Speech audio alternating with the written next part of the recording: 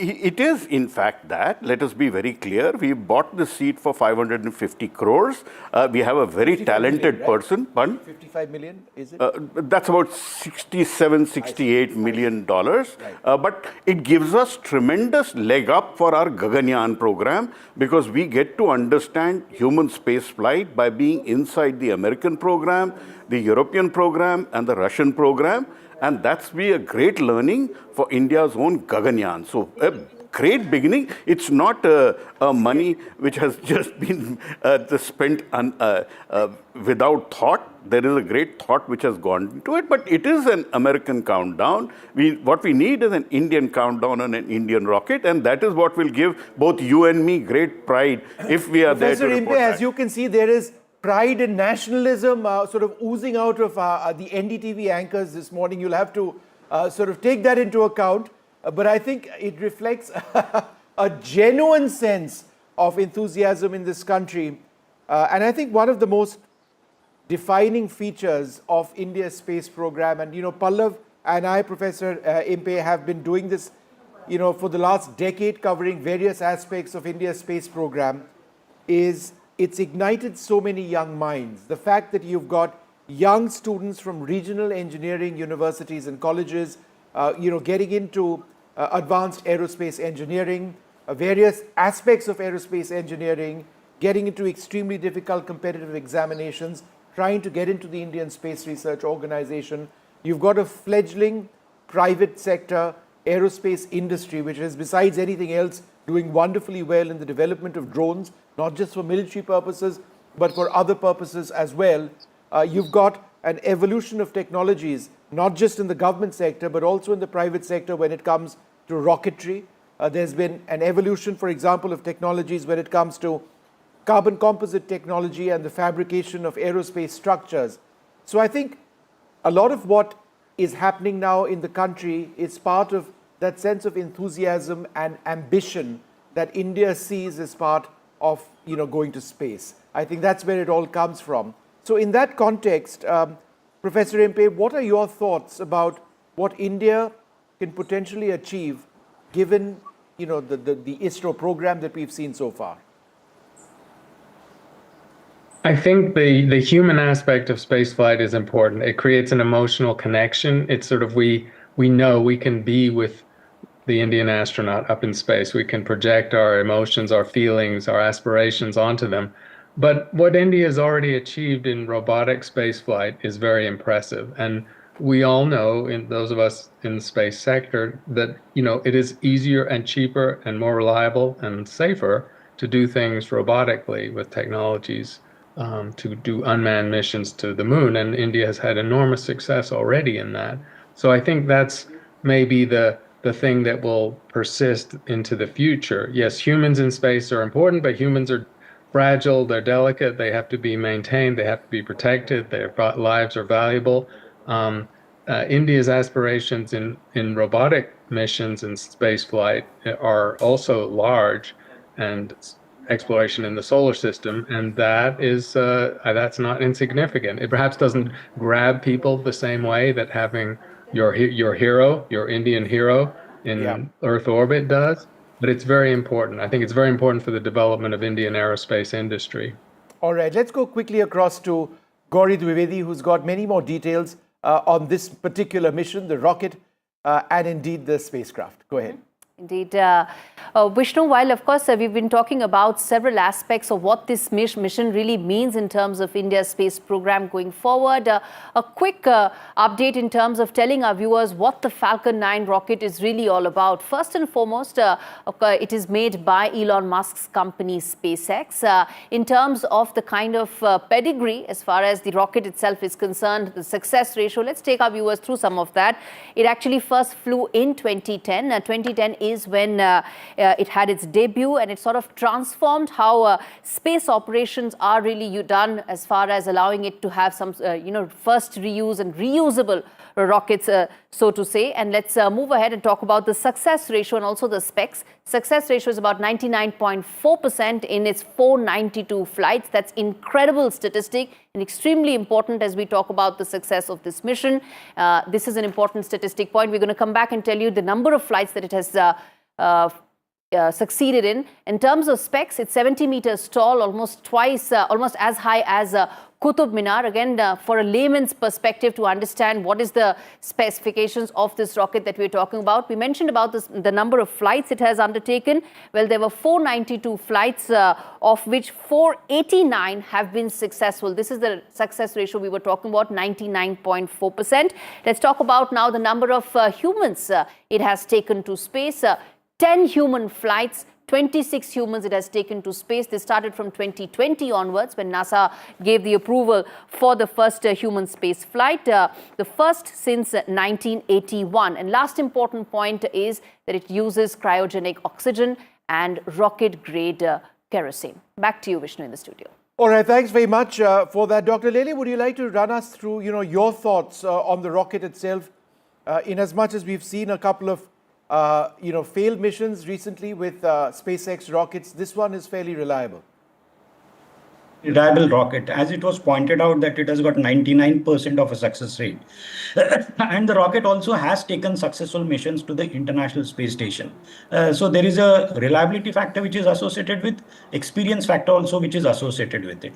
And Axiom, this is for the 4th mission. So as far as Crew Dragon module is concerned, this is again a very interesting mission where the 4th time the Crew Dragon module is going to the International Space Station as a part of an Axiom.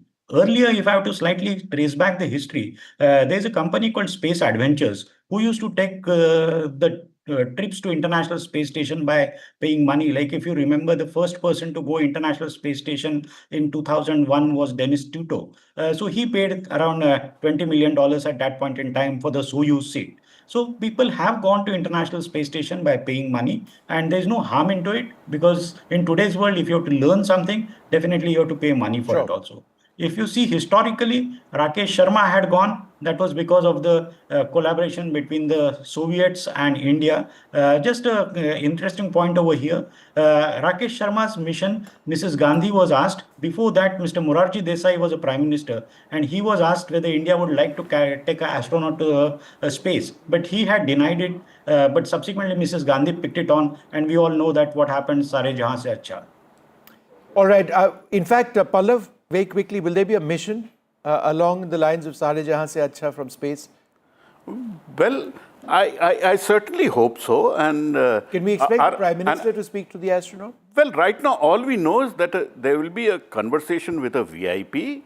And normally in India, when we mention a VIP and we mention space, the love and affection which Prime Minister Narendra Modi has for the space program is which well he directly known. oversees. He directly oversees as the minister. I'm sure we will see a conversation between Group Captain Subhanshu Shukla and Prime Minister Narendra Modi happening in the next few days after the launch. Sure. And there will also be 2 conversations between Group Captain Subhanshu Shukla with his own school, which is the City Montessori School in Lucknow, where he studied for 12 years, and also with experts and other school children and college students in Trivandrum. That is well known now, but the VIP name is not known, but I'm reasonably sure that Prime Minister Narendra Modi would have a conversation, and we'll probably have a Sare Jahan Se moment, or an even bigger moment than that, because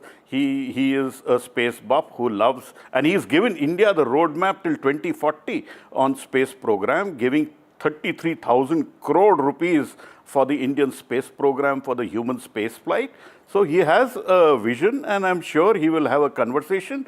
And it would be, I had asked the former administrator of NASA when he came to India last, Bill Nielsen, that on this Axiom 4 flight, if Prime Minister Narendra Modi decides to become the astronaut and not send one of our astronauts, and he goes, and Bill Nielsen, he himself is a politician, he's a senator. He said NASA would welcome that. Yeah, but Pallav, let's not get ahead of ourselves. It takes a little bit to be an astronaut, sustaining 3Gs for a period of time, all the physical, the rigorous training. I think our Prime Minister is good on earth at this juncture. Let's leave it at that. But what I think would be interesting to know is the Crew Dragon spacecraft itself. That's where this crew is going to be on. It is, it's not the payload, but it is the structure atop the Falcon 9 rocket. My colleague My colleague Parmeshwar Baba has this report on the Crew Dragon. Well, a wheel of cheese, 26 humans, 51 missions, and one very persistent billionaire. Believe it or not, this space story comes with a cheesy twist, quite literally. This isn't your usual rocket launch tale. It's got drama, dreams, doubters, and then the dragon. Well, meet Dragon, not the Game of Thrones kind. This one is real, reusable, and revolutionary. It's SpaceX's flagship spacecraft, and it's quietly rewriting space history. The first private spacecraft to take humans to the space station, the only spacecraft that's currently flying that is capable of returning significant amounts of cargo back to Earth. Well, it's completed 51 missions, 46 visits to the International Space Station alone. 10 human space flight missions have been accomplished, carrying 26 humans. It's also capable of carrying up to 7 passengers to and from Earth's orbit and beyond as well. On the Dragon's capsule's first test flight back in December 2010, you must note, it carried a wheel of cheese into orbit. Dragon's record includes 31 total reflights as well. And in terms of the build, well, it's almost 8 meters high and 4 meters in width. Dragon has a bell-shaped forward compartment that is pressurized and a cylindrical rear compartment called the trunk that is unpressurized. In fact, a pair of solar arrays that power the spacecraft are attached to the trunk as well. Now, in terms of the load that it can carry, Dragon can actually carry 6,000 kilograms of supplies to the International Space Station. Now, Elon Musk has said that he named his spacecraft Dragon after the fictional Puff the Magic Dragon from the hit song of the music group Peter, Paul and Mary. Musk, in fact, said that he used the name because many critics considered his goal impossible when he founded SpaceX back in the 2000s. Musk has also been outspoken about the need for humans to become a multi-planet species to survive. Eventually, he plans to modify this Dragon spacecraft to one day land on the surface of Mars. Well, one of the most inspirational Indians has been Rakesh Sharma, the India's first astronaut in space. Pallav has had the opportunity of speaking to him. Let's listen in. India has great ambitions in space. Today we have over 50 satellites. We've had more than 100 launches, and we have great plans. Prime Minister Narendra Modi has given India a roadmap to go up to 2040, 2047. Gaganyaan, followed by Bharatiya Antariksh Station, whose model you see here, and then landing an Indian on the moon by 2047. Who better to tell us about India's roadmap than Wing Commander Rakesh Sharma, who flew to space in 1984 on a Russian mission. And he called India, what did you call India, sir, from there? Same, which even today it is. Sare jahan se acha. It is still Sare Jahan Se Acha? Absolutely. And It's going to get even better. Lovely. He called it Sare Jahan Se Acha when Prime Minister Indira Gandhi asked him, and he still thinks so. So, about the human space flight program, we have first the development of Gaganyaan, which is happening. You have been involved with it. How is the development happening? Is it keeping good pace with technology? Oh, yes, indeed. It's very current from the technology standpoint. And so many inputs have already come in. And that is why I think we'll make sure that it's going to keep improving. And all of whatever we've learned from wherever we get the gyan is going to be utilized, and which is all to the good. So, Gaganyaan, in your opinion, progressing well, step by step, Yes. slowly but steadily? Certainly, that's the way to go, because we are opening the envelope, and that's how testing is done. Yes. You were trained in Russia. You interacted with our 4 astronaut designates. Is the training up to the mark? You see, they've had the same kind of training before they started in Bangalore. So therefore, I would say they'd be better prepared, because they've learned the basics in Moscow at the Yuri Gagarin Space Center. That's where you trained. That's where I trained. This is the one, huh? Lovely. Yeah. You can show it. That's the Yuri Gagarin. Yeah. Lovely. Yes. What proud moment. I've seen your picture there. Yeah, so now that they are back, they are training on the vehicle which they will be going up in from Sriharikota. So that's the part of the training they are now busy with.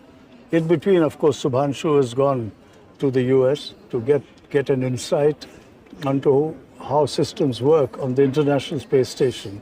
And that information will be utilized in the Bharatiya Antariksh Station.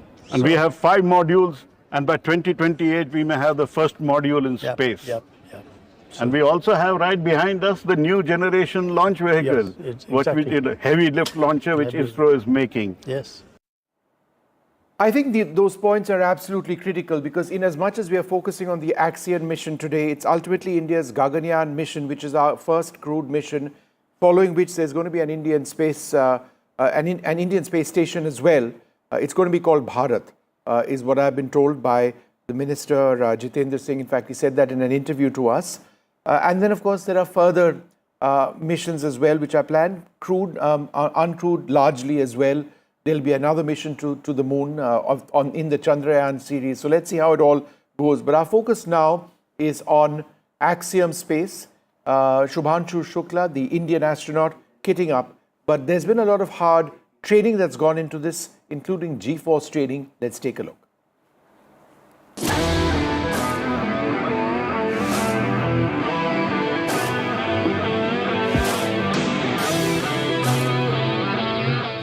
We're here in Philadelphia today doing preparations for sensations that we will feel during a launch, ascent, and then a descent as we re-enter the Earth's atmosphere, and then also if we did an emergency launch escape profile. So any of these are really good for a person who's never experienced spaceflight to get the sensations of what does it feel like. So the centrifuge training is not something that is new to me. I have been a fighter pilot and we are exposed to this kind of training regularly in our profession, and we do the training at frequent intervals. And centrifuge is a good way to experience that and expose the crew to these G loads before they finally experience it in the flight itself. A couple of months ago, during the Honor program, it was still part of our selection. I did these profiles. It was huge fun. I got to experience the whole experience. I know how it acts on my body. So based on that, I'm not calculating with any surprises today. But of course, every day is different. So we will see how it goes. This test in the centrifuge made me excited about the spaceflight, that's for sure. But what I would say is, because I had a chance to experience this before, I think I will be much more ready for the flight in the real rocket.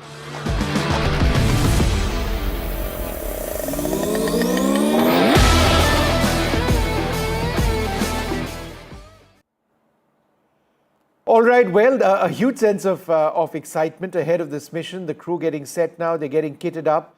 3 hours, 6 minutes before the Axiom mission blasts off with Subhanshu Shukla, a Polish, a Hungarian and American astronaut. The American astronaut Peggy Whitson, the commander of the mission, extremely experienced. She's commanded the International Space Station and she is the right person for this critical mission, which has been delayed on quite a few occasions.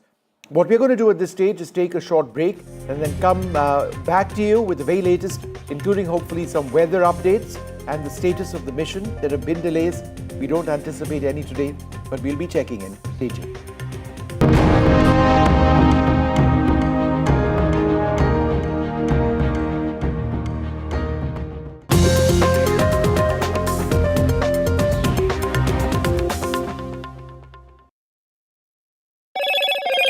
Hello, Moto. Motorola, India's leading AI smartphone brand.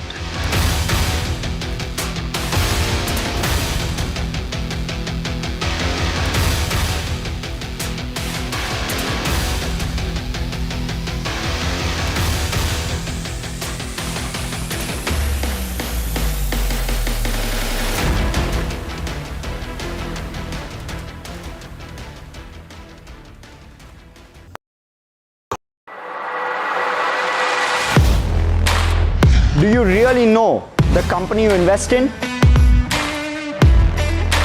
What is the real picture behind presentations and claims? Is the outlook as rosy as the company claims? Know Your Company, powered by NDTV Profit Research, shines a light on the biggest stock market movers.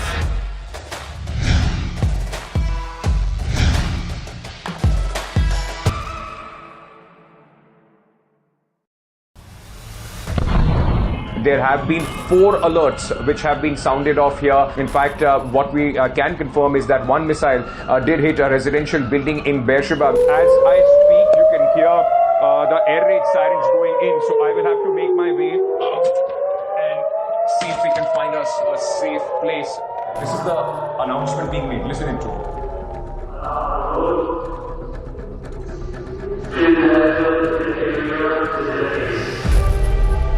We are coming to you live from this location which was hit in Beersheba, a residential high-rise. Ruins of this building tell you the cost that this war, the 12-day war so far, has taken. I've been reporting on all issues, big and small, from Andhra Pradesh, Telangana, rest of South India, bringing you all the action, all that you need to know, all that you want to know. The energy of Maximum City is infectious. I'm bringing that energy in our news coverage from financial capital Mumbai. Covering from the southernmost part of India over the last 23 years, I bring in-depth and 360-degree coverage from the Dravidian heartland. The land of Mishti, also known for its bitter politics. I have seen much water flow under the Howrah Bridge, covering Bengal in all its vivid colors. India's IT capital is always bustling, a city full of startups, stories and surprises. And I keep you ahead on all the Bengaluru buzz. In today's interconnected world, India's voice is more crucial than ever. When India speaks, the world listens. At NDTV World, we are that voice, bringing you intelligent and insightful news from India and beyond. From geopolitics and diplomacy to economic shifts, migrations, tech disruptions, and the stories of our diaspora. We cover the news that shapes our global future. NDTV World, your new home for global news, is here.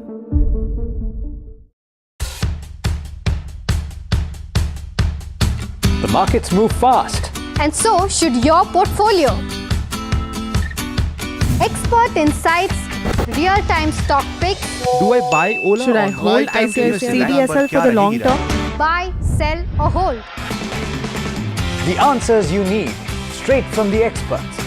Callers from India and across the world.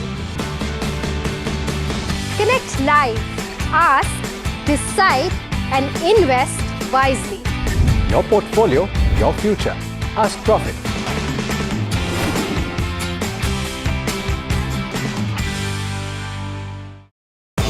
सज गया है मंच, शिरकत करेंगे जाने माने कलाकार। NDTV का क्रिएटर्स मंच है आपके लिए तैयार।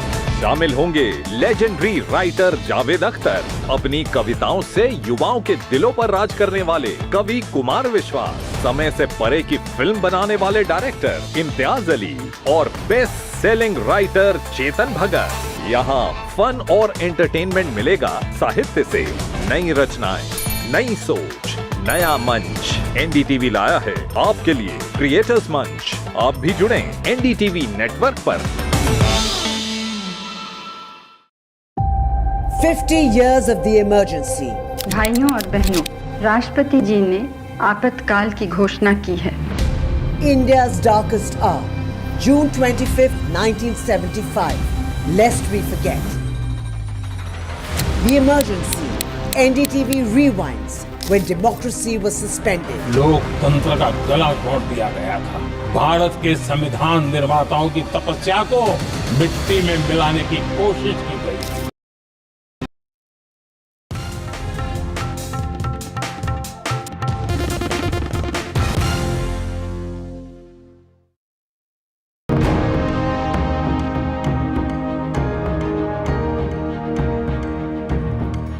Good morning. Today, India marks a historic moment as Group Captain Shukla, an Indian Air Force pilot, is set to become the first Indian to visit the International Space Station aboard the Axiom 4 mission. That launches in 3.5 odd hours from now, 12:01 p.m. Indian Standard Time. So 3 hours and 1 minute from now. From NASA's Kennedy Space Center in Florida. In fact, let's have that countdown graphic which plays out as well. That's going to be on the SpaceX Falcon 9 rocket that carries Shukla alongside Commander Peggy Whitson and astronauts from Poland and Hungary to the International Space Station. After multiple delays because of technical issues and weather concerns, the mission is now cleared for liftoff. Shukla, the second Indian in space since Rakesh Sharma's 1984 mission, will conduct 7 scientific experiments for India during the 2-week mission. This launch signifies a proud milestone for India's space ambitions. Stay tuned for live coverage and updates on this groundbreaking journey. But first, a quick look at the headlines. A big leap for India's space program, the Axiom 4 mission set for launch. India's Shubhanshu Shukla space mission. It's all ready. They're getting kitted out. Launch in 3 hours from now. We'll be broadcasting that live. Wishes pour in for India's big cosmic leap. We'll be bringing you reactions from across India. In other news, the Prime Minister speaks on the emergency which he calls India's darkest days. He says the Congress put democracy under arrest. And a police notice to Jagan Mohan Reddy in a hit and run. The Tamil actor Srikanth's arrest is linked to a cartel. The arrest uncovers links to a crime syndicate, a job racket, and land-grabbing allegations have emerged.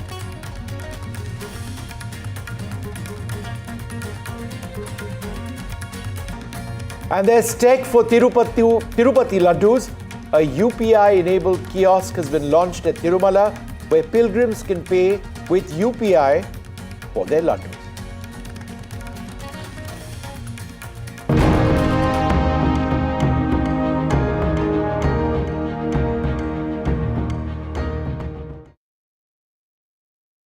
Well, hello and welcome once again. I'm joined by my colleague Pallav Bagla as the countdown to space glory for India begins.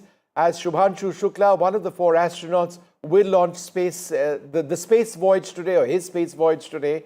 The mission is part of Axiom Space. What's Axiom Space? It's a private aerospace company. There are a couple of partners in this. Axiom Space, which is the private aerospace company. Then there is SpaceX itself, which has provided the spacecraft. The spacecraft is called the Crew Dragon, and the rocket is also from SpaceX. It's called the Falcon 9. It's a reliable rocket and one that's going to take them to the International Space Station. The International Space Station, very much, as the name suggests, is international in terms of its construct as well. It's got a Russian module and an American module, several components from several international players as well. And on today's mission, it's again truly international. That's the theme. An American commander, an Indian astronaut, a Polish astronaut as well on board, and a Hungarian astronaut. And they're all exceptionally skilled.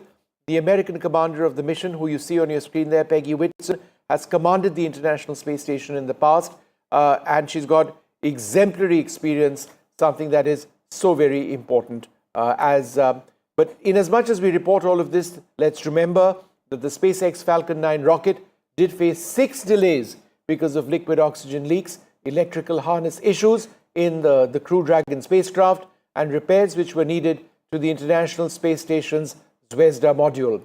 There's unfavorable weather which further complicated missions, but hopefully everything should work out now. Well, we're now joined by my colleague Eric. He joins us from close to the launch pad itself. Great to see you, Eric. It's a decent hour for us, a little after 9 a.m., but it's quite late for you. But give us a sense of the excitement, the enthusiasm all around you. Are people watching on? And is it all systems go?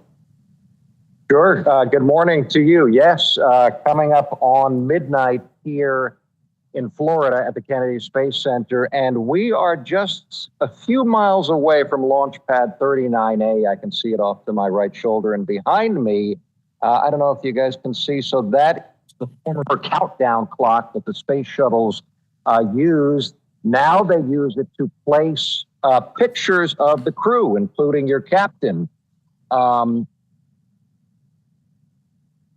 Adjusting that here. Eric, Forgive me here. We've got you perfectly on. Go right ahead. You're live on air. We'll fix that camera setting issue and come back to him in a moment from now. But he's all geared up. It's what, a little past midnight is what he said, right? It is late night. It's a 2:30 a.m. flight from Florida. Well, for America, it works perfectly for us. Yeah. All right, we've got him back up again. Go ahead with what you were saying. Yeah. Good morning. I apologize. Not a problem. I think your colleague is trying to reach out to me, and so we're trying to do too many things at once here in Florida. So essentially what I was saying, that is the former space shuttle countdown clock, which now they are using to project images of astronauts, including your very own captain, who, as you are very familiar with, will be piloting the Crew Dragon, SpaceX Crew Dragon, to the International Space Station in about 3 hours, less than 3 hours at this point. So you also discussed the issues that we've faced so far. Several times there have been delays for the past several weeks. So we had a weather issue. We had a leak on this Falcon 9 flight-proven booster. What this means is this booster, the SpaceX booster, has gone to space once before. Actually, on the way down, SpaceX discovered that there was a liquid hydrogen leak. They repaired that leak eventually, but not initially, so that caused another scrub. And then the big scrub you mentioned was the pressure drop inside the Russian section, the Russian module of the International Space Station. So NASA has known about this leak, and Roscosmos, the Russian space agency, have known about this leak on board the ISS now for about 5 years. They repair it as needed. But what happened last week is the pressure dropped so much that NASA got very concerned about this. They didn't want to send any more astronauts up, especially these 4, because there are 7 living on board the ISS right now. NASA was able to make some repairs using the crew, the 3 Russian cosmonauts and the 4 astronauts on board the ISS right now, brought the pressure inside the space station back up, feeling comfortable enough that adding these 4 astronauts to the space station will be safe, or at least safe enough. As you pointed out, international crew, not just from India, but also from Poland, also from Hungary, commanded by a very veteran space flight flyer. Her name is Peggy Whitson. She has been to space 4 times. This is now going to be her 5th time going to the space station, the 2nd time commanding a private mission. And this is really unique for us here in the United States and here at the Kennedy Space Center, because normally private missions mean that Axiom, so this is the Axiom 4 launch, that means Axiom, the broker, they've done this 4 times, or this is the 4th time. So Axiom rents the spacecraft from SpaceX, they rent the booster from SpaceX, and essentially they rent the space station from NASA. So Axiom brokering this deal, typically it's wealthy individuals that we've seen that buy the seats on board that SpaceX spacecraft through Axiom. This time, as we said, it's an international crew. We know that the international astronauts, including your captain, have not flown from these countries to space in more than 40 years. That is a big deal, and that is also a very different setup than we've seen here ever at the Kennedy Space Center with an Axiom launch. Like we said, typically it's people who want to go to space that pay for these seats. This time it's the governments, of course, the Indian government being one of these sponsors of sending these astronauts to space. So Eric, a couple of quick questions. Questions. For starters, what's the weather like? Is that a cause of concern today? And number 2, we've seen several technical issues in the last couple of weeks, which has delayed this mission. Have all of those been resolved? Yes and yes. So the weather's fantastic tonight, actually. As you may know, here, especially on the east coast of central Florida, we get a lot of thunderstorms. We're in the tropics, very tropical climate. Rains here pretty much every single day during the summer. We have no issues on the radar that NASA is working right now. And it's not even rain that NASA doesn't like so much. It's really clouds that have the potential to cause lightning strikes. None of that in this area currently. We're not expecting, in fact, our weather squadron, U.S. Air Force Weather Squadron up the coast here from the Kennedy Space Center just a little bit. They have predicted a very, very high probability of successful weather come launch time. The other thing you brought up is some of these issues that NASA and Axiom and Roscosmos have all been working. None of those popping up tonight. So far, we have been cleared to launch. We're waiting to see, though, more pictures of the astronauts. Looks like. And just another quick question to you. You know, there was a liquid oxygen leak, which was one of the big concerns, which took place earlier on. And, you know, the ISRO was absolutely clear that the mission forgive me, your couldn't go ahead. colleagues are calling me again here. I don't know if you're losing my signal. Are you still with me? You are live on air. I apologize for that. I'll tell my colleagues, but you're being watched by millions right now. So we will look into our colleagues calling you in a little while, but do answer the following question, which is this: that liquid oxygen leak, which was a cause of concern. ISRO put its foot down and said it needed to be a deep fix, not a solution on the launch pad alone. Therefore, could you share any further details on the nature of that leak and how it was eventually fixed? So the detail I have on that is I know that previously this Falcon 9 booster, as we said, launched to space. So not to the space station. Of course, SpaceX likes to fly boosters as often as possible. This is the second flight of this booster, sending up Starlink satellites, SpaceX Starlink satellites, on the last launch. So this was several weeks ago at this point. On the way down, liquid oxygen. Forgive me, your colleagues keep track of. All right, we'll keep tell them that. Yeah. So we'll tell them that you got me. Yeah. So we'll come back to you in just a little while from now as we sort out those issues. But thanks so much for being with us, Eric. It's wonderful to track all of the developments, and we'll keep coming back to you. We're also joined by Air Vice Marshal Deepak Gore. He's a consultant in aerospace medicine. Thanks so very much for being with us. Medicine is obviously such a key part of every mission that takes place. And medicine means so much. You know, I mean, there's the psychological health of the astronauts, which is so important in a situation like this. In your opinion, sir, given the fact that we've seen so many delays, how important is it for them to be psychologically fit, dealing with the delays and getting set for the mission? Thank you, Vishnu, and good to be here on the show this morning.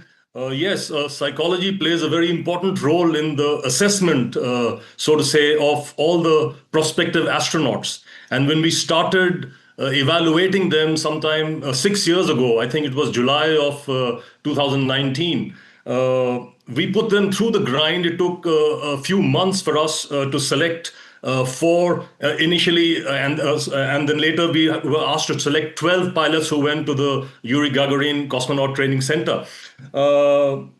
Psychology, like you rightly said, because our basis for selection was from amongst the experimental test pilots, the fighter pilots of the Indian Air Force. And the fighter pilots, by their traits and requirements, are required to be, warrior-like in their psyche. And here we had to choose from amongst them astronauts who would be more adaptable, who would require their warrior-like perhaps abilities to be a little mellowed, and who could form a good part in a group activity. So amongst the various psychology evaluations that we put them through, it also included isolation and confinement studies in various groups to assess as to how they would perform with each other over extended periods of time in confinement. Air Vice Marshal, half a second. We've got our correspondents up as well.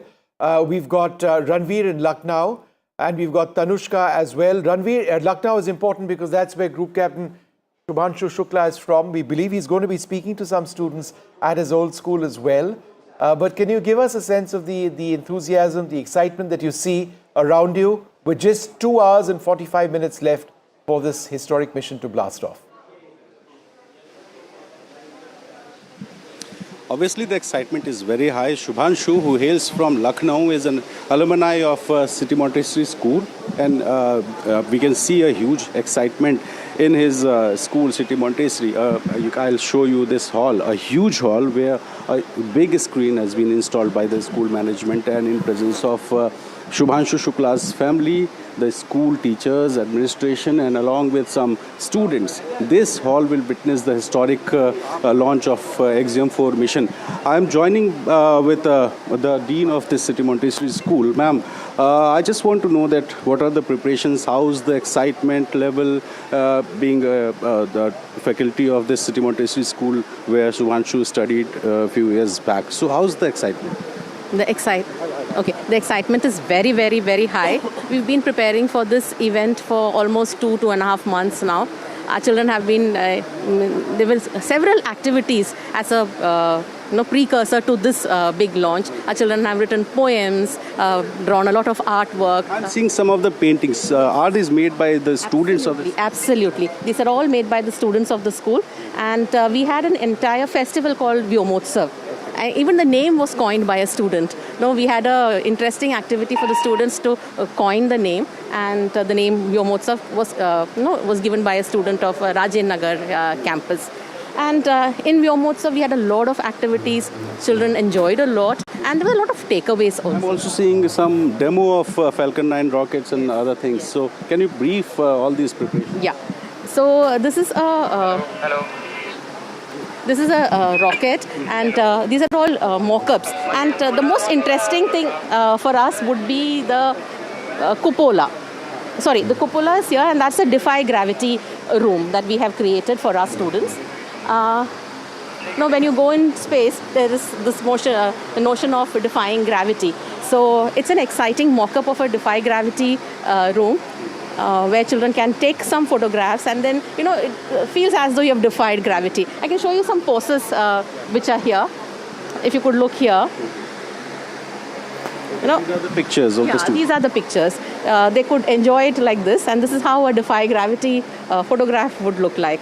I also want to know this Mission Control Center, a demo of the Mission Control Center. So this is for the students to understand how the Mission Control Center works. Absolutely. So this is a mock-up of a Mission Control Center. We have we have computers here, and each of the computers, on each of the computers, we have a particular website, which takes you. I'd like one of the students to. Can you sort of? So he is a scientist and she is a technologist. So again, one needs to understand that it's not only pilots who go to space. They're not scientists. You have to have an artist in space. Huge faces behind the mission. Yes, you have to have a doctor also for space. So we are connecting with this entire thing with the launch of STEAM education also. STEAM meaning science, technology, engineering, art and technology. Yeah. Let's go outside the hall where some of the students are carrying some demos of their project work, I guess. Yeah. So again, during this Vyomotsav, we had children make robots. We had children make Mars rovers. So you can see some of their models here. So these are some of the models that children have made during the festival. Would you like to explain your model? I'll also ask you that how's the excitement level? Are you excited for today's launch? Yes, sir, very much. Yes. Shubhanshu Shukla. Shubhanshu Shukla is he's our inspiration. He's a captain of. In a video message, Shubhanshu said that if his visit will inspire a single student, he'll consider his visit as a success. Are you inspired? Of course, sir, because being a CMS alumni, he's from our school. We feel a lot of proud, and we feel very excited that he's going to the space, and it's a dream for many children. So you can see the excitement level and the preparations going on in City Montessori School in Lucknow. Absolutely fantastic stuff. Thanks, Ranveer. We're going to come back to you in a little while with all of those wonderful students. Let's go straight across to Jana Levin in New York. Jana is an astrophysicist. Thanks very much for being with us. What is the science that this mission will involve once these astronauts get to the International Space Station? They're going to be studying some of the effects on the body and how astronauts interact, for instance, with technology while in space. They're also doing some interesting experiments with tardigrades, which are these very small organisms that we think can survive very extreme conditions. And I think it's in part to see if organisms can make the trip to another celestial body in our solar system and survive and maybe propagate. So there's a variety of experiments that will be going on for different intentions. But I think some of the interesting experiments are also on the musculature of the body of the astronauts and how they endure space. And a lot of this is in preparation for going back to the moon. India had this wonderful recent success a couple of years ago, sending landers to the moon. And the moon is really going to be a waylay station to go ultimately to Mars. And so a lot of this is preparation for much longer endurance space travel. Jenna, I must ask you, how do you see the Indian space program? I ask because it's sort of known for its frugal engineering, but there's been a significant technology development in robotics, for example, our missions to the moon, our mission to Mars in terms of an orbiter. You know, there's a crewed mission which is going to take off, blast off in a couple of years as well.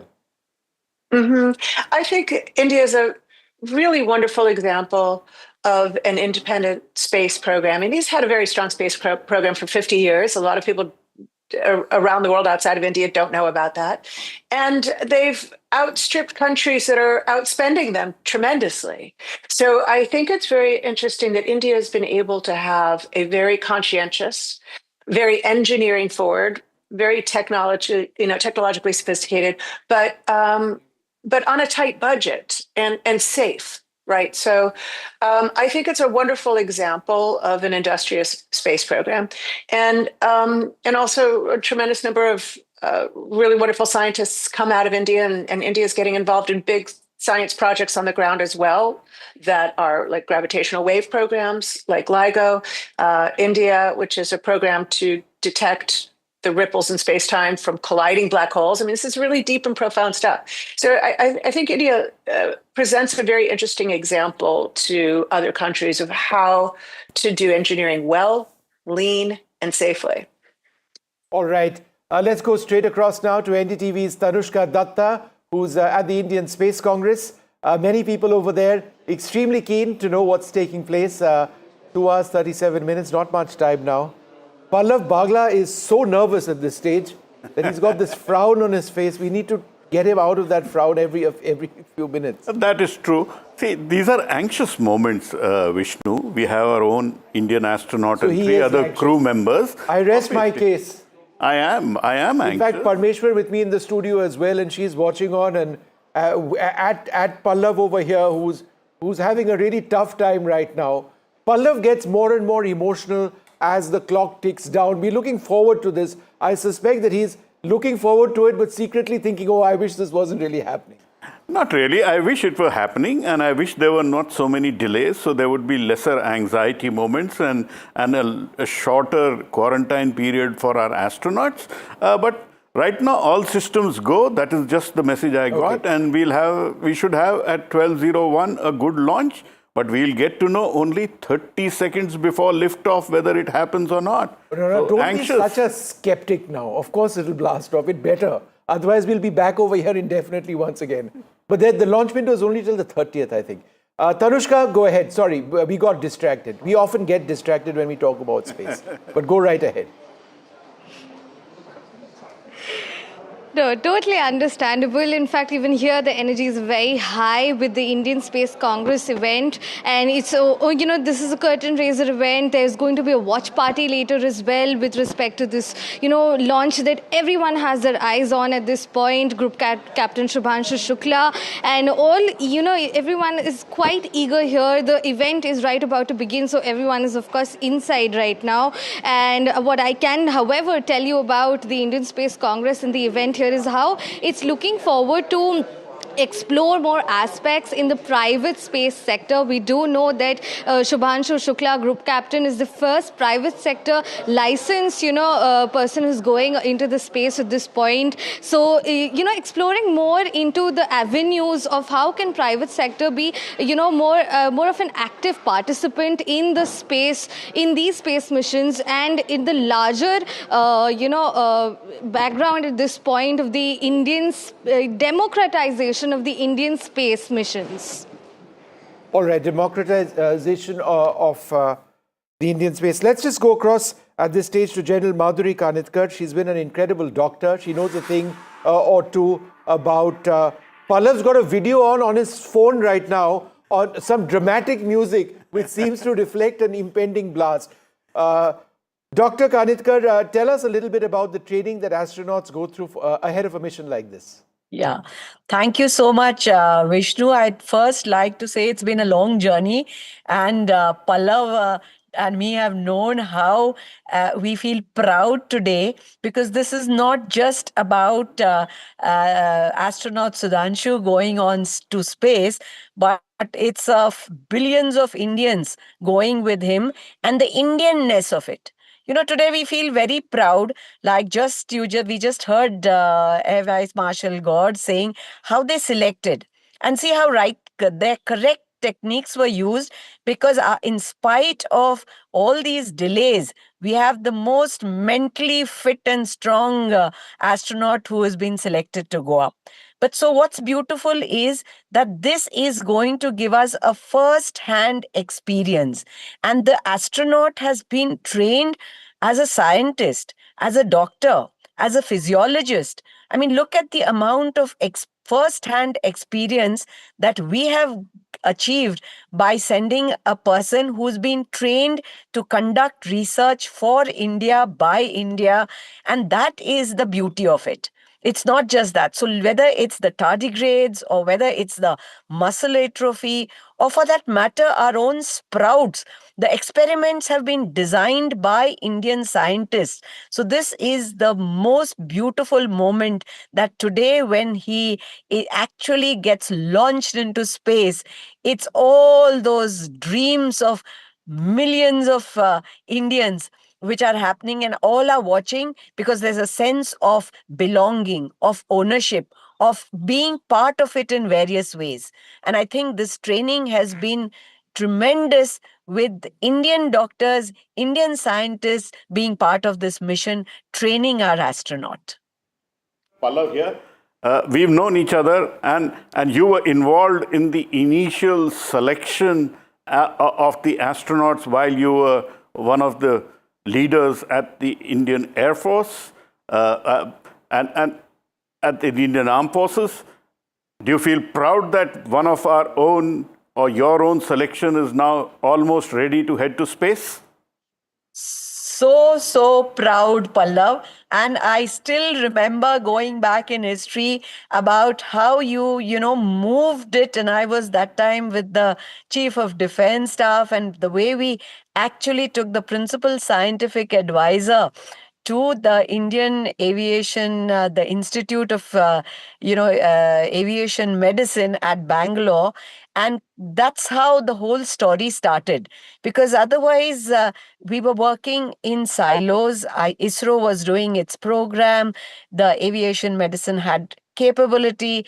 But joining the two and that working out is tremendously making me feel so proud to have been given a small, there's a saying in Marathi, Kharitsa, like in that famous Ramayana, where the squirrel did its little bit to make that pool. And that little bit that I could contribute makes me feel I'm going up in space today. And I'm waiting with a half a bated second, breath. ma'am. I'm coming back to you in a little while. Let's go straight across to NDTV's Sam Daniel. He's got a lot of young minds around him. This is ultimately about inspiring young people in the next generation of space enthusiasts. Sam is also a space enthusiast. Sam, go ahead. Thank you, Vishnu. We come to you from the IIT Madras's S. Ramakrishnan Center of Research in fluid and thermal sciences. In fact, they do research in the thermal aspects of the spacecraft. Thank you all very much. With me, a cross-section of students, including research scholars and a professor. Subhanshu Shukla is all set to lift off. What kind of excitement among you who pursue research in this field? Yeah, Axiom 4 mission is a historic milestone for India as well, as it marks the first Indian, Subhanshu Shukla, going to visit the International Space Station. And he's the second Indian to visit the space after Rakesh Sharma, commander. Yeah, which is after 41 years. Yeah, it's a great source of inspiration for students like us. What would this mean for India in terms of what would we learn, gain? This mission gives India direct experience in human spaceflight through the participation of Subhanshu Shukla. This gives real-world insights into crew operations, safety protocols, and scientific experiments in microgravity, all of which are invaluable in planning and execution of Gaganyaan mission. Shukla will conduct experiments in production, food production and microgravity, health monitoring and materials testing. How important are these? Yeah, these are very important experiments, and this is going to be a first time that India is going to have their own set of data for microgravity experiments. So as a researcher, it's a very proud moment for all of us. It costs more than 500 crore rupees. Many would say in a country where still quality education, healthcare is missing in several areas. Do you think this money could have been better spent that way? No, actually, as a developing country like India, we should also invest on R&D research and development. So basically, it's not the Axiom information is a very crucial step towards India, because it basically it is a major key role for the India in the international and commercial space mission. So India is growing to that role. So it's a very proud moment for as an Indian. So we should also invest in R&Ds. As a researcher, what are the aspects you will be keenly watching? See, first of all, the thermal aspects, how they maintain the re-entry in the environment, in the atmosphere. That is very interesting for a thermal engineer as myself. But the thing is, as a student and also as an engineer, we are also an Indian. And the thing is, it is the space, out of the space economy, we are just, even though we are the fourth biggest player, it is just 2% economy we are handling. Right. So the government aims to go to 10% economy. So obviously we'll incorporate private players like how the US has done. So this is how we'll be our approach to the space mission. Professor Arvind, when can India hope to have its own flight like this, its own space station? We are already having this mission Gaganyaan planned up. I think the first phase of this mission will be later this year, and then the manned mission is scheduled in early 2027. So one aspect of this mission, Axiom mission, is that the important takeaway is the experience, because Subhanshu Shukla is also going to be part of the Gaganyaan mission. So the experience that he is going to see in the microgravity environment, docking with the space station, looking at the space station infrastructure and getting adapted to that environment will be very valuable for designing and planning our own Gaganyaan mission, and also plans for the Bharat Antariksh space station, which is going to come up somewhere in the mid of 2030s. So it's overall a very, very valuable experience. Thank you so much for your time, Professor. Team IIT Madras working on thermal research, helping the ISRO on their spacecraft, tracking this development closely, and they can't wait to watch the liftoff. Vishnu. All right, Sam, thanks very much for joining us. We'll keep coming back to you as well, just to get an idea of the enthusiasm. And I'm told, and I'm getting messages of so many people watching this broadcast, really interested to know about this mission. It's now, 2 hours, 26 minutes to go before the Axiom space mission with India's Group Captain Subhanshu Shukla blasts off. There are 4 astronauts on this mission. They are being kitted out right now. The rocket is all ready. The weather conditions are absolutely fine. But let me go back to Air Marshal Deepak Gaur, who joins us at this stage. Air Marshal, in terms of the learning experiences from this mission, how would they be applicable or useful for our own Gaganyaan mission? Very much, Vishnu. As we speak, our head of the Department of Space Medicine of IIM Bangalore, Group Captain Punyashlok Biswal, he's already there in the US. He's going to be monitoring Subhanshu as he goes up in the spacecraft and then into the ISS. He's going to have several online meetings with Subhanshu while he's in space. And then he's going to be actually supervising and monitoring his splashdown recovery, and then thereafter learning as to how NASA and Axiom go about rehabilitating the astronauts once they are back. So this entire gamut of activities is going to be learnt on hand, on job by our head of the Department of Space Medicine for this mission, which will be very useful in the coming Gaganyaan program. All right, let's go straight across to NDTV's Parmeshwar Bawa, who's got a lot more on the spaceship, which is going to take Shubhanshu Shukla and the others to orbit and the International Space Station. Well, thanks always, Vishnu and Pallav sir. Just imagine living in a house that flies 400 kilometers above Earth. It's bigger than a 6-bedroom house, and it's been continuously inhabited for over 2 decades. The International Space Station, it's often described as man's greatest achievement. It's a spacecraft, but it's also a laboratory, and perhaps most importantly, a home, hosting up to 10 people at any one time, all floating 240 miles above the Earth's surface. It's built and operated by 15 countries, including the US, Russia, and Japan. In fact, it was started back in 1998 as a base for all sorts of space-based research. As I mentioned, though, it's larger than a 6-bedroom house, so it actually moves incredibly fast as well. The space station orbits the Earth 16 times a day and travels at 28,000 kilometers per hour. That's equivalent to 10 times the speed of a bullet on Earth. In addition to the 6 bedrooms, it has 6 sleeping quarters. In fact, we'll just pull that up for you. In addition to the 6 sleeping quarters, it also has a gym and 2 bathrooms. Many will actually tell you that one of the first questions that come to mind when thinking of life in outer space is how do you go to the toilet and how do you eat? But there are 2 space toilets on the ISS, which astronauts strap themselves into to use. In fact, their urine is even filtered and turned into drinking water. They do have a 360-degree view bay window. It's really big, the size of a football field, to be precise. And despite the fact that it floats in space, the International Space Station actually weighs a whopping 460 tons. As I briefly mentioned, it's run by a partnership of 5 space agencies, which is a rare collaboration between 5 space agencies. 15 countries operate the ISS, including the United States, Russia, Japan, and members of the European Union. It's continuously occupied since the year 2000, November 2000 to be precise. And as I mentioned, it travels at a whopping speed of 28,000 kilometers per hour. While orbiting 400 kilometers above Earth, the ISS circles the planet 14 times every single day at a jaw-dropping speed. Every 90 minutes, it orbits the Earth, and in 24 hours, it makes 16 orbits of our planet. Meanwhile, in terms of fitness, the astronauts are regularly conducting spacewalks. That's routine for them.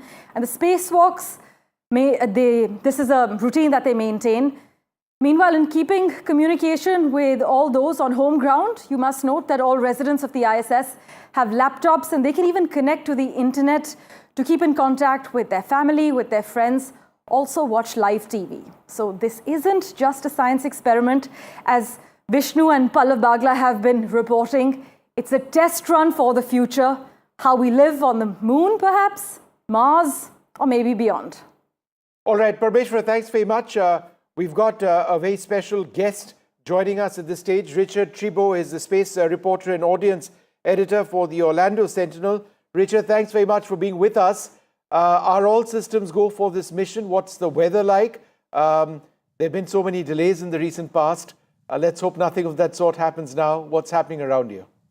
Well, the weather is clear. There's not a cloud in the sky. There's no sign of rain. It's all signs are go for launch at 2:31 a.m. local time. And the quartet came out right here at the press site at Kennedy Space Center, stood in front of the massive vehicle assembly building, which you could see behind me. And they said goodbye to their family, and they popped into their Teslas and went out, but they got to enjoy the somewhat sweltering, humid heat of Florida. And hopefully they get to rinse off before they climbed into their suits and getting up into the rocket. It's been a mission which hopefully everything will go off just fine in about 2 hours, 20 minutes from now. But there have been so many delays. There's been a liquid oxygen leak. There's been bad weather as well. There's been a problem with the International Space Station, the Zvezda module, a pressurization issue over there, electrical harnessing issues earlier on. That must have had some sort of impact on the astronauts. I know they're trained for delays, but a delay for so many weeks, it really must have been a factor.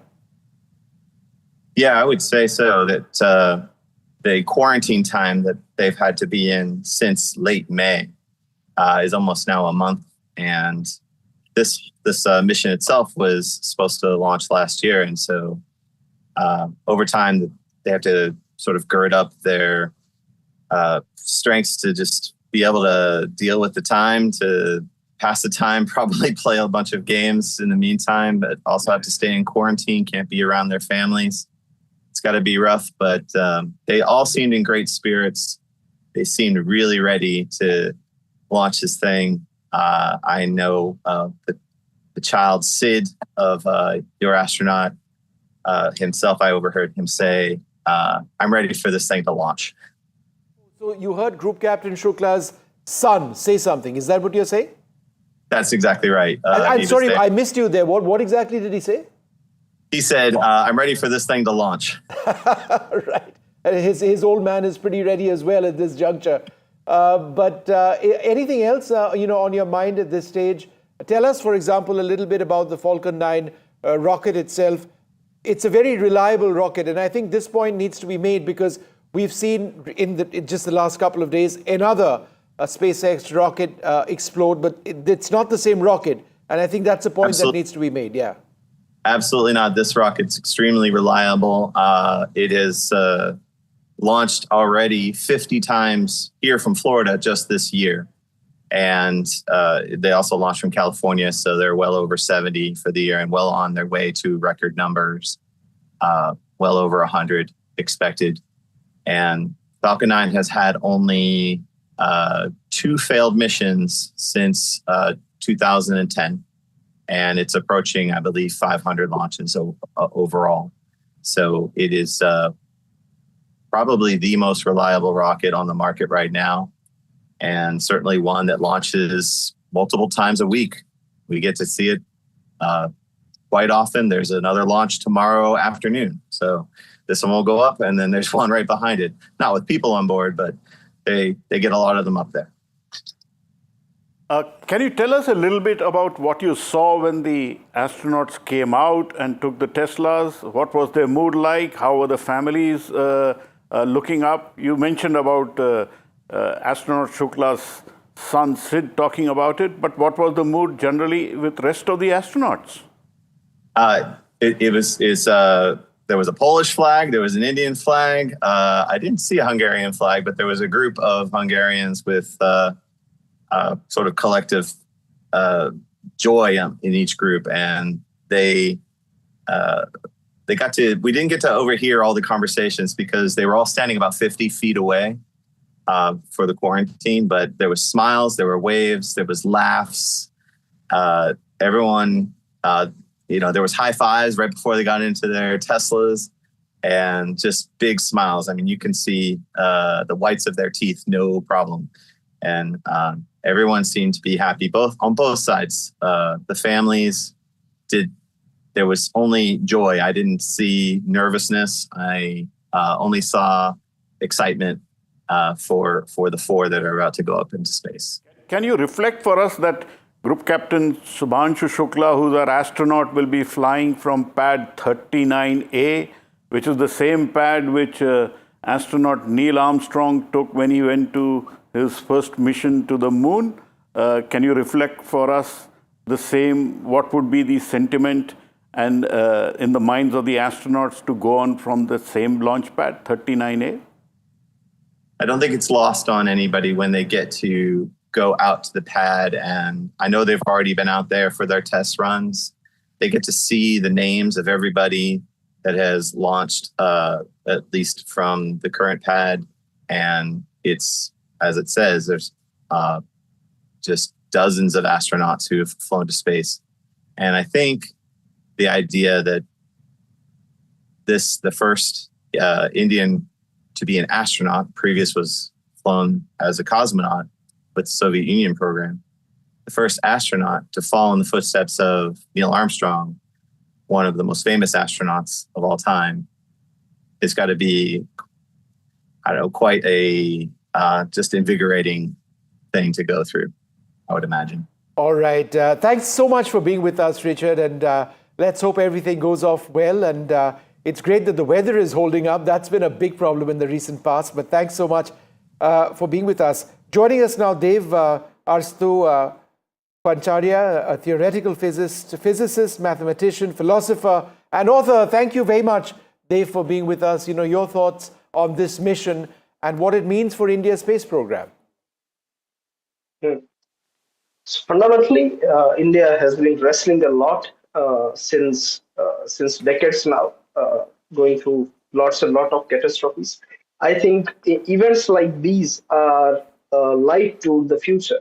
How we are going to deal with a lot of things globally, and I trust that these kind of events and Indian partnership in them are should be heavily encouraged, and it's indeed a matter of pride, I guess. And I think I see science always as a light substituting the darkness of catastrophes, and incidents like these are certainly flag bearer of that.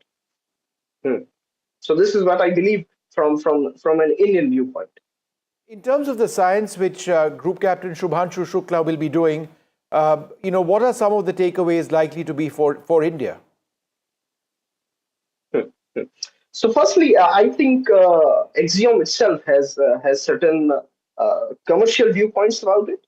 So I think it's a very futuristic sort of economy that we can look forward. Although I'm not sure how experiments going to work there, because obviously microgravity, even the theoretical researches on microgravity is not so solid as of now.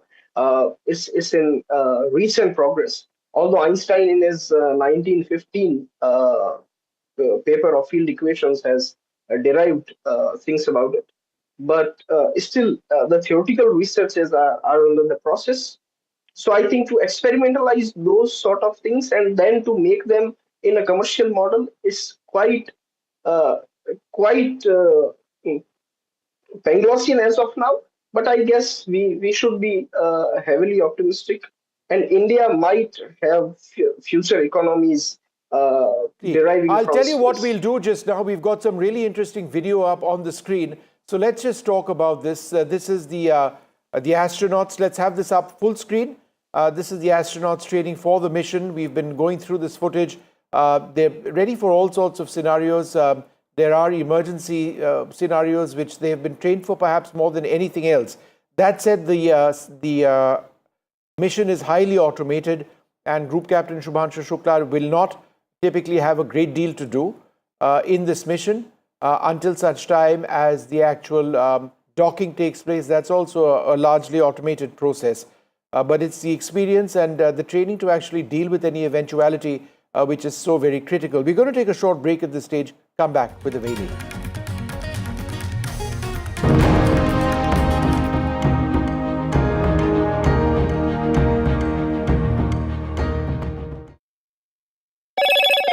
Hello, Moto.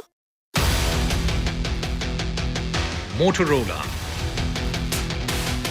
India's leading AI smartphone brand.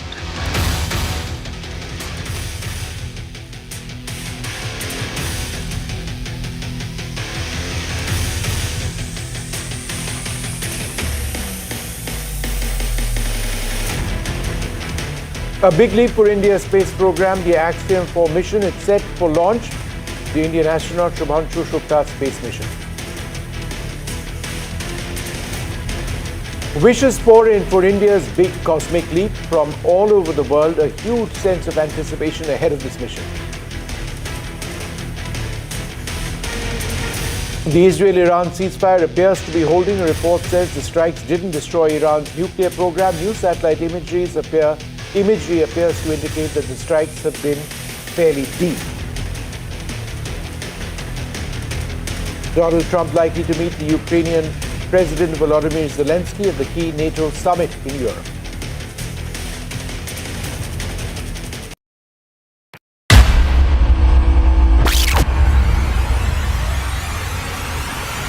The last 1 month, if you see, the share prices of Genzol Engineering has fallen more than 58%. Why are the rating firms calling the debt payments as default? We have two credible credit rating agencies on March 4th coming and downgrading the stock to D. Statements are consistently being proven wrong, right.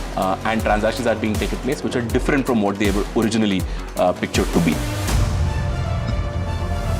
The company claimed it would roll out 6,400 electric vehicles.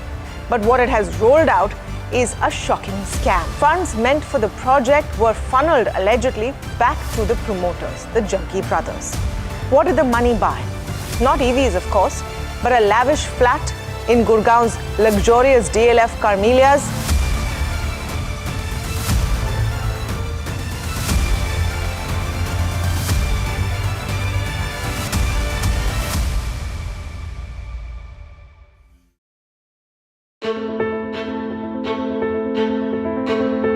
News is not just headlines, it is what impacts you.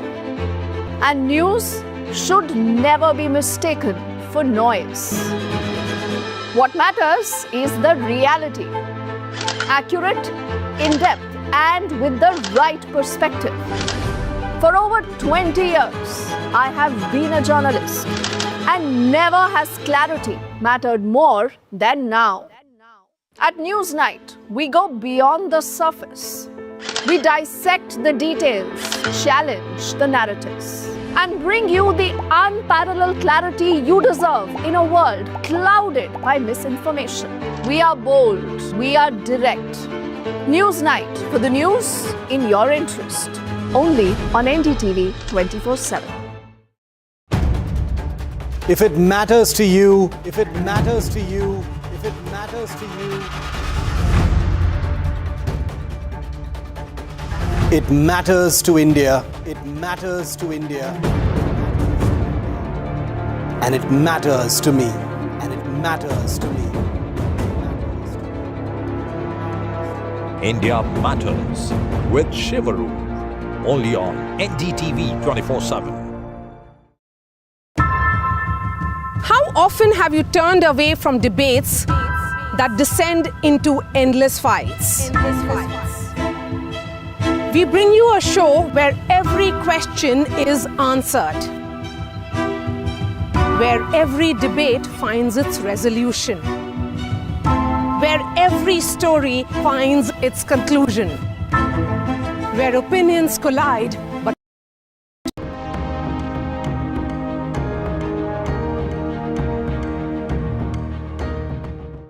Welcome back. You're watching India's Cosmic League. Pallav Bagla and I and the entire NDTV team standing by for 2 hours, 7 minutes to go before the Axiom space mission blasts off for the International Space Station after weeks of delays on 6 odd occasions.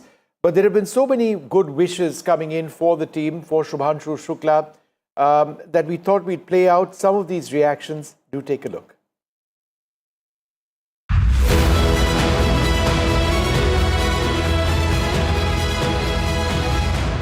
Shuks, good luck to you and the rest of the crew. Enjoy it. Will it be very hard for him? I don't think so. He'll feel some pressure. He'll be under a lot of tension to keep up with the pace because it's pretty fast, but he's very well trained. He'll do great. Will there be a happy landing for him? Happy splashdown. A happy splashdown for Group Captain Subhanshu Shukla.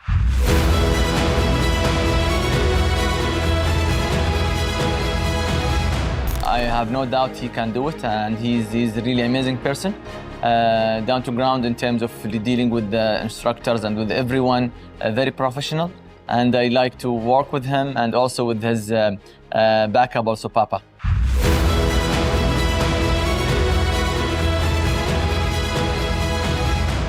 Trust your training, because sometimes, it's still an unexpected environment that he hasn't been in, that you haven't been in. So trust your training like you've been doing your whole life. Do the right thing, keep calm if things don't go the way it's expected. It's space, it doesn't always cooperate, and enjoy the ride. Try to make yourself some good memories. Look at the Earth, take pictures of your activities, of your crewmates, and it's gonna go super fast. So be really conscious in trying to imprint those memories on your brain, because you're gonna need them when you come back.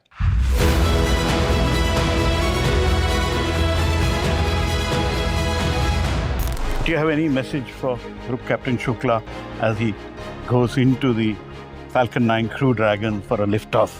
So I do have a message, but it is not very different than what Shukla has already spoken about. That Shukla has this great responsibility.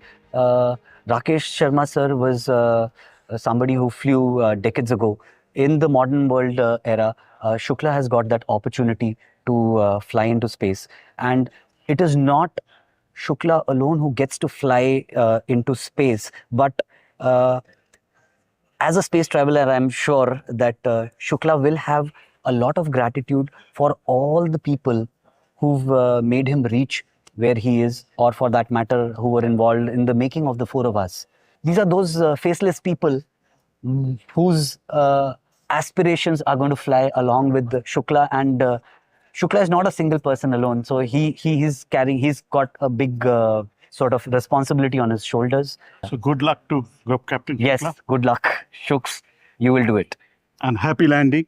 Happy landing, safe landing, and have a safe mission, and do good science and get good science back.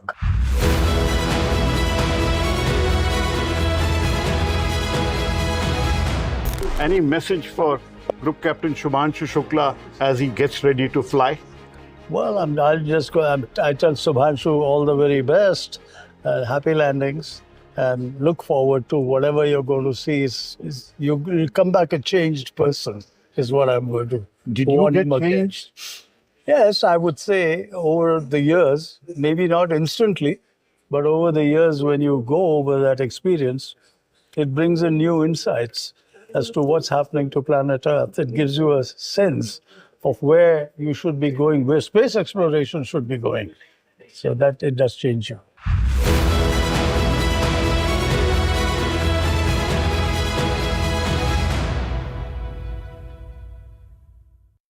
All right, so we've got a lot planned over the next 2 hours or so before this mission blasts off. It's all looking good so far.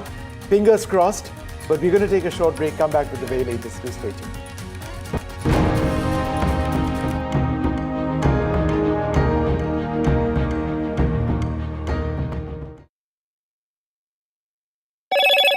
Hello, Moto.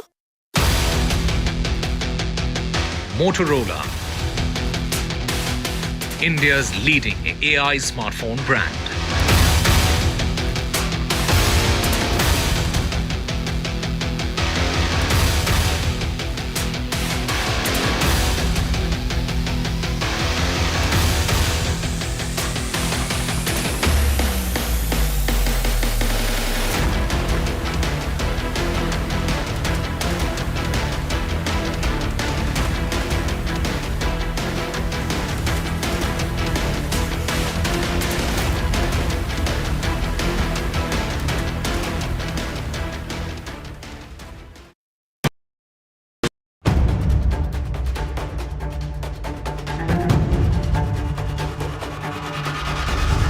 If it matters to you, if it matters to you, if it matters to you,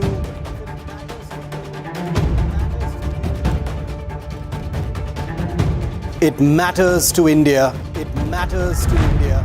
It matters to India. And it matters to me. And it matters to me.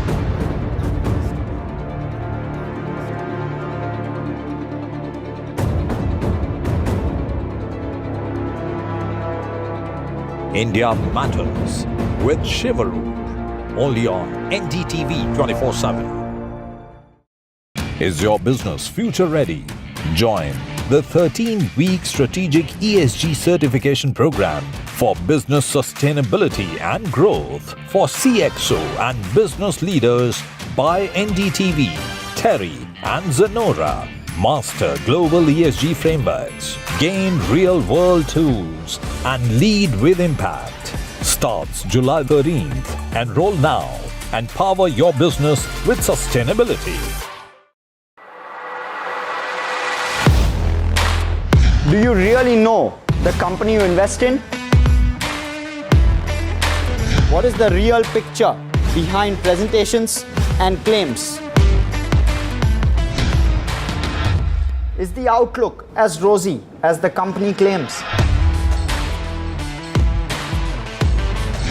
Know Your Company, powered by NDTV Profit Research, shines a light on the biggest stock market movers.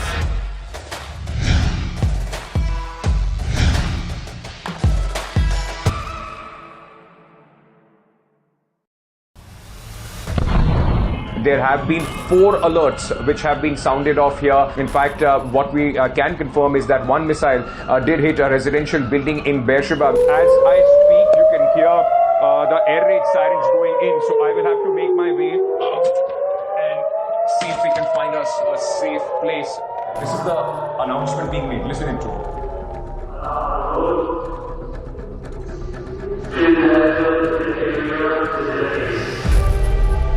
We are coming to you live from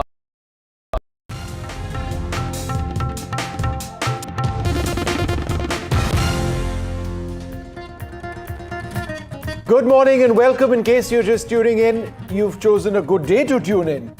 Today, India marks a historic moment as Group Captain Shukla, an Indian Air Force pilot, is set to become the first Indian to visit the International Space Station aboard the Axiom 4 mission that launches at 12:01 p.m. India time. That's just 1 hour 59 minutes away.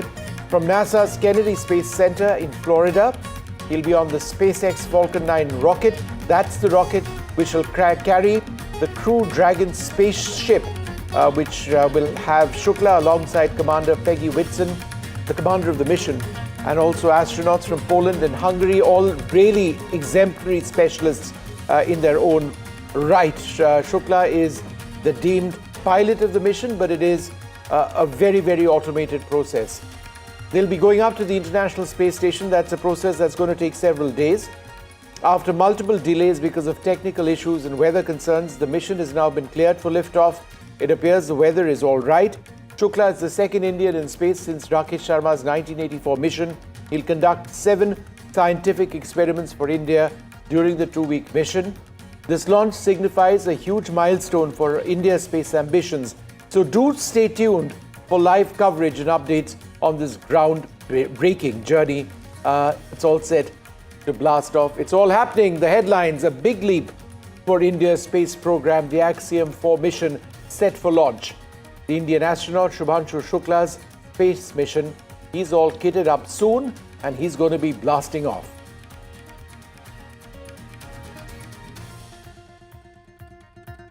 The AX-4 crew is ready for liftoff. NDTV reports from the launch site in Florida. We are the only channel with journalists at that site.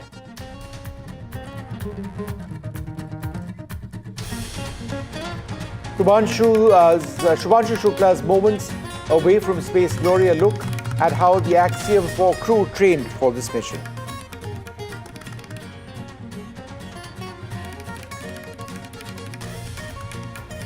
Lucknow hails India's space hero. NDTV is at Shubhanshu's alma mater. Teachers share fond memories of Shubhanshu.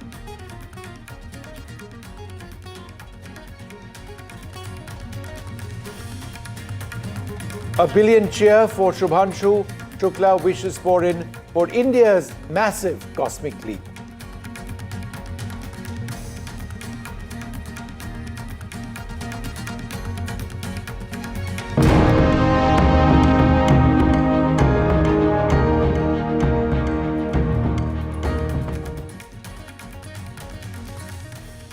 All right, well, let's bring you first up the immediate situation at the site of the blast-off, the launch pad itself. Eric von Anken, anchor at WKMG TV News 6 in Orlando. Thanks very much, Eric, for being with us once again. What's the weather like? And now we've got the first images of the crew on board the Crew Dragon spacecraft. So that's great to see. We see Shubhanshu Shukla right in the middle. He, of course, is the pilot of this mission. But what's the weather like? What can you share with us at this stage? Vishnu, good morning. Yes, so this is our radar map here, and you see it is showing that we are in excellent shape here at the Kennedy Space Center just after midnight our time here on the East Coast of Florida and the East Coast of the United States.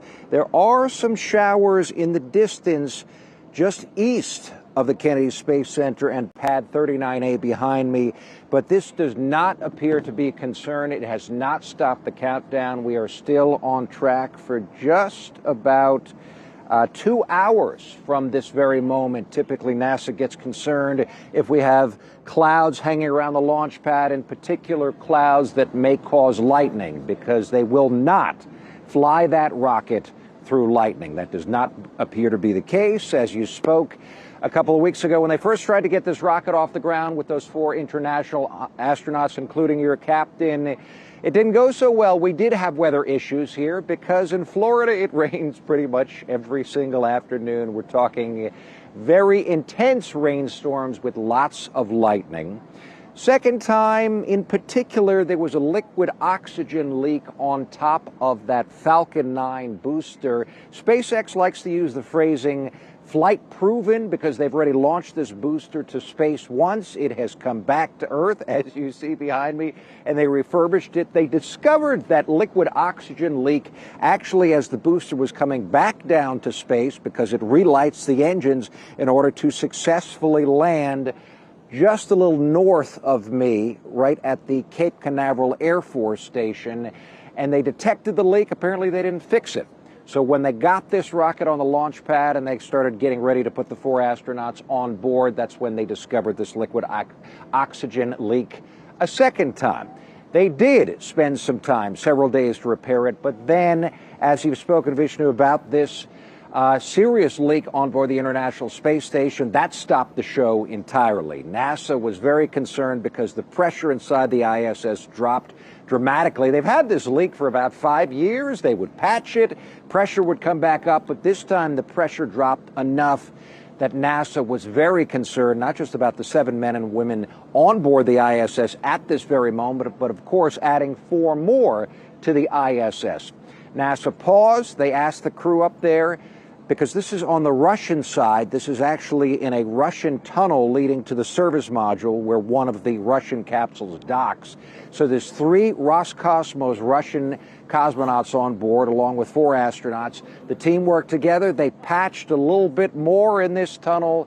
They brought the pressure back up. NASA felt comfortable enough to send these 4 now in less than 2 hours up to the International Space Station.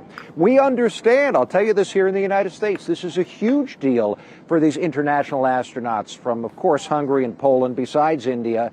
We have Captain Peggy Whitson commanding this private mission. But what is different, as you've pointed out, I think, is typically the last time when Axiom sends private astronauts to space, and 2 times ago when Commander Whitson commanded that Axiom 2 mission, those were private, wealthy, self-paying individuals. This mission is significant for us because here, from the coast of Florida, we have 3 gentlemen who are being sponsored by their governments. Of course, your captain as well falls into that category, which from everything I can tell, is a highly experienced fighter pilot. One of the comments I heard about him, you might have heard this as well, Vishnu, is that he has the ability to solve problems and issues that crop up when it comes to space flight, aerospace systems, especially even on vehicles that he's never flown on or been familiar with. I know he's been training since 2019. Of course, he went to Russia to start training with Roscosmos, and then it was announced, of course, that it would be flying on SpaceX, sponsored by the Indian government. But apparently his crew is very fond of him. They say that he is really, really sharp, and they're very glad to have him as the pilot because of his troubleshooting ability. Of course, besides his ability flying so many different aircraft as a test pilot, also being a fighter pilot, being familiar with these different All right, aircraft. Eric, I'm going to interrupt you for half a second. We've got a live feed coming in now from Axiom and SpaceX. Let's just listen in for a few moments. Missioned into the Indian Air Force Fighter Wing in 2006. He achieved the rank of Group Captain in 2024 and has over 2,000 hours of flight experience aboard aircraft including the Sukhoi 30 MKI, MiG-29, Jaguar, Hawk, and Antonov An-32. Our 3rd crew member is Mission Specialist Slawosz Uznanski of Poland. He is representing the European Space Agency as a project astronaut coming from the reserve class of 2022, much like Marcus Want, who served as a mission specialist on AX-3 in January of 2024. A scientist by trade, Slawosz has earned his Master's of Science with honors from Łódź University of Technology in 2008. Additionally, he earned a Master of Science from Université de Nantes in France, as well as a graduate engineering diploma from Polytech Nantes in the same year. He also spent 2 years as the engineer in charge of the world-famous Large Hadron Collider in Switzerland, beginning in 2018. And rounding out our crew is mission specialist Tibor Kapu of Hungary, who represents the Hungarian to Orbit Astronaut program, or HUNOR. The program aims to send Hungarian astronauts to the International Space Station for scientific research and technological development, as well as to inspire young people. He graduated from the Budapest University of Technology and Economics, earning a degree in mechanical engineering, followed by a master's degree specializing in polymer technology. In 2023, Tibor emerged as one of 4 Hungarians selected from a pool of 247 candidates for the HUNOR astronaut program. He has invested a notable amount of time in his career focused on space radiation protection while awaiting his acceptance to HUNOR. From the very beginning, Commander Whitson has set out to bring this group together to operate as a team. And they come from different cultures, each tasked with their own mission and research priorities. But in this moment, they are one unit, and they have become friends who trust and respect each other immensely.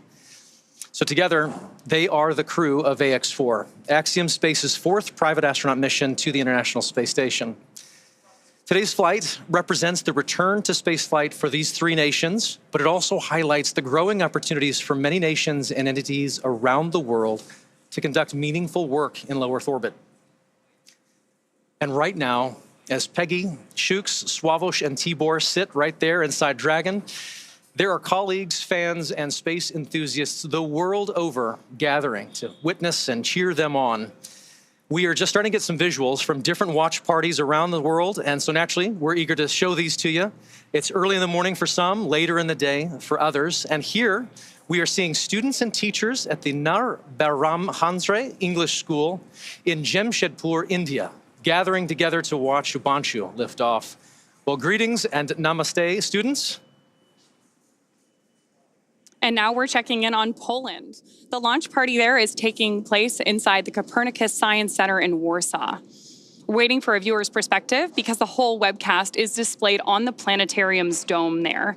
The event is organized by the Ministry of Economic Development and Technology, the Polish Space Agency, and the European Space Agency, so hopefully we'll get a chance to check in with them soon. Yes, we'll check with them again, I'm sure. As folks continue to gather at these watch parties, as well as others across each country, we look forward to sharing their excitement live again and again as we get closer to launch. Speaking of the excitement as we get closer to launch, I'd like to check in with John I again and get some updates from the launch pad. John? Well, right now, things are continuing to press on, T-minus 1 hour, 50 minutes. We have closed the side hatch, and we are getting ready to start the leak check. Now, we talked about the launch this morning. For the side hatch, the reinspection noted a fiber right now we're as a listening to possible cause communications on of the back channels. issue we saw earlier. So we have obviously reclosed the side hatch, and we're stepping into Okay, right now, Dragon, we talked about an instantaneous window. We need an efficient orbit to get to the space station. Our health check for launch escape system, so you can expect momentary flight computer state change again, followed by transition back to pad hatch closed. How copy? In your reinspection, you found a fiber, and we are looking forward to another flight computer transition like we had before as you repeat the leak check. Yep, that's a good readback. Yeah, we're listening to Peggy Whitson talking to the ground team at SpaceX. They're getting ready to start the leak check. When they were getting ready to close the hatch, they found a fiber across one of the seals. They cleaned that up. So we're going to press into the leak check now. Fingers crossed that everything goes well. From time to time, we will be hearing the crew talking to the ground or vice versa, so we may stop our commentary right in the middle of everything if we hear something coming up. But I started talking about the instantaneous window, and that's because we need an efficient orbit to get to the space station. And the most efficient way to do that is to launch when the space station's orbit plane is passing over pad 39A. But that also means that you have to launch on a precise second this morning, and that's what we call the instantaneous window. Now, at pad 39A, the Earth is rotating at 900 miles an hour to the east. So if we were to delay launch by 15 minutes, the Earth's rotation alone would take us over 200 miles past the space station's orbit. And the errors you get launching too soon or too late, they're the ones that cost you the most propellant to try to make up. Now, while the orbit that the space station is flying in is going to be directly overhead at liftoff, the actual station may be several thousand miles away in its orbit. But that's a lot easier to fix. As Dragon gets into orbit, its speed will be a few hundred miles per hour different than the space station. And so in several hours, we can make up a couple thousand miles without a problem. So overall, it's kind of like catching up to your friends on a highway. If you're on the same highway, you can speed up or slow down to catch up with the other automobile. It just takes you some time. But if you end up on parallel highways separated by 15 minutes, you're going to have a hard time catching up to your friends. And that concludes today's segment of My Friend, Orbital Mechanics. With that, back to you, Ronnie and Paul. Awesome. Thanks, John. After a successful liftoff and orbital insertion, the AX-4 crew are set to rendezvous and dock with the International Space Station tomorrow at 7 a.m. Eastern. They'll spend approximately 14 days aboard the orbiting laboratory, bringing the total occupancy count up to 11. And upon entering the International Space Station, the AX-4 crew will be greeted by the current expedition crew members with a welcome ceremony, which we look forward to showing. This will be followed by a handful of onboarding exercises with the station commander, but then each crew member will immediately jump into their scheduled mission timeline. For the next 14 days, every minute of their workday will be scheduled with public engagements, science, research tasks, and a variety of activities that are unique to microgravity. To prepare for this endeavor, this crew has spent the last 10 months working with instructors and subject matter experts to learn every system they will be interfacing with on station. They have studied and practiced every experiment, reviewed and rehearsed every event, all to maximize their time in space. Collectively, this crew is undertaking the largest quantity of scientific research efforts of any Axiom space mission to date, with over 60 research activities on their timeline, representing 31 different countries. Missions like AX-4 continue to expand what is possible, setting the stage for even greater opportunities to come. At the conclusion of their time on the station, the crew will participate in a closing farewell ceremony and begin their preparations for the journey back to Earth. Currently, that flight is targeting just about 2 weeks from today for both return and splashdown. And so while the teams are progressing towards launch there on the launch pad, why don't we look back at what some of those efforts have been to get them to this point? For context, this crew has been living in an isolated quarantine bubble for the last 4 weeks, having reported to quarantine on May 25th. In that time, they have shifted their sleep regimen to adjust their circadian rhythm to match those on board the International Space Station. And over the last few days, they have finessed that further to be ready for this moment. So earlier this evening, the Axiom Space Ground Operations team drove the AX-4 crew to Kennedy Space Center, where they shared a brief moment with loved ones before being officially handed over to SpaceX for launch. This handover event has taken on many forms over the years, but there is always something special about creating a moment, even for just a few minutes, in the midst of all of the operational choreography that we're doing, to pause and just share a moment human to human. And so here you are seeing the crew in front of their loved ones before getting in board the Teslas that took them out to the Falcon support building. These are fantastic photos taken from earlier today. After the T-4 hour briefing, SpaceX team helped the crew suit up. There they are exiting the Falcon support building, which is just about a half-mile away from the launch pad. Then, of course, they get into the Tesla Caravan together to go to Launch Complex 39A. Can see them moving into the Teslas there. We do, of course, divide the crew into 2 sets. So you're seeing some of our SpaceX support ninjas in the background there. Very excited crew on their way over to 39A. Once they reached the base of the tower, they do stop to take in Falcon 9 and Dragon, which is always my favorite shot, is getting to see this crew see their spacecraft for the first time in their suit on the lead up to launch. Here they are walking across the crew access arm before ingressing or entering. Here you are, you can see we've got our SpaceX team is checking the boarding passes of our crew before they get on board today. Peggy's is gold, as I see. You'll notice that Peggy's indicates that she is a frequent flyer with us here at SpaceX. Then, of course, our crew has the opportunity to sign the wall in the White Room, as all the astronauts who have launched from that tower have before them. And then one by one, they ingress or enter the spacecraft. Got some great views here of them hugging this team goodbye. And as you mentioned earlier, Paul, they've been working together with these teams here for the last 10 months preparing for today. You're right. So much of that is not just the work that they're going to do on station, but a lot of that is also just this moment, rehearsing with their closeout crew to prepare for getting into Dragon. And all of these steps have been rehearsed time and time again and practiced. Seeing them walk out, seeing the smiles on their faces right now is just a defining characteristic of this crew. They have really bonded over these last 10 months and really taken every challenge in stride. And you could just see it in their faces today. All of that work is paying off. Yeah, absolutely. Here we've got video that was recorded earlier of us putting those safety harnesses onto our crew. You can think of them kind of like a seatbelt. All right, we're going to come back to this live feed from SpaceX and Axiom, but let's just go quickly across to my colleague Ranveer, who's got Shubhanshu Shukla's parents with him. Ranveer, go ahead.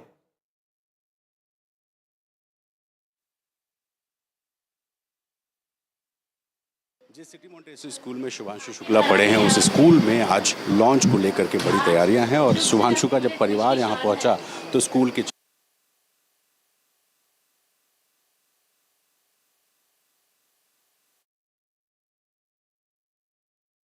And final weather checks are coming up at this point, which is needed before that final go or no-go for launch. And final weather checks are coming up at this point, which is needed before that final go or no-go for launch is given.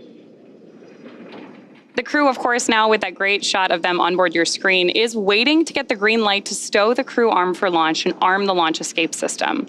Once our launch director gives that go-ahead, we should get a great view of the access arm moving away from the spacecraft. That's also going to be one of our last major visual milestones that we'll see before liftoff that takes about 2 minutes to complete. From there, we'll hear the call out that Falcon 9 propellant loading is ready to begin, and we will be in that final countdown for launch.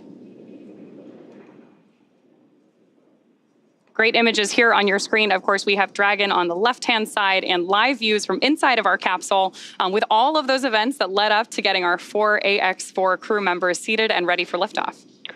Dragon SpaceX, good news. Our second side hatch leak check was successful. And great news there from Mission Control. We are happy to hear that. Great. Green County. So as John mentioned earlier, we did do a second leak check today to make sure that that side hatch was closed properly. And with that confirmation from Mission Control and acknowledgement by the crew, we are moving forward with today's launch.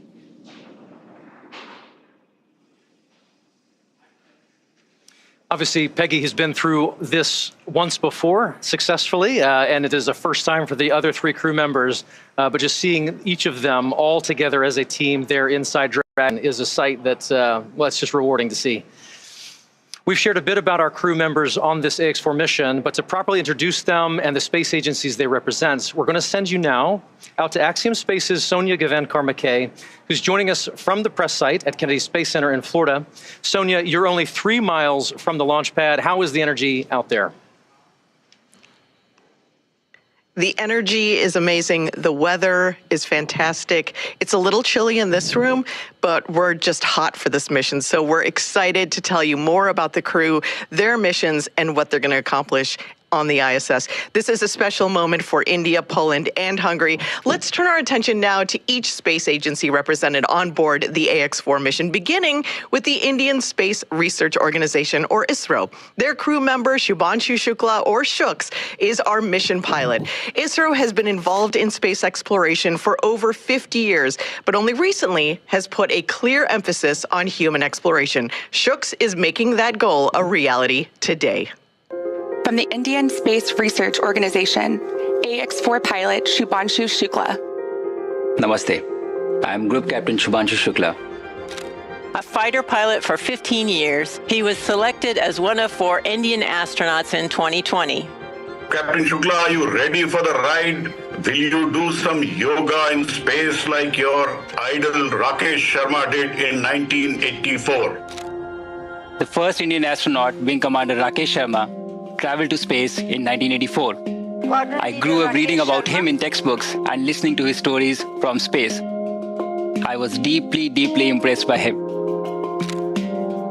This journey that I'm on, it has been a long one for me.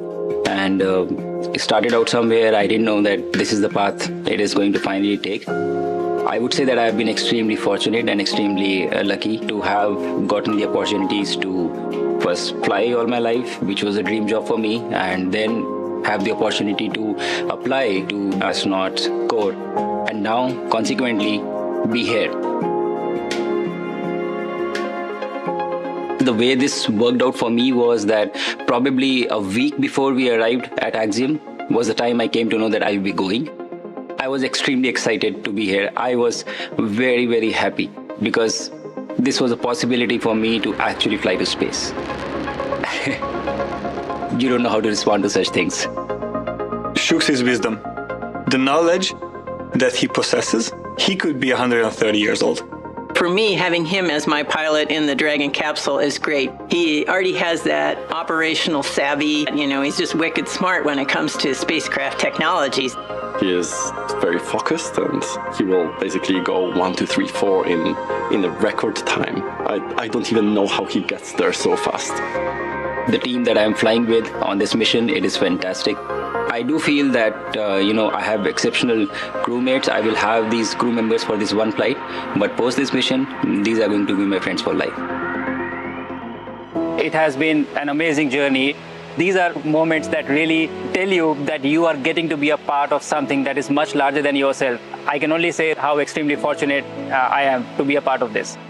It is my sincere endeavor through my mission to inspire an entire generation back home in the country. I want to use this opportunity to ignite curiosity among kids.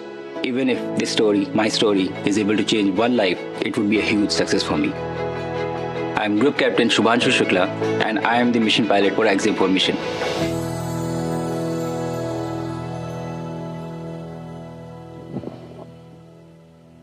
I'm joined now by Prasanth Balakrishnan Nair, a fellow Gaganyaan astronaut from ISRO. Papa has trained alongside Shuk's for the past 10 months as the backup mission pilot. Papa, thanks for being here today, although I can't imagine where else you'd want to be. Yeah, exactly. Thanks, Sonia, for having me. Well, let's talk about Shuk's a little bit. When was the first time you met, and what was that meeting like, and what was your impression of him? Oh, he's a fantastic guy. So we met a few years back. We are both fighter pilots and we are test pilots. So when we got selected for our own Gaganyaan program, that's when we met. And very few people know this. I am 9 years older to him. Oh, really? But I look younger. You do, you do. Yeah. See, I'm not, hair still hasn't come out. Yeah, but that's when we met. And Shuk's has been a fantastic guy. In the last 10 months when we have been training here, it has been such a satisfying thing for me to be his wingman. Mm-hmm. Okay, as a fighter pilot lingo. Right. And he's got that drive and that focus in him on what he wants in life. Mm-hmm. Once he decides, like, for example, to be the first Indian to go to the International Space Station, right. He puts that over there, focuses on it, puts his entire resources and his mind into it, removes all other obstacles, and he's there right now. Well, and that's what he is. That's amazing and shows why he's in that pilot seat. Yeah. Tell me about the 10 months of training that you all went through. What was a point that stuck out to you? What was the overall experience like? The overall experience was, I didn't know whether it was work. It was more like, coming to one big picnic, and imagine you're doing space training. Yeah. And in that, when you can actually make it really cool, at the same time professional, that has been our experience. It's been really marvelous, training with Axiom, NASA, SpaceX, with the other countries, and Peggy. It's been fantastic. A legend. You get to train with a legend. Now, I have seen you do some of the training, but the food training, I think maybe was one of your favorites? Yeah, well, you can't, the army marches on its stomach, right? Yeah, and we astronauts also fly to space on our stomach only, yeah. The food was the fantastic part, and we went for this NOLS training, National Outdoor Leadership School in Where Baja. you really got to bond as a team. It was fantastic, because we realized it's in such situations when we are kayaking and the weather was down and when the resources are low and the only thing we have to back on is each other. It was fantastic to know each other really threadbare.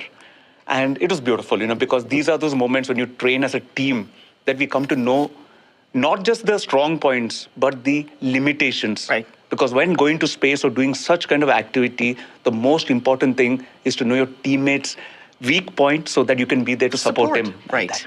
Wonderful. Thank you, Papa, for being here. Good luck to you. Good luck to India. Good luck to the entire ISRO agency.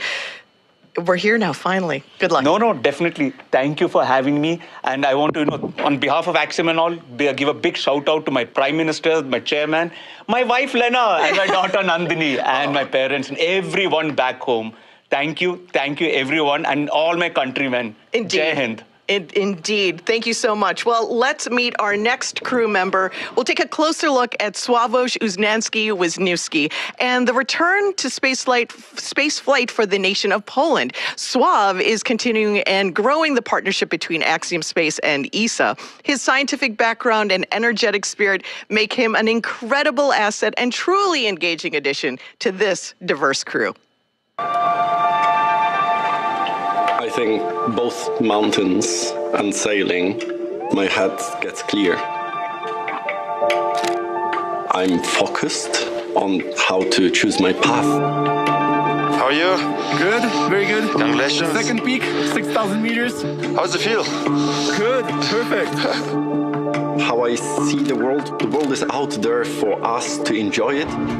When we live, we try to understand, and actually this is a lifelong learning. Representing Poland, ESA project astronaut Slawosz Uznanski-Wiśniewski.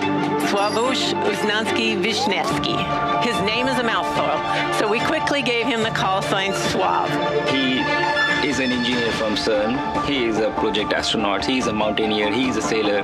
And he is so good looking after that. Sław is surprised. He is a kind of guy whose country should be proud of. We are the European Organization for Research, known as CERN. What CERN does, CERN studies what the world is made of, colliding these particles and seeing what happens after it. What are the smallest building blocks of nature. In my work as an engineer, I try to understand what happens around, how to build better systems, how to solve certain problems, and that's, I think, the way how I look at the world.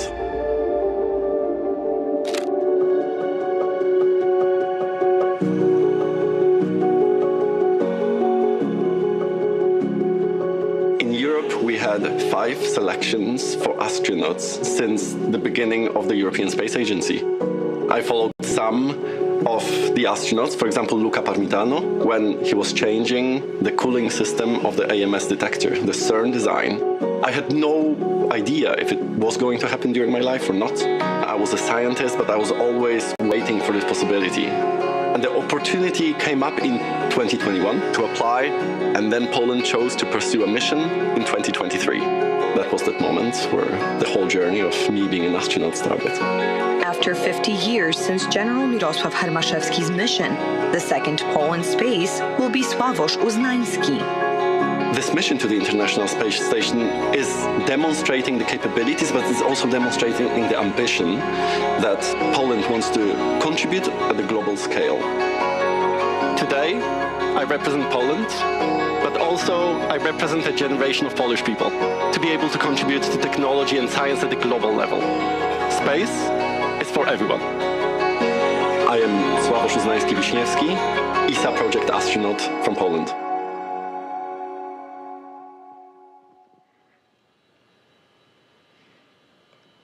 I'm joined now by Frank Duin, ESA, ISS, and Terra Nove program manager. Thank you so much for being here. You've launched from Baikonur.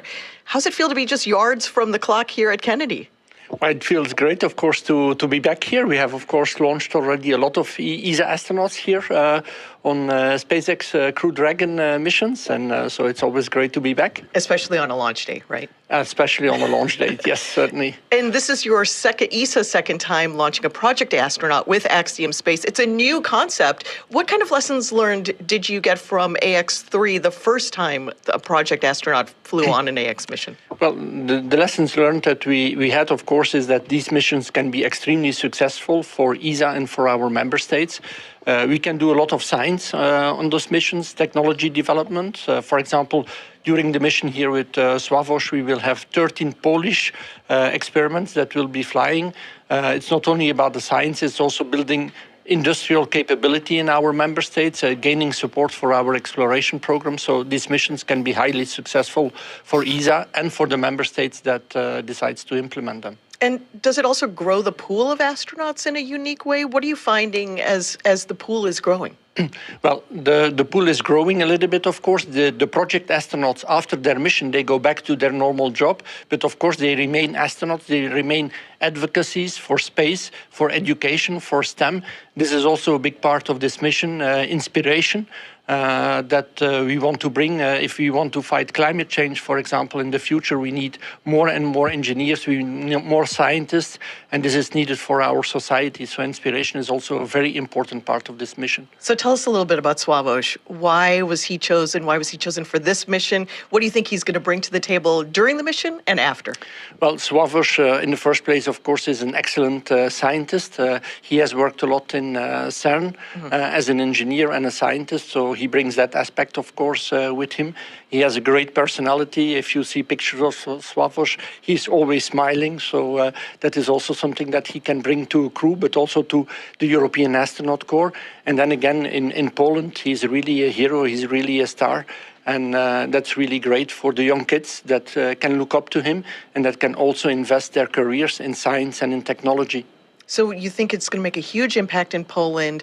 What do you think it's going to do for exploration for the young people of the nation of Poland? Well, I think it's good for exploration and also for ESA, by the way, because through the mission of Slawosz, Poland is also engaging more in exploration, engaging more in the European Space Agency, bringing extra funds to us, so that's great. And again, we will build up industrial capability in Poland, which we all also need. If we want to go to a low Earth orbit economy, for example, we will have to build up more actors, more players that can work and that can contribute to this economy. And therefore, as well, this is a great endeavor. And of course, we will need young people in the future to do this. And that's why Slawosz and this mission will be a great success, I believe. Thank you so much, Frank. Thank you for being here. Good luck to ESA. Congratulations to ESA and the country of Poland. And I can't wait for this wonderful evening.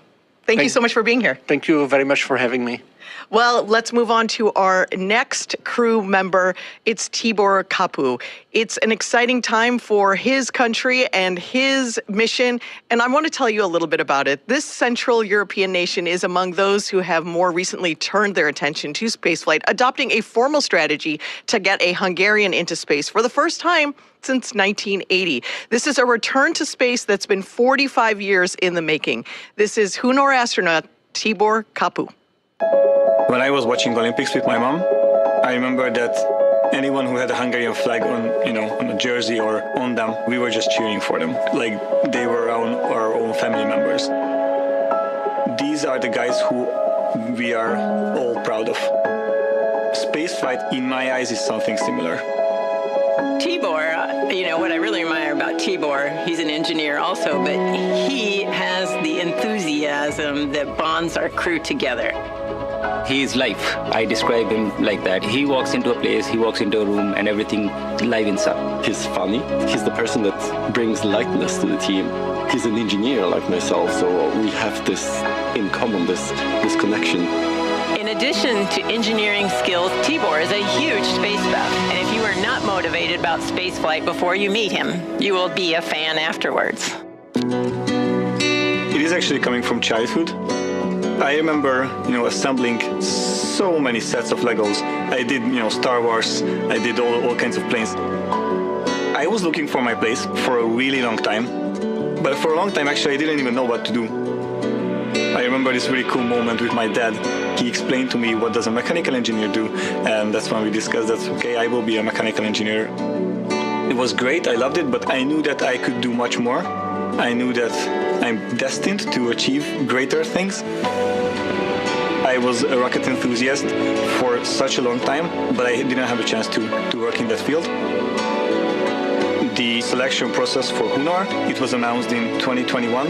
I was extremely enthusiastic. It wasn't a question if I'm taking that opportunity or not. We did 14 months of rigorous selection process, physical and psychological and cognitive stuff. The whole thing took like 2.5 years. It's much harder than I thought, actually. May 26th was the anniversary of that Farkas flying to space. He was the first Hungarian astronaut. On that day and that night, I was selected. And I was actually quite proud of myself that I could prove to myself that I am capable of focusing for months and years in order to stand here. So people have been calling me their sons since the selection, especially my hometown.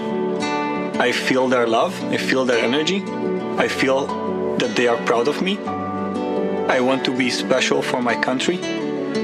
And if it will spark or ignite anything in them, then I think we are doing our job quite well. My name is Tibor Kapu, and I'm mission specialist for AX4.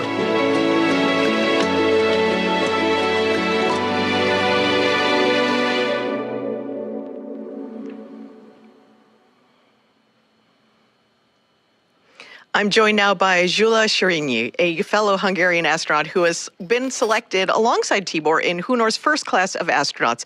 Thank you so much for being here, Gyula. You and Tibor were selected around the same time. Tell us what that moment was like. Thank you. It's a great honor to be here. Well, it's a really interesting story because we had a really long selection process, and after the selection, we had 14 months of basic training in Hungary. And even in these 14 months... All right, well, we're going to come back to all of this very, very exciting stuff coming in. But for the moment, what we'd like to do is play this interview done by my colleague Ranveer with the family of Shubhanshu Shukla, India's astronaut set to blast off into space.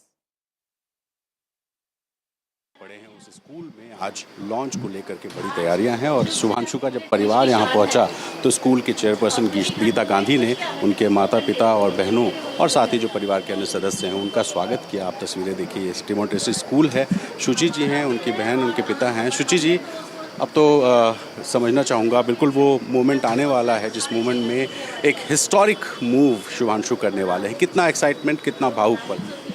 भावुक ज़्यादा हो रहे हैं अभी। Excitement की कोई limit नहीं है, कोई स्केल नहीं है हमारे पास कि हम कितना एक्साइटेड हो सकते हैं। We are highly highly highly happy and proud right now, and it's kind of mix of emotions right now कि हम बहुत सारी चीज़ें एक साथ सोच रहे हैं। And but positively yes, everything is going to be best. बात हुई कल उनसे? आज सुबह भी बात हुई है। मिशन से जाने से पहले जब वो रेडी हो रहे थे तब उन्होंने हमसे बात करी, and he was also very positively high at that moment कि हम बहुत दिनों से इस चीज़ के लिए मेहनत कर रहे थे। क्या कहा उन्होंने? बस he is highly happy, he was smiling and he was just waiting for the moment because he is waiting for this flight from a long period of time actually. ये बार टेक्निकल ग्लिचेस और इसके बाद आज finally जो है अब तो नहीं लग रहा ना कोई शक शुबा? नो ऑफ कोर्स नॉट, लेकिन हम मजाक में यही बोल रहे थे कि until unless you are not leaving the earth we are not going to trust you, so that is how it is. अगला 14 दिन तो बहुत डर के साथ या बहुत एक्साइटमेंट के साथ कैसे बीतेगा, क्या लग रहा है? कुछ सिचुएशंस ऐसी होती हैं लाइफ में या कुछ इमोशंस ऐसे होते हैं जब आपको पता नहीं होता कि how to react, and this is one of those situation actually, so can't say much about it. जी बिल्कुल। दीदी, आपने तो उस दिन हमें उस कहानी बताई थी शादी के दिन वाली, आप अभी भी इमोशनल हो रही हैं, क्या बात किया आपने? ये जो खुशी के आंसू हैं, ये खुशी के आंसू किस बात के? एक्साइटमेंट की वजह से, डर की वजह से, क्या है? नहीं, ये एक्साइटमेंट की वजह से ही है। बहुत खुशी का पल है हमारे लिए, और इतनी दूर हमसे पहली बार जा रहा है, शायद इसलिए है। इतनी दूर तो जल्दी कोई जाता ही नहीं है। और मैं प्रार्थना करती हूँ इस समय कि सारे मिशन उसके अच्छे से कंप्लीट होकर के सेफली वो हमारे घर पे आ जाए वापस। क्या कहा सुबह आपने उनसे? सुबह बस जब फाइनल वो तैयारी पे जा रहा था अपनी, तब उसने यही बोला, just wait for me, I am coming. बस मैं टच करके आता हूँ। आप लोगों ने उनको क्या सुझाव दिया? हम लोगों ने बस यही सुझाव दिया कि अपनी फिजिकल और मेंटल हेल्थ का हमेशा ध्यान रखो, और किसी भी तरह की डिस्ट्रैक्शन वाली बात पे कभी भी ध्यान मत दो। इस समय सारा का सारा फोकस तुम्हारे मिशन पे होना चाहिए। अच्छा, इंडियन फैमिलीज जब कहीं बच्चा जाता है ना, तो कई तरह के शुभ अशुभ को लेकर के कई सारी एक्टिविटीज़ करते हैं, जैसे हम लोग की माँ दही चीनी खिला देती थी, इस तरह का भी कुछ किया? नहीं, इस तरह का हमारा कुछ भी नहीं है, पर हम लोग सुबह से हमारी मम्मी जी 4 बजे से 4:30 बजे से नहा धो के पूजा स्टार्ट कर दी उन्होंने। सुंदरकांड वगैरह भी पाठ किया हमने, और दही चीनी हमने अपने लड्डू गोपाल को खिला दिया मंदिर में, तो समझो हमने अपने भाई को भी खिला दिया। तो खिला नहीं सकती थी, तो प्रतीक के तौर पे यहाँ खिला? हाँ जी, प्रतीक के तौर पे ही खिला दिया। माता जी से भी बात करते हैं, पिताजी से भी बात करते हैं, तो ऐसे में अम्मा एक चीज़ अभी अम्मा दीदी माता जी साथ में अम्मा दीदी अभी बता रही हैं लड्डू गोपाल को आप लोगों ने दही चीनी खिलाई। हाँ, लड्डू गोपाल को भी खिलाया, उसको भी फेसबुक पे खिलाया, बेटे को भी खिलाया। खिलाया नहीं तो ऐसे खिलाया, व्हाट्सएप पर खिलाया। व्हाट्सएप पे दही चीनी बिल्कुल, और क्या बच्चे को जो है दूर से तो उसने वहाँ बोल नहीं दिया, सामने खिलाया उसको, उसने वहाँ अपने आप खा लिया उठा के दही चीनी उसने वहाँ। क्या आपने क्या और कहा? कुछ नहीं कहा, हमने कहा बेटा जाओ अच्छे से मिशन कंप्लीट करके वापस आओ, फिर मिलते हैं अच्छे से गले। 14 दिन कैसे बीतेगा? अच्छे से बीतेंगे। डर से बीतेगा? नहीं, डर नहीं, कोई डर नहीं। डर तो देखिए यहाँ पे गीता गांधी जी भी हैं, स्कूल के चेयरमैन हैं। मैम बहुत कॉन्ग्रेचुलेशंस के। हाँ जी बिल्कुल, आप इधर आ जाइए please.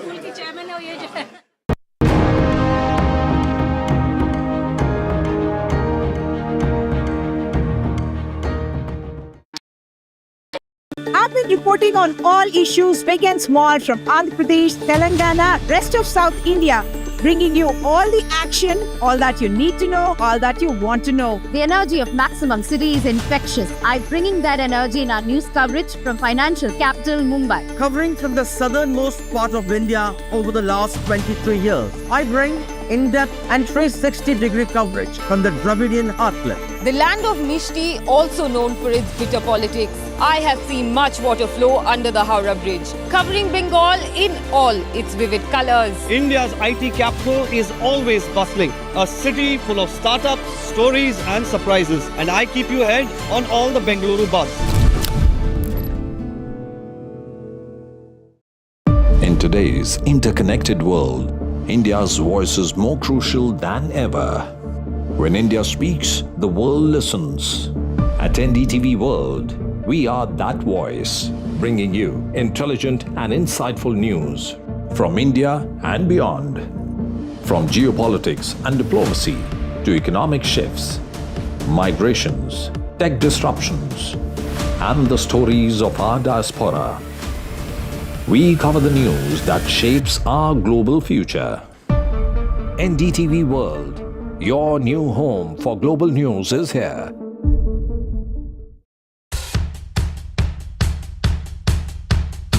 The markets move fast.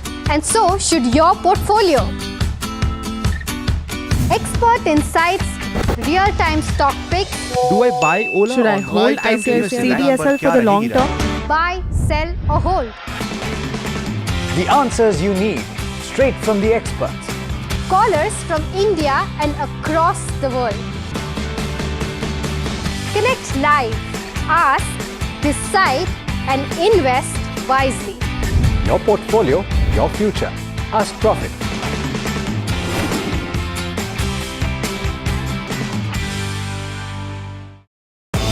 सज गया है मंच, शिरकत करेंगे जाने माने कलाकार। एनडीटीवी का क्रिएटर्स मंच है आपके लिए तैयार। शामिल होंगे लेजेंडरी राइटर जावेद अख्तर, अपनी कविताओं से युवाओं के दिलों पर राज करने वाले कवि कुमार विश्वास, समय से परे की फिल्म बनाने वाले डायरेक्टर इम्तियाज अली और best selling writer Chetan Bhagat. यहाँ फन और एंटरटेनमेंट मिलेगा साहित्य से, नई रचनाएं, नई सोच, नया मंच। एनडीटीवी लाया है आपके लिए क्रिएटर्स मंच। आप भी जुड़ें एनडीटीवी नेटवर्क पर। 50 years of the emergency. भाइयों और बहनों, राष्ट्रपति जी ने आपातकाल की घोषणा की है। India's darkest hour, June 25th, 1975. Lest we forget. The emergency, NDTV rewinds when democracy was suspended. लोकतंत्र का गला घोट दिया गया था। भारत के संविधान निर्माताओं की तपस्या को मिट्टी में मिलाने की कोशिश की गई। Indira Gandhi's assault on freedom. An NDTV special, Wednesday, June 25th.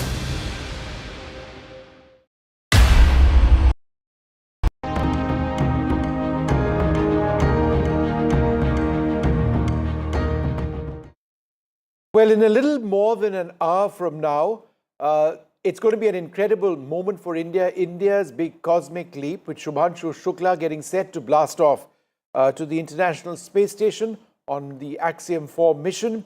It's a SpaceX rocket. It's a Crew Dragon spacecraft, also made by SpaceX. Axiom Space is a private aerospace company. NASA is an important partner, and of course, ISRO is as well. So we've got these fantastic images of what happened a little while back with the 4 crew members now seated, strapped in to the Crew Dragon spacecraft, getting set. Final mission checks have taken place. The hatch has been closed.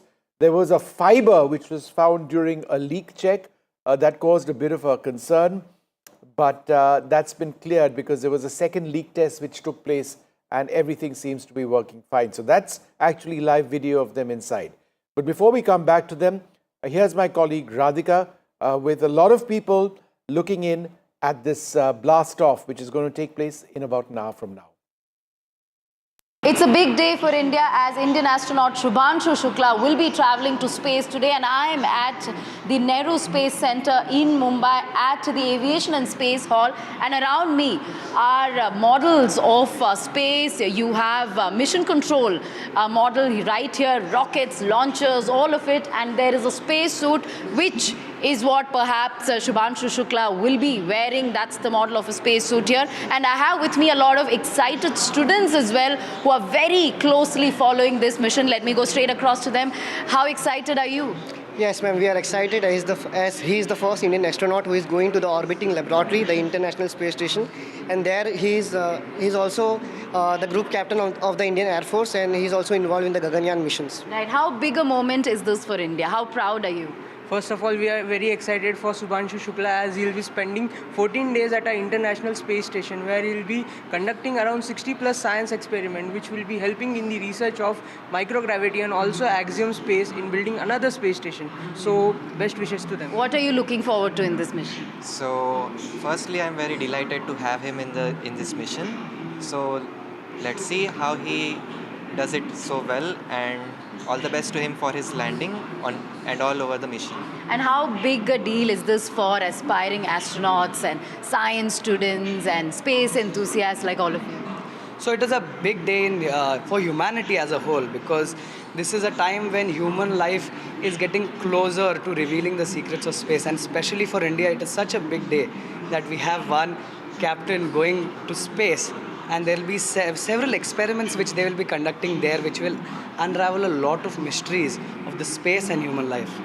So what's the message you have for Subhanshu Shukla? For Subhanshu Shukla, he is representing our country, and he will really open so many opportunities for next generation of India. All right, let's just go back to live footage now coming in from SpaceX. The crew on board the Crew Dragon spacecraft at this stage going through various checks. Let's just take a look. Over the last 10 months to ensure the Axiom 4 crew and all those who support them are ready for their mission on station. Kicking off efforts at Axiom Space Headquarters in August of 2024, this crew immediately began to familiarize themselves with the range of teams and systems and operations they would need to become proficient with in order to succeed. So from selecting the food they would eat and learning how to prepare it with the food warming and hydration systems on orbit, to understanding the tools and systems available to them throughout the station, learning every seemingly small detail is critical to ensure mission success. While in Building 9 at Johnson Space Center, the crews learned and rehearsed routine operations, medical procedures, emergency situations, and media outreach engagements. All of these lessons built up to full-scale simulations that were run in coordination with ground teams at Johnson and around the world. And as the name of the International Space Station suggests, specific modules are owned and operated by different nations. The crew traveled to Japan to learn the systems of the Japanese experiment module, also known as Kibo. With hands-on training that culminated in a round of testing, the crew became certified to use Kibo for their flight. The crew then traveled to Germany to earn their certification for the systems in the European module, known as Columbus. As an ESA project astronaut, Slawosz had additional trainings at the European Astronaut Center. And beyond the specific requirements of each space station module, the crew participated in a range of efforts that would not only bond them into a crew, but also ensure they were physically and mentally prepared for any scenario. All right, about 1 hour, 6 minutes and 20 seconds to go for the blast-off of the Axiom formation with Group Captain Subhanshu Shukla on board. There are good wishes coming in from across the country. Let's listen in. A day in an altitude chamber to experience how their bodies react to different oxygen levels, and even around in helicopter underwater.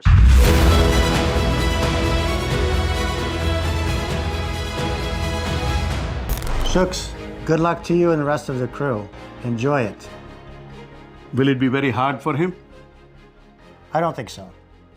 He'll feel some pressure. He'll be under a lot of tension to keep up with the pace because it's pretty fast, but he's very well trained. He'll do great. Will there be a happy landing for him? Happy splashdown. A happy splashdown for Group Captain Subhanshu Shukla.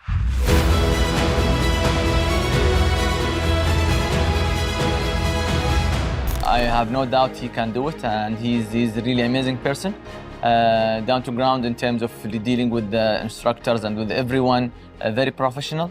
And I like to work with him and also with his backup, also Papa.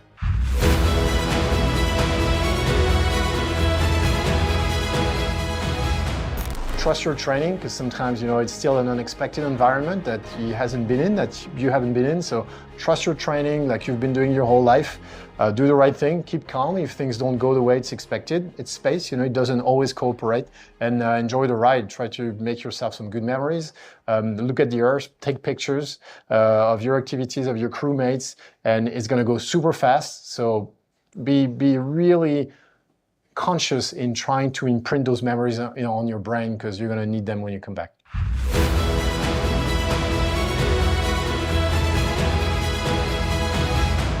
Do you have any message for Group Captain Shukla as he goes into the Falcon 9 Crew Dragon for a liftoff? So I do have a message, but it is not very different than what Shukla has already spoken about. That Shukla has this great responsibility. Rakesh Sharma sir was somebody who flew decades ago. In the modern world era, Shukla has got that opportunity to fly into space. And it is not Shukla alone who gets to fly into space, but as a space traveler, I'm sure that Shukla will have a lot of gratitude for all the people who've made him reach where he is, or for that matter, who were involved in the making of the four of us. These are those faceless people who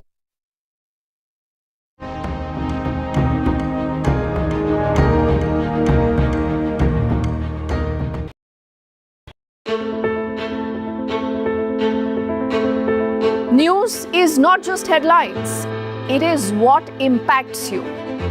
And news should never be mistaken for noise. What matters is the reality. Accurate, in-depth, and with the right perspective.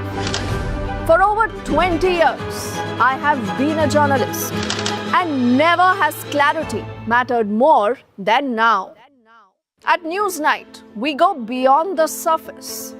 We dissect the details, challenge the narratives, and bring you the unparalleled clarity you deserve in a world clouded by misinformation. We are bold, we are direct. Newsnight, for the news in your interest. Only on NDTV 24/7. If it matters to you, if it matters to you, if it matters to you, it matters to India. It matters to India. And it matters to me. And it matters to me. India Matters with Shivaru. Only on NDTV 24/7. How often have you turned away from debates that descend into endless fights? We bring you a show where every question is answered, where every debate finds its resolution, where every story finds its conclusion, where opinions collide but facts prevail. where stories unfold with insights and trust. When the noise ends, the last word begins.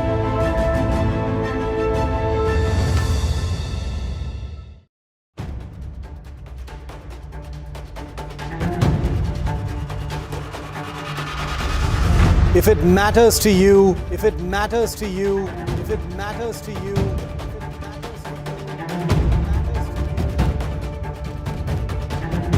it matters to India, it matters to India, it matters to India, and it matters to me, and it matters to me.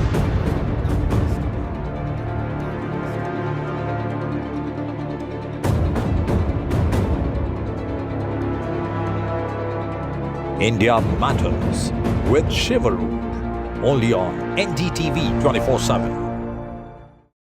Is your business future ready? Join the 13-week strategic ESG certification program for business sustainability and growth for CXO and business leaders by NDTV, Terry and Zenora.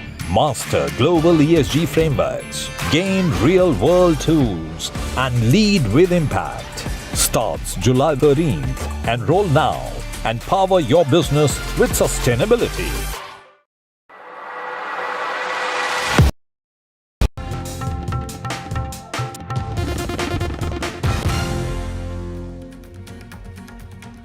Good morning. Today, India marks a historic moment as Group Captain Shukla, an Indian Air Force pilot, is set to become the first Indian to visit the International Space Station on board Axiom 4. That's the name of the mission. It launches in 59 minutes from now. Just 59 minutes. It's all going well according to plan. It blasts off, does the SpaceX built Crew Dragon capsule on board a Falcon 9 rocket, also made by SpaceX from NASA's Kennedy Space Center.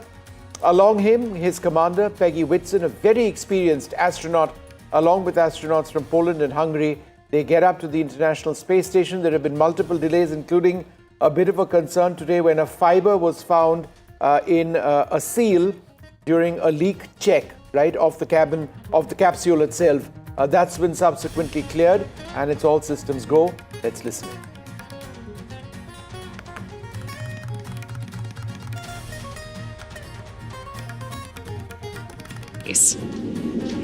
In the history of human spaceflight, fewer than 700 people have ever been to orbit. At SpaceX, we want to help create a future where not just hundreds of people, but thousands and ultimately millions of people can travel off Earth to live and work in space and on other planets. Each of those missions you just mentioned represent truly significant firsts that have helped shape this generation of human spaceflight. And at Axiom Space, we've had the opportunity to provide foundational firsts as well. Working with SpaceX and NASA on all three of our orbital spaceflight missions to date, to fully appreciate the progress being made together, it's worth noting that our three flights have helped provide greater access and set new precedents worldwide for private astronaut missions aboard the International Space Station, all within the last 4 years. And I'd love to take a quick look back at just a few of these with you now. On April 8th, 2022, just over 3 years ago, Axiom Mission 1 launched aboard Dragon Endeavour on a mission that would span 17 days on orbit, with 15 days of those on board the International Space Station. Led by Commander Michael Lopez Alegria, the crew facilitated 26 research payloads and participated in over 30 STEAM events. Beyond the onboard science efforts, this mission was a pivotal moment for the community at large, serving as a proof of concept for how private operations could be conducted on the orbiting lab in conjunction with the expedition crews living aboard the International Space Station. This was the next step in human spaceflight collaboration. So this was followed up a little over a year later by Axiom Mission 2, which launched aboard Dragon Freedom. SpaceX, for awareness, we're cycling the orbit tank isolation valves to equalize low flow pressure. Dragon copy. Pausing there for that update.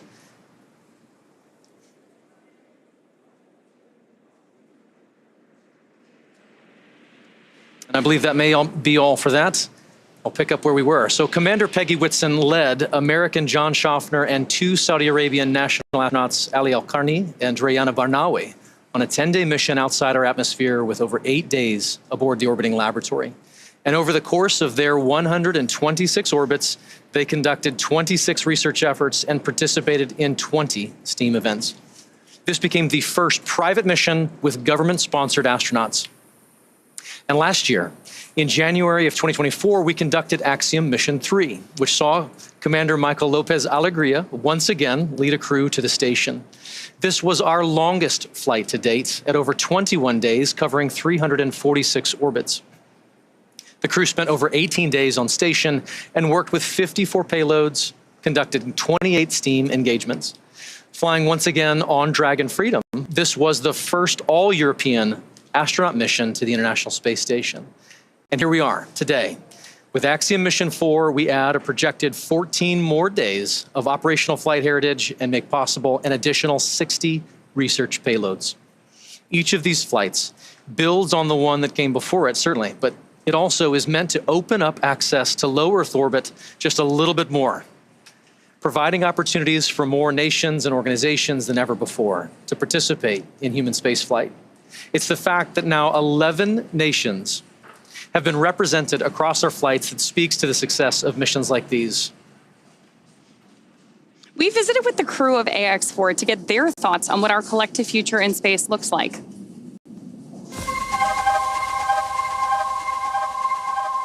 I believe that SpaceX and Axiom Space are serving as pathfinders for what commercial space is going to be in the future. It is like a paradigm shift in how we used to think. All right, well, just in case you're tuning in now, the big story we are tracking in just less than an hour from now, the Axiom 4 mission with Group Captain Shubhanshu Shukla on board is set to blast off. It appears to be all systems go for the moment. The weather is okay. Leak checks of the cabin itself have been completed of the crew module. Those are going all right. That's been successfully passed after an initial anomaly. Apart from that, there is propellant loading, which has also been taking place. And you've got the live images of the crew in the bottom right-hand side of your screen. Shubhanshu Shukla, the pilot in the mission, right there in the center. So it's all happening now. The launch scheduled for 12:01 p.m. Scientific research, technology demonstrations, and expand what we are doing in space. These precursor missions, like the Axiom 4 mission, are just the tip of the iceberg for expanding in low Earth orbit and way beyond even. Like we say, that space has space for everyone. And this is what it means. And I think that is the essence of spaceflight. I love Peggy's comment there that this is really just the tip of the iceberg. Absolutely. The International Space Station may not last forever, but there's a lot in the works today to enable even more research and more capabilities off-planet. Of course. And so for Axiom Space, missions like AX4, as we've said, not only create opportunities for our customers to accomplish their goals in microgravity, but they are also invaluable in developing our teams and our systems for our own future Axiom station. When the time comes and the International Space Station reaches the end of its operational life, Dragon SpaceX for awareness, we are continuing troubleshooting on the wind file upload. It has not been resolved yet. Troubleshooting is continuing. to follow up on that comment we had earlier. Dragon copy, continuing troubleshooting. We are going to keep working this issue in the lead up to launch. So as I was saying, when the time comes and the International Space Station reaches the end of its operational life, SpaceX will help deorbit the orbiting lab. NASA awarded SpaceX a contract to develop the U.S. Deorbit Vehicle, or USDV, a modified Dragon designed to guide the station through a controlled re-entry into the Earth's atmosphere to ensure that upon re-entry, the space... All right, well, we'll come back to that live feed from the Axiom 4 and SpaceX. But joining us now, Eric von Anken. He's an anchor at WKMG-TV News 6 Orlando. Thanks once again, Eric, for being with us. The last I heard, they were troubleshooting a couple of things. Do you have any idea what that might be? Good morning, Vishu. Yes, trying to get more details as we speak on this, but this is a major problem. This is a deal breaker. Essentially, what Mission Control is trying to do over at SpaceX headquarters here at the Kennedy Space Center is send weather data, wind data specifically, to the capsule, the very top of the Falcon 9 behind me. So that's the Dragon crew capsule that, of course, is sitting on top of the rocket. That's where the 4 astronauts are, including your captain. And the reason that this weather data, this wind data, is so crucial is because it assists the computers on board in the event that upon liftoff, there's a major anomaly and the launch abort system, or during liftoff, so as we get further up the East Coast here of the United States, during ascent, if there is a major problem and the launch abort system must activate suddenly. So what that is essentially a bunch of rocket thrusters at the bottom of the capsule. So the astronauts really are sitting on top of those thrusters. Instantaneously, those thrusters fire and they push the capsule out of harm's way. Well, of course, the capsule has to land. It has to come down, likely somewhere in the ocean, of course, because the trajectory is taking it from here up the coast, headed towards Europe, but then eventually we're into orbit. So there's parachutes, obviously, that assist this capsule in gently splashing down on the water, but there are wind conditions depending on the varying locations that this capsule could touch down somewhere in the Atlantic Ocean. So Mission Control needs to get this data to the Dragon so the Dragon knows how to respond in these conditions if, God forbid, there is an anomaly and this capsule ends up in the Atlantic Ocean instead of orbit. And if that launch abort system cannot be enabled because the data cannot be uploaded, that means they cannot fuel this rocket. So because they have 4 astronauts sitting on a whole bunch of liquid oxygen and liquid kerosene, they enable this launch abort system, and then they go tank, they go fuel.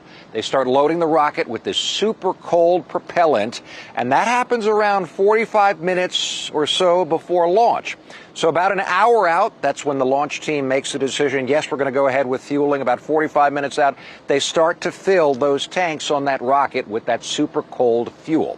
If they cannot upload the weather conditions, the profile, they cannot arm that launch abort system. If they cannot arm the launch abort system, they cannot fuel. And of course, if they can't fuel, they cannot fly. Vishnu, I should tell you, this is an instantaneous window. So 2:31 here, our time. If they cannot fuel, starting quite soon, they will not be done fueling, which means they will miss that instantaneous 2:31 a.m. our Eastern Standard Time launch window. So we await another update. No, so what is the window that we are now looking at? In how many minutes approximately do you believe this problem needs to be fixed?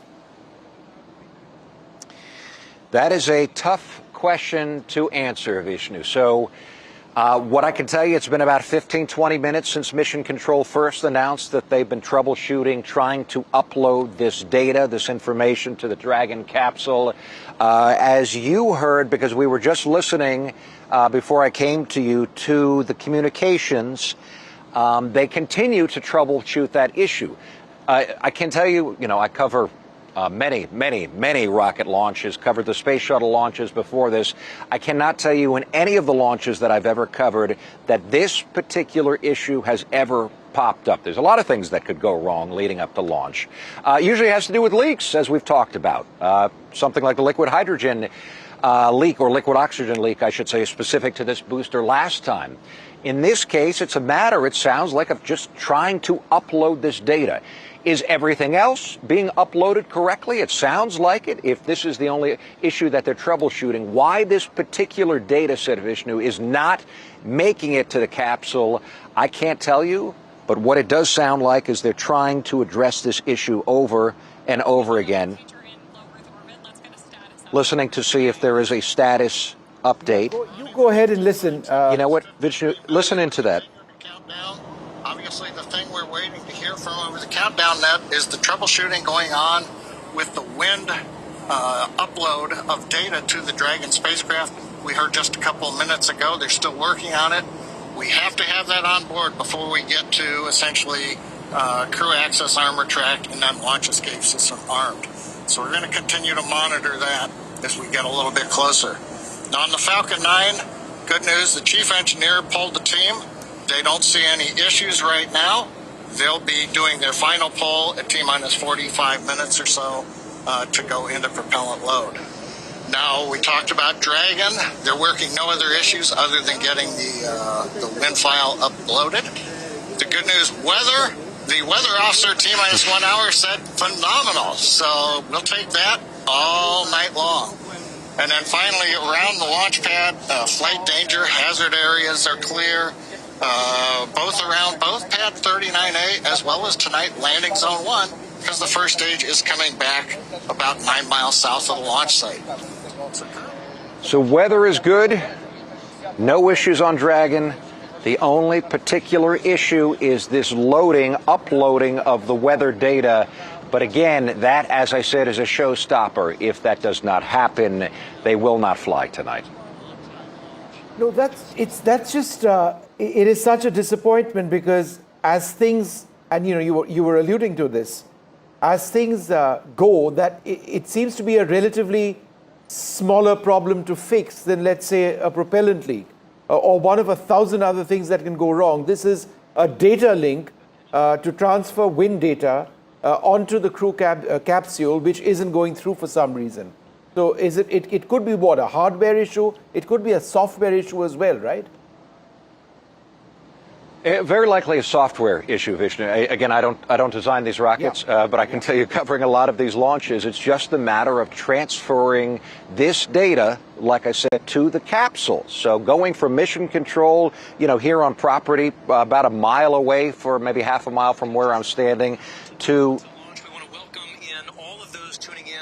listening for an update. Sounds like nothing has changed. To the launch pad about 3.5 miles behind me.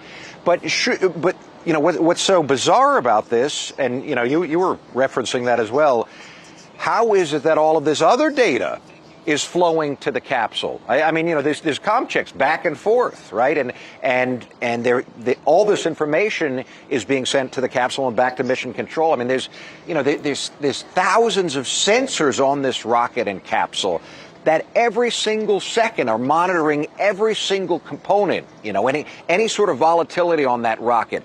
There are valves, there are gauges, and all of that data is flowing back and forth, but not the weather data for a potential, but very unlikely, very unlikely landing abort situation. Why that is, again, we have never had this in from what I can recall. It just, again, speculating, wouldn't there be a bypass for the data link, another way to transmit this information, given that there is an active information flow between various aspects of the rocket and the crew capsule and mission control? You would think, Vishnu, you would absolutely think. So typically, they deal with these problems as they come up, right? And they're very familiar with leaks because that's a matter of hoses connecting and clamping together these are connection points. We dealt with that when the Artemis rocket launched here several years ago. But something like data transfer, you would think that this is the least of their worries. What I can tell you is that they have now brought in everyone who's in that room to look at this problem to try and figure out, is it on this end? Is it a matter of the data's stuck and it's not being received? I'm totally with you. Nothing makes sense about just this particular data set that cannot make it to Dragon, when everything else, we just heard from the commentator, everything else tonight is a go. Absolutely everything. Even those typical problems. So, I think from what it's sounding like, this has a lot of people in Axiom, SpaceX, also mission control right now. For a second, Pallav with me has a few details to share. Go ahead, Pallav. No, I just heard that they will go on till T-minus 37 minutes. That is when they need to arm the crew escape system. And if they are not able to do that, then we'll have to wait and watch. So we still have 7 minutes to resolve this wind data upload, which will happen on the Crew Dragon. So there is still a window. Not all hope is not lost. All right, all hope is not lost. Eric, I'm coming back to you in half a second. I'm going to try and listen in. We're trying to cut to the live feed. Let's see if they're saying anything. Just be with us. Yeah. Imminent or occurring per Dragon manual escape flight rules. Launch control, you may proceed with arming the crew arm for movement. Development, launch control has been told to arm the system or to remove the to remove the arm leading up to the rocket. Pulling away from the Dragon spacecraft, this is going to take about a minute, minute and a half to retract all the way. Then we'll get confirmation it is in the launch position. The next step after that is going to be the crew, close the visors, confirm that, and then begin launch escape arming. As we mentioned, we want to get launch escape arming finished by about T-minus 37 minutes, which means we've got about 5 minutes to finish troubleshooting the wind upload to the Dragon vehicle.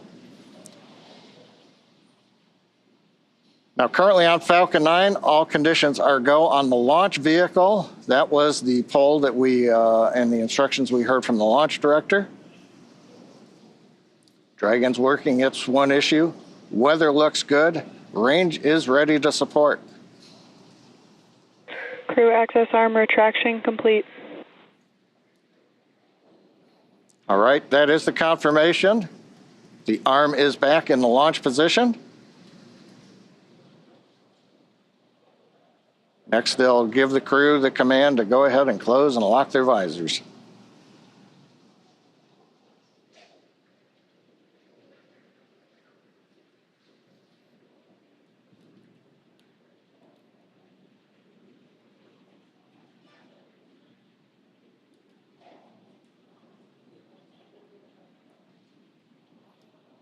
All right, again, just for the benefit. I think right now we're probably waiting just a little bit longer. We want to give the Dragon team as much time as they can have before we move into the sequence where we then have the crew arm the launch escape system. Now, if we do get through this and we solve the upload issue, at T-minus 35 minutes, we will begin propellant load. Once we do that, then there's no chance to hold the clock. We would have to complete the countdown and launch on time, or as we have mentioned during the webcast, we do have another opportunity tomorrow about 24 hours from now. We're inside 41 minutes, continuing to troubleshoot the problem.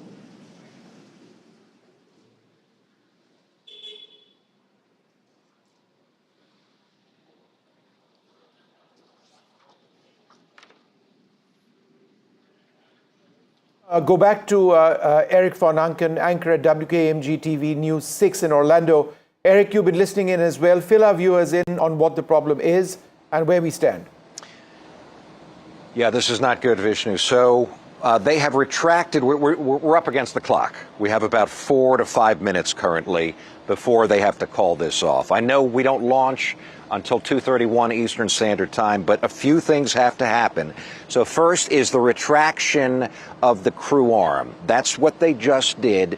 The rocket's here, the pad is here, and the structure is here. So the arm connects both so the astronauts can walk across the crew arm and get into the capsule. They cannot launch if they don't move that arm out of the way. So the capsule and the rocket are clear to head to space. They have done that, it sounds like, really just trying to be hopeful. The reason they also did it is because they need to save time. So first, they need to move that arm out of the way. Second, they need to decide, yes, we're going to go ahead with tanking. And then once they make that decision, they must arm that launch abort system, which again lifts the capsule up and away in case there's a problem. And then they start putting fuel on board that rocket. Well, We're down into the final minutes now because they need about a half hour or so to get all of the fuel they need onto that rocket, and they will not start fueling unless they can fix this upload problem like we talked about earlier, sending the data, weather data, to the capsule that the capsule needs to land itself autonomously in the ocean if there is some sort of problem and this launch abort system is engaged. The problem now is that we're right up against the amount of time that they will need to put all this fuel on board the rocket. And if they can't arm, Eric, we're just cutting across they cannot now. fuel. And listening in, yeah. Yeah, go ahead. See on the screen, we're also going to begin escape system arming. It's going to take about 50 seconds once they get into it. We will then get confirmation that the launch escape system is armed. And from there, we will move into propellant loading coming up in 3 minutes at T-minus 35. So we passed a major milestone, everything looking good. And it's kind of quiet here right now. Everybody's kind of tense. We're waiting to see how it would go, Paul. But with that, it looks like we're doing good in the timeline. We have taken a sigh of relief, no extra breath here. Smiles are returning. But with that.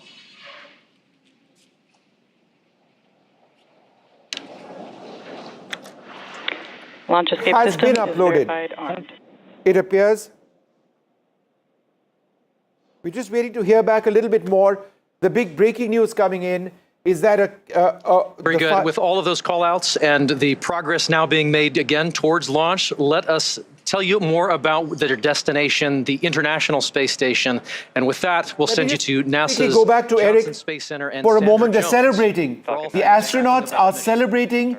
The wind file data appears to have been transferred successfully to the crew module. Without that, the launch abort system, which is an emergency system, would not be functional. With that important piece of data, they can move quickly to fully readying the rocket for launch. Eric, let me come back to you. Eric von Anken, anchor WKMG TV News 6, Orlando. Eric, the last I heard is everything looking good. Are we through that yes. little nightmare? Yes, Vishnu, and you called it. We're looking at the pictures ourselves here at the Kennedy Space Center of the astronauts, clearly relieved, clearly excited, because that was really the big hurdle. I mean, they got to be saying to themselves right now, we're going. So they didn't. There was no announcement. Eric, they fixed that with less than 1 minute to go. They fixed that with less than 1 minute to go. This mission would have been scrubbed in a minute, right? Talk about a last second sort of, look, it's not over yet because we've still got about half an hour, 34 minutes for the launch. Be that as it may, this was a deal breaker for today. But carry on. Yeah, go ahead, Eric.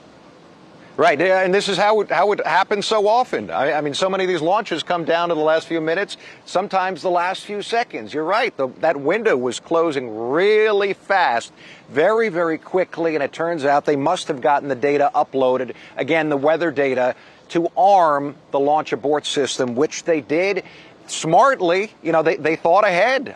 You know, we talked about things that pop up. This had never popped up, but obviously you got some smart people in mission control thinking we need to start moving the arm because we're going to be up against that clock.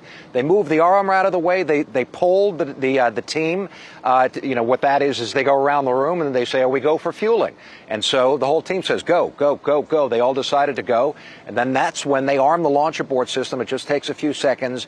And now they have started to fuel the rocket. Again, the reason that this is a time-sensitive process is because the fuel is, I want to say, minus 200 plus degrees Fahrenheit negative, right? So this is super chilled liquid, and they need to keep it this cold, to keep it compressed, to fit as much, of course, on board the rocket in those tanks as possible. So in order to do that, and SpaceX is really the only rocket builder that does this, they have decided to put the astronauts on board first, which is totally different than how they launched the space shuttle, by the way. They would fuel and then bring the astronauts in. But this is a much more efficient process because they want to wait till the last minute to keep the liquid the liquid fuel, the liquid kerosene and the liquid oxygen on board those tanks as cold as possible. So that's why you bring in the astronauts first. You sit them on top of that rocket, put them in that capsule, arm that launch abort system, which they did, and then they connect the hoses and they start letting that propellant, super cold, just gush some more into information that coming in. rocket. Pallav, But go again, Vishnu, what I heard from SpaceX is that they are still going ahead with the launch at 1 minute past 12 o'clock. So things are running on time. The issues which happened on the fiber on the hatch and then with this wind file upload onto the Crew Dragon have all been resolved. Both the aerospace grade kerosene and liquid oxygen is being loaded onto the spacecraft, and now we should have a launch unless some other glitch pops up, but we'll have to wait till T minus 30 seconds when the final liftoff signal is given. So right now, things looking good, the weather is good, and the 4 astronauts have their visors closed in the Crew Dragon, and they are now ready for liftoff in less than 33 minutes. So all set for 31 liftoff. minutes, 31 minutes, 46 seconds approximately. Eric, go ahead. Anything else you're picking up?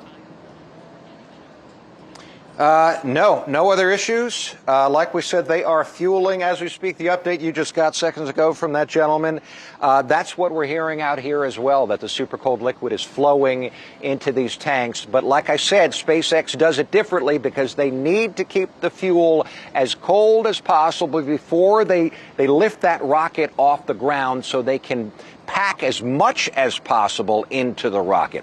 We talked about an instantaneous launch window. So like we said, Eastern Standard Time here on the East Coast of Florida, 2:31 a.m. If they wait even just seconds, it's not just that the Earth is moving, of course, and the space station doesn't line up. It's that the trajectory. So what we just heard is one of the comparisons. It's one thing if your friends leave with you a few minutes, they get ahead of you, let's say on a highway, right? You take 2 cars, you're heading somewhere, your friends pull in front of you, they take off, but you're on the same highway. That's fine. If you're on a different highway, it doesn't matter how fast you go, you will never catch up to your friends. That's why even waiting just a few seconds outside of our launch window essentially would put the Dragon on a different highway. So they need to be on the same highway. As long as they do that, the Dragon is actually traveling a little bit faster once it gets up into orbit than the actual International Space Station. So that's why it takes about 20 hours or so for Dragon to orbit the Earth and to catch up with the space station. It's basically tailing it until 20 hours later or so when the Dragon capsule catches up to the space station. But that's why we got to go at 2:31. Okay, I'm going to listen in once again for the benefit of our viewers. Let's see what SpaceX and Axiom are actually saying at this stage. Everything about today is really timelined down to the minute. As we were talking about earlier today, the crew wake up all the way through launch. We have this kind of precise choreography that is key to our launch site execution. Each of the calls we're hearing, the visual cues that we're seeing, and that we're acknowledging to you who are joining us from around the world, serve as critical synchronization. Start of stage 1, cryohelium loading. There's confirmation there that we're loading the cryohelium on board stage 1 of Falcon 9. And each of these milestones are critical synchronization points for both the ground and crew teams. As they say, slow is smooth and smooth is fast. It's hard to believe that it's been 5 years since Dragon radically changed how humanity gets to space. After the space shuttle program ended in 2011, NASA astronauts primarily used the Russian Soyuz spacecraft for travel to the International Space Station. Until 2020, Dragon was the Russian Soyuz spacecraft was the only human-capable launch vehicle available. Meanwhile, SpaceX's Dragon was being developed, and then in 2010, it became the first commercial spacecraft to be recovered from orbit. In fact, just for fun, because it's cool to know, the Dragon that flew on that first commercial mission is actually the one hanging behind us here in front of Mission Control in Hawthorne. Since then, Dragon has supported 17 human spaceflight missions and flown 66 crew members representing 17 countries. Overall, Dragon has flown 52 missions, carrying over 1,000 experiments and over 300,000 pounds of cargo to space.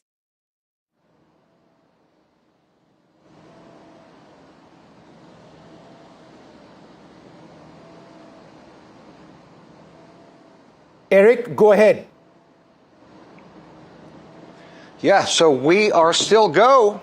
Okay. Again, the last minute issue, Vishnu, as you said, that came down to about a minute or two before they would have had to call this thing off. They worked out. Just to recap, if people are just tuning in, essentially was trying to upload some weather data to the top of the capsule that the capsule would have needed in case the launch abort system had to be activated during launch. That did not happen. They apparently got the data just in the nick of time to the capsule. They were able to arm the launch abort system, and then they were able to start fueling. So they will fuel this rocket right down to the very last few minutes, even last few seconds before launch time. Then essentially power transitions to the rocket, to the Falcon 9 and the SpaceX capsule, and then the computers fire up, and then these astronauts are headed skyward. I mean, all of this is going to happen very quickly. It really, there's really not a whole lot that typically, I don't want to jinx it, but there's really not a whole lot that typically goes wrong in these last few seconds. Once they start fueling, they see very quickly, is fueling going successfully? It is. And so typically they top off the tanks, and then they go. Transfer power, set up the ground launch sequencer, and then they lift off. All right. So just in terms of what's happening inside the crew module at this stage, their visors, Pallava, my colleague here, tells me likely to be down at this stage. They'll be going through their final checks. But essentially at this stage, and Eric, correct me if I'm wrong, it's all automated, right? Correct. Yeah, it's funny. My photographer and I, we were just talking because obviously we're recording the feed that that we're watching from Axiom and watching for movement inside the capsule, watching for movement outside the rocket. The thing is, for the last hour and a half or so, there's really nothing going on. Now it's just the computers in mission control and the team, those 4 astronauts who are now facing skywards because their seats have retracted because they want NASA and SpaceX and also Axiom, as they lift off, they want the G-forces to go through their chest as they're laying back instead of straight up and down. Other than that, they're not doing a whole lot. Maybe running through some of the procedures. They have iPads strapped to their knees. This is an entirely automated process. I mean, I know we have a pilot.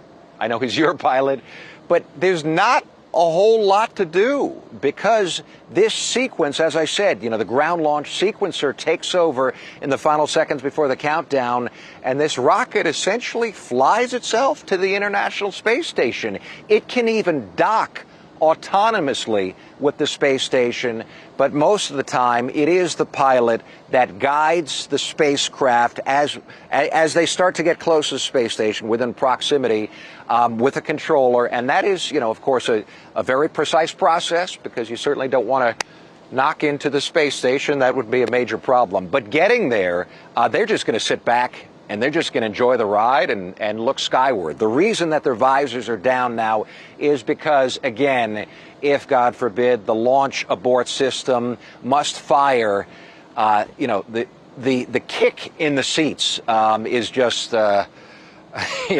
it's got to be unbelievable. Probably better than the best roller coaster in the world. Do we know what G-forces that would be, Eric? I mean, if they had to use the crew aboard, upwards of 6-7 G at least. It's got to be. I can tell you, I flew with the Air Force Thunderbirds here in an F-16, and we hit 9 Gs in a very tight banking turn, and that was just about all I felt my body could handle. Yeah. So, I know it's up there. I know it's really intense because think about this, Vishnu. So, again. Not a scenario we like to talk about, but certainly a scenario that SpaceX and NASA have planned for. This is why the launch abort system exists. But if there were some major anomaly, and we have seen some, not with people on board the top of this rocket, but the SpaceX Falcon 9 rocket, there was an incident several years back when they were fueling and the rocket exploded.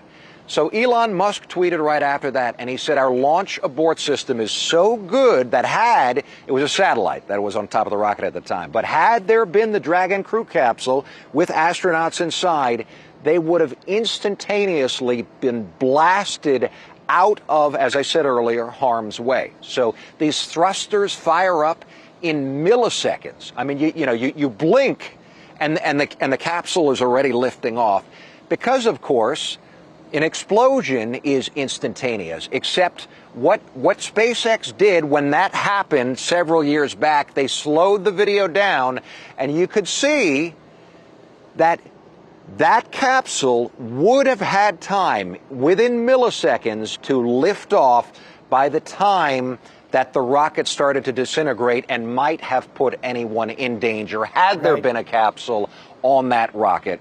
All right, Eric, hold on for a second. It's intense. We need to take a short commercial break and about, 20 minutes, 57 seconds. And it's all happening now, ladies and gentlemen. It is absolutely huge.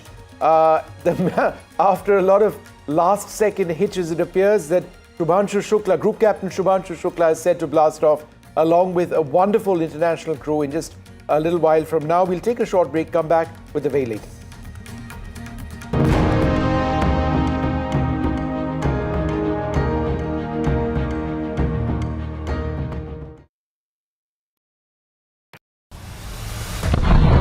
There have been 4 alerts which have been sounded off here. In fact, what we can confirm is that one missile did hit a residential building in Beersheba. As I speak, you can hear the air raid sirens going in. So I will have to make my way out and see if we can find us a safe place. This is the announcement being made. Listen into it.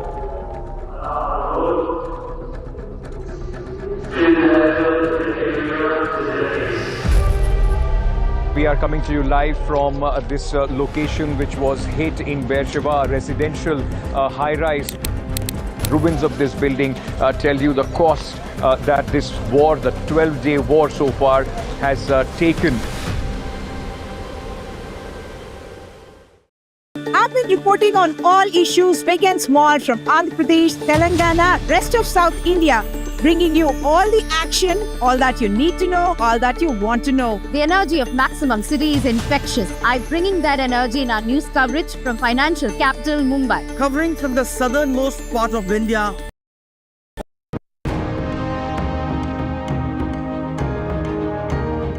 To dive into some of the science highlights, I'm joined now by Axiom Space's chief scientist, Dr. Lucy Lowe. Lucy, thanks for joining me here at the desk. With so many science portfolios that are going to be accomplished, there are more than 60 from more than 30 countries. We can't cover it all. Give us a high-level look of what this portfolio looks like. Yeah, so happy to, Sonia. So this mission is chock-a-block, jam-packed full of really interesting and exciting science. We have everything from human research, understanding how the human body reacts to space. We have some really fun life sciences experiments looking at growing plants and all kinds. We have some physical sciences. We have lots of technology demonstrations. And my favorite, lots of science, technology, engineering, art, and mathematics outreach events. All the STEAM things. Exactly. So we've had great success with AX1, 2, 3.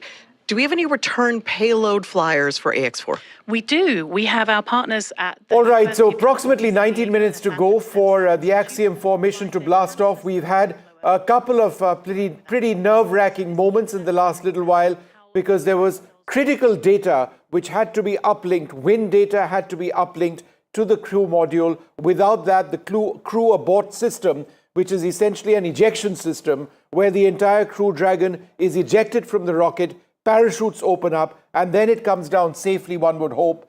Without the data on the wind, the crew abort system wouldn't work. And the thing is, there are lots of things which need to happen moment by moment.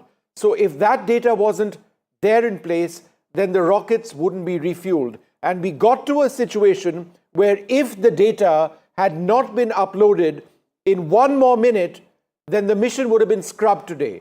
With approximately 1 minute left, they uploaded the wind data, the crew module was activated, the arm of the rocket, the arm from the launch pad moved away a little while earlier on, and instantly then is when the propellant started being loaded. And that's taking place right now. in approximately 18 minutes from now, it should blast off. There are no further errors or anomalies which we are aware of at this juncture. Let's go back to that live feed from SpaceX and Axiom and listen in.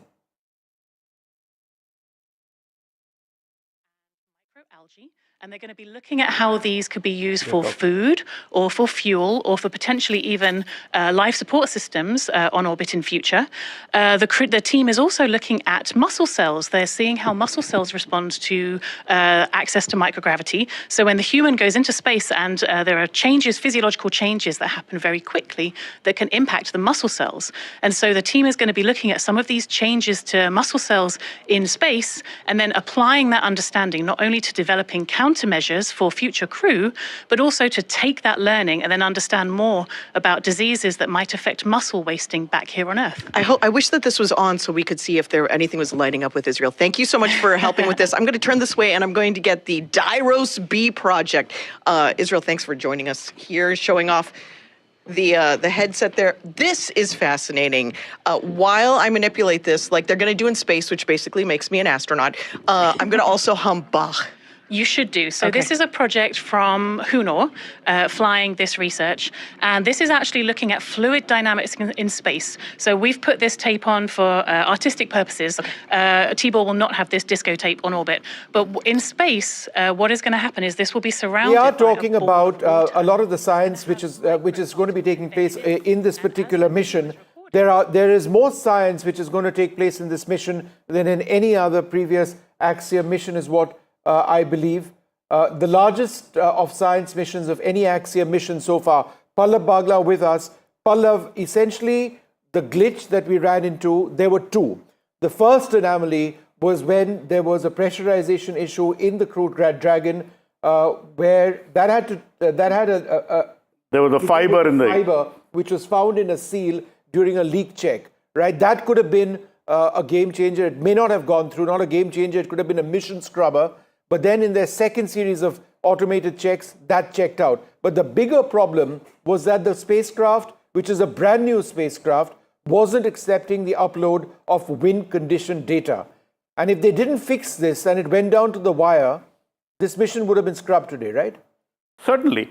Just 60 seconds before they were supposed to scrub the mission because the wind data was not uploading from the mission control to the Crew Dragon, they were able to fix that issue.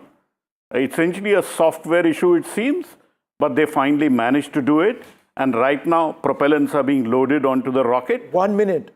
In another minute, they managed to do it in less than everybody's work would have come to, not for today, it wouldn't have been the end, there is still a launch window till the end of this month, etc., etc. No, but there is a backup window for tomorrow as well. So if you would have missed today, then there was a backup window tomorrow. Everything is not lost. But yes, right now all systems go. We should have a liftoff at 1 minute past 12 o'clock India time. And the astronauts are already on board the Crew Dragon. Group Captain Shukla is going to pilot this mission. The Crew Dragon is fully ready to go to the International Space Station. Right now, it's the rocket which is being fueled. How many days does it take? Just remind me.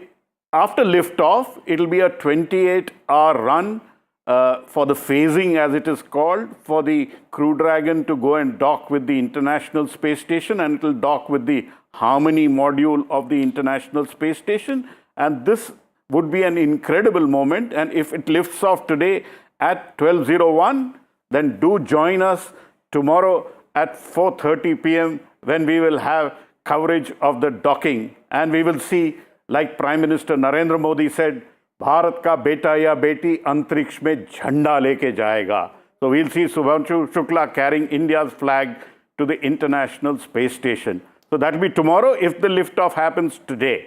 Right now, we are still in the automated phase of the Falcon 9 rocket, and the final word will come 30 seconds before liftoff. But right now, all systems go.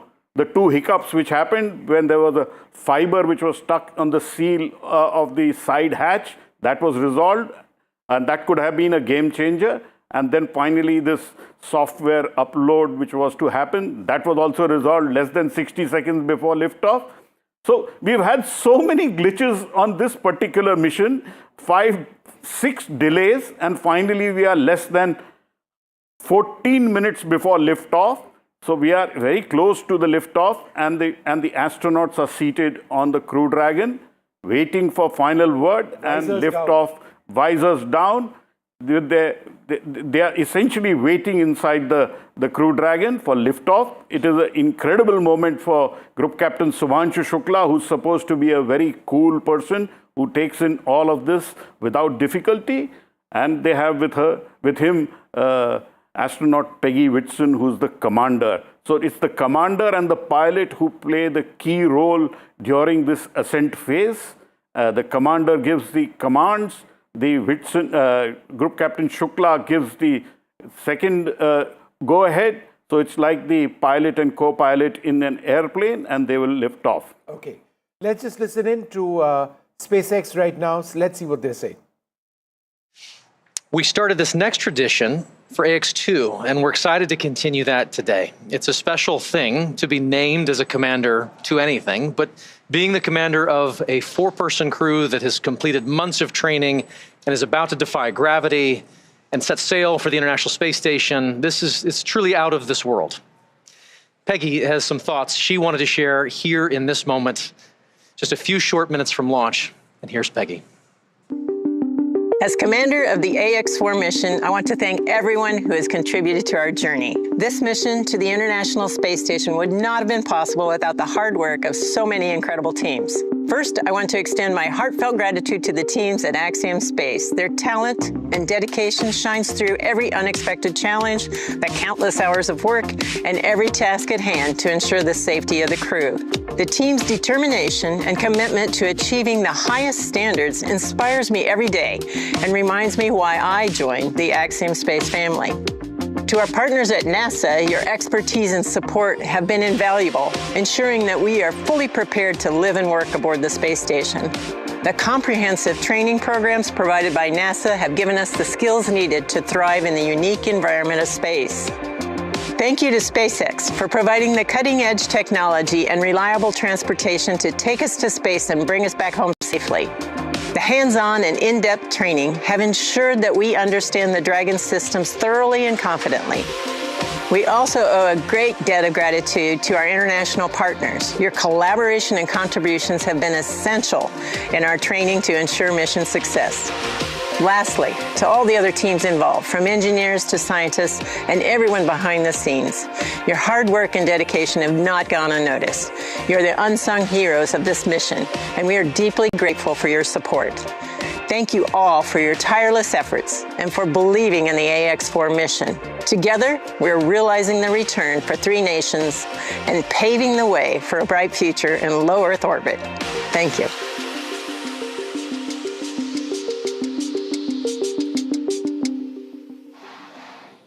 Awesome words from our commander there. And of course, with that, we are just under T-minus 11 minutes until our liftoff at 2:31 a.m. Eastern today from Launch Complex 39A at Kennedy Space Center.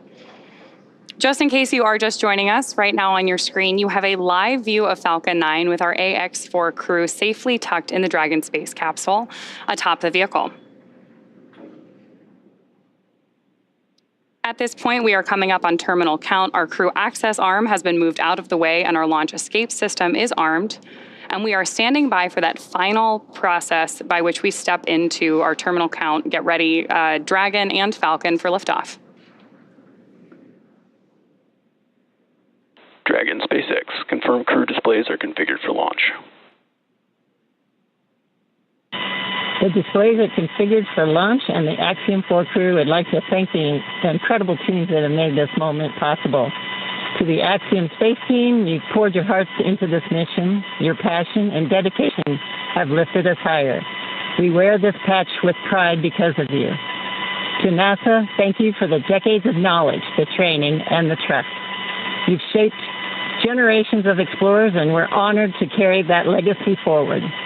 To SpaceX, thank you for giving us the wings to fly and the confidence for a safe return home. And to our international partners, thank you for standing with us across borders, united by shared purpose.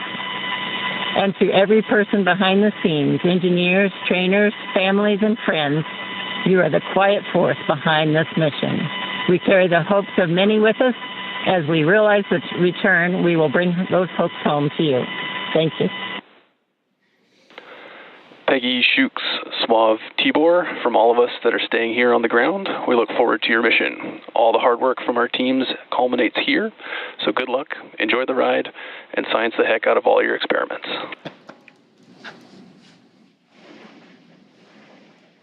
Wilco. And a Wilco from Peggy Whitson. We're coming up on the T-minus 8-minute mark. Next major event that'll be occurring on the Falcon 9 is the engine chill event. That happens at T-minus 7 minutes. We open the pre-valves, feeding both the RP1 kerosene fuel as well as the liquid oxygen. And that'll go to the Merlin 1D engines. The liquid oxygen, we actually open a valve and we allow some of it to bleed off overboard out into the warm Florida air here in the early morning. And that'll begin chilling in the turbo pumps on those 9 Merlin engines to get ready for when we ignite the engines starting at T-minus 2 seconds. Also interesting to note, just several minutes ago, as we talked about early in the webcast, the International Space Station flew over Kennedy Space Center. And so that means the orbit planes are lined up. We're ready to go in just 7.5 minutes from now.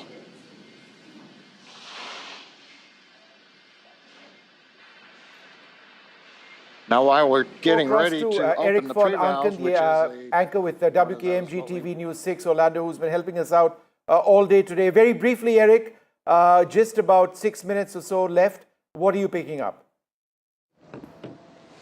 Vishnu, you just heard it. We are in really, really good shape. So now looking at the countdown clock. So this clock is exact. I know there's a little bit of delay by the time it goes around the world, but 6 minutes and 45 seconds.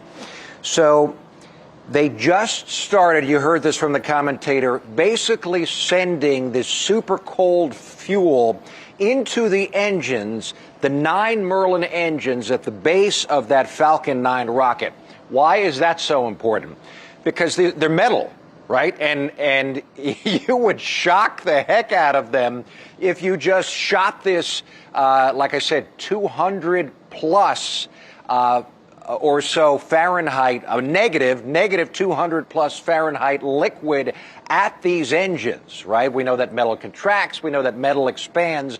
So slowly, they're feeding some of this super cold liquid into the engines just to acclimate that. What they call that is a chill down of the engines so they are not shocked and they don't expand or contract as the fuel is moving and those turbo pumps spin up to force the fuel into the engine.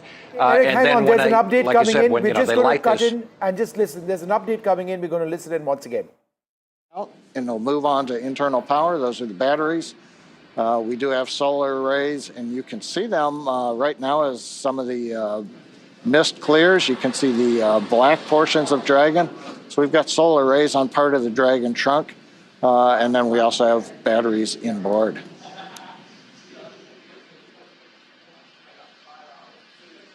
Now we have completed loading fuel on both the first and second stage. We're still loading liquid oxygen onto both stages. That'll wrap up at the T-minus 3 minute mark and the T-minus 2 minute mark. But right now we're waiting to hear the final updates to the crew. Falcon 9 propellant tanks are pressurizing for strong back retract. That's good news for mission Dragon control. is in configure for terminal count.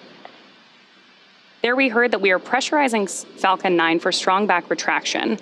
The strong back is the tall structure standing right to the left of the rocket right now. And we pressurize Falcon 9 so that we can begin to retract that support structure away from the vehicle ahead of liftoff. Great view there of Dragon sitting Strong back retract has started on top of Falcon 9. And we'll look for those clamp arms around the base of Dragon just beneath those solar panels John was just talking about to begin opening up so the strong back can pull away. The strong back is used both to move Falcon 9 out to the launch pad ahead of liftoff and to provide all of the fuel and comm umbilicals that we're using in the lead up to launch. There are those clamp arms opening up.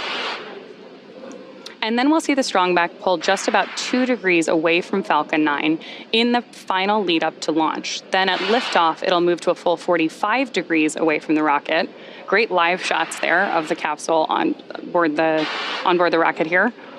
Yeah, Ronnie, it takes about 20 seconds for the hydraulics to open up those clamp arms that held onto the second stage. Then about 30 seconds, it's hard to see, but that strong back will move just a couple degrees away. And with that, we are just about 30 seconds away from the expected call out that LOX load has been completed on board our first stage.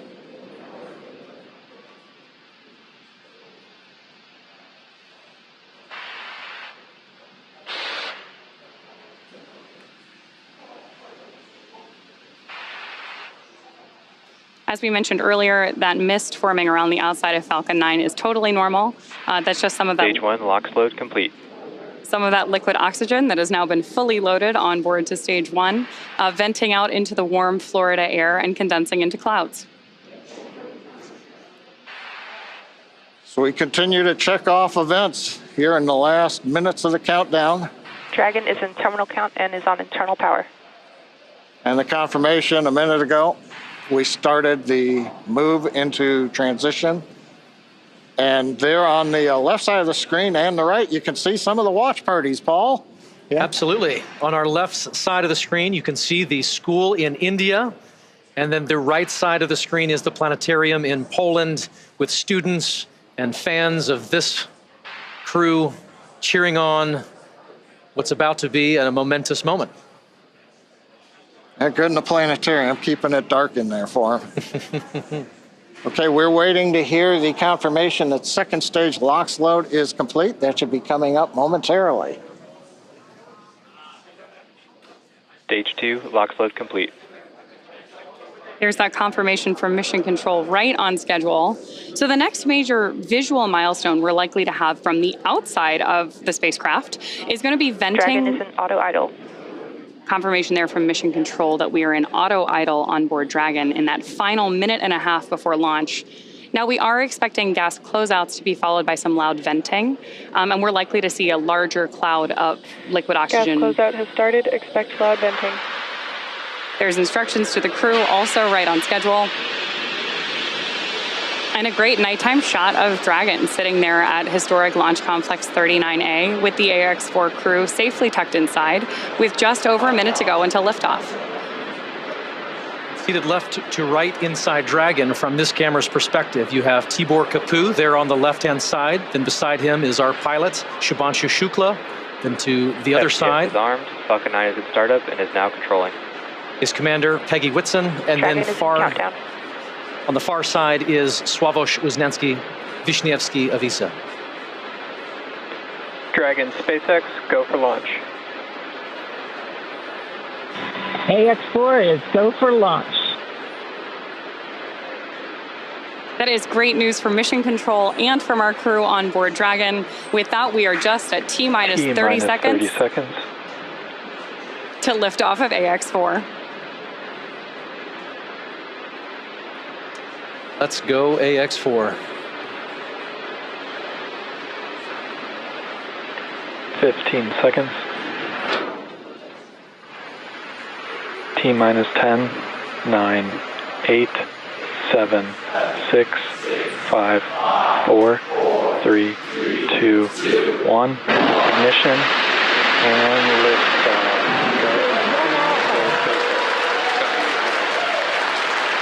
For 3 nations, a new chapter in space takes flight. Godspeed, AX4.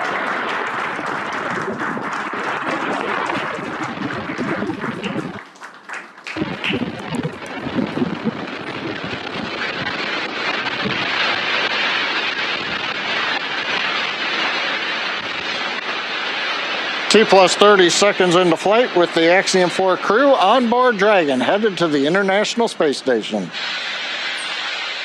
Waiting to hear call-outs from the Falcon 9 engineering team. Power and telemetry nominal. Stage 1 throttle. We're throttling down the 9 Merlin engines. We're into the throttle bucket, preparing for max Q.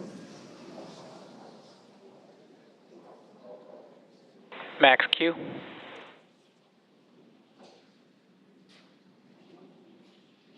Vehicle is supersonic. We should begin throttling the Merlin engines back up now. Stage 1 throttle up.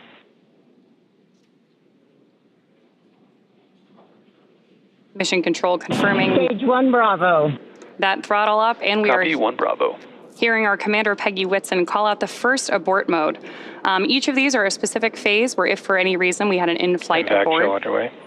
Dragon would abort to a safe location. So we're going to call out each of those milestones as we pass through them. We also just heard the call out for MVAC chill. We're going to trickle just a little bit of liquid oxygen now into the turbo pumps on board our Merlin vacuum engine on stage 2 in preparation for second engine start 1, which will of course be shortly after stage separation. Now, at this point, we are just about 30 seconds away from 4 events that are going to happen in rapid succession. The first one will be main engine cutoff, or MECO, then again followed by stage separation, ignition of that second stage engine, which we are already Stage 1 preparing throttle. for, as well as the first stage's boost back burn. With that confirmation from Mission Control that we are throttling the first stage engines down, we are expecting MECO at T plus 2 minutes and 26 seconds. MECO. Stage separation confirmed.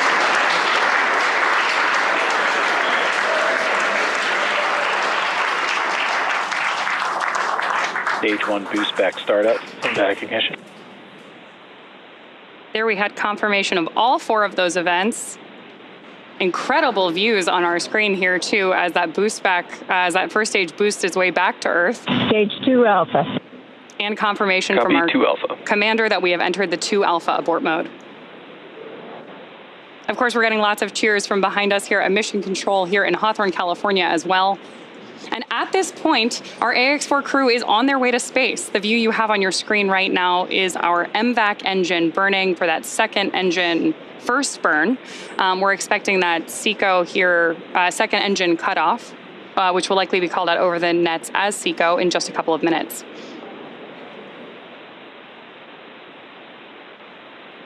Stage 1 boost back shut down.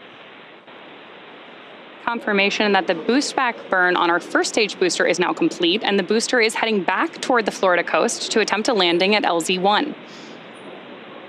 At this point, stage 1 is actually still coasting to apogee. We're about to deploy those grid fins so that we can steer the vehicle as it enters the Earth's atmosphere. Dragon, SpaceX, nominal trajectory. And that call out from Mission Control means Dragon that copies, nominal trajectory. everything is right on track. T plus 4 minutes, everything continuing to go well, and we've got our first view of the crew. They're inside Dragon, second stage continuing to fire. Right now, second stage, just a little bit more than 1 G. There's so much propellant that even with a 220,000 pound thrust engine, it takes a while before the G loads start to build up during the second stage flight.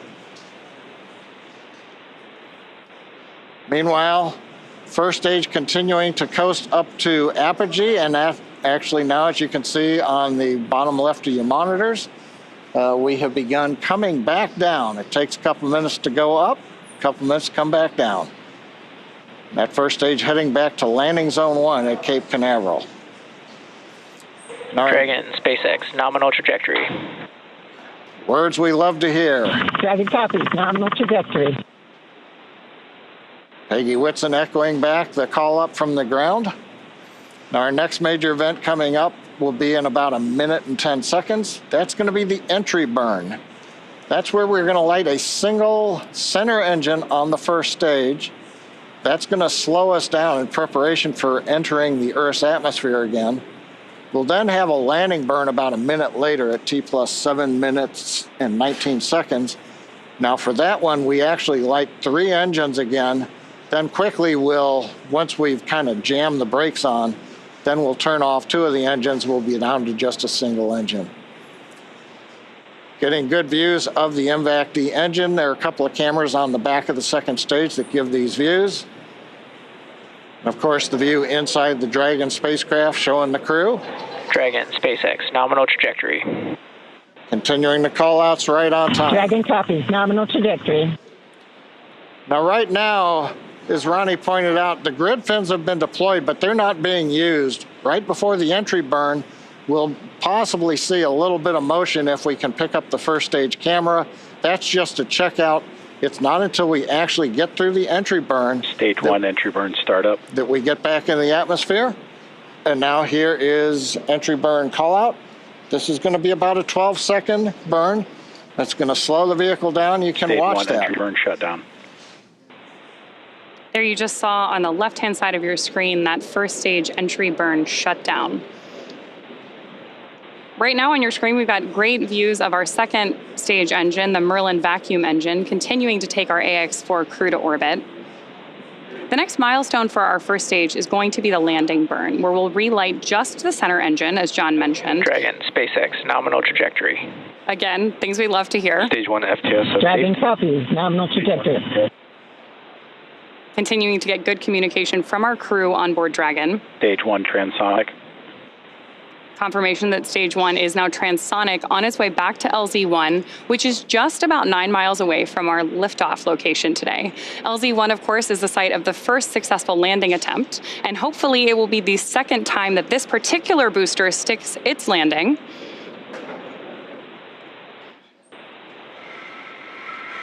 Seeing those actuating of the grid fins that John mentioned. Stage 1 landing leg deploy. Stage 2 FTSS saved. Stage 1 landing confirmed.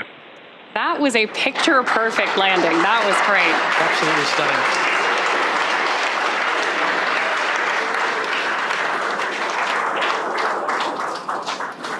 So coming up next for our crew, now that we've confirmed that booster touchdown, is going to be second engine cutoff, also called out as SECO.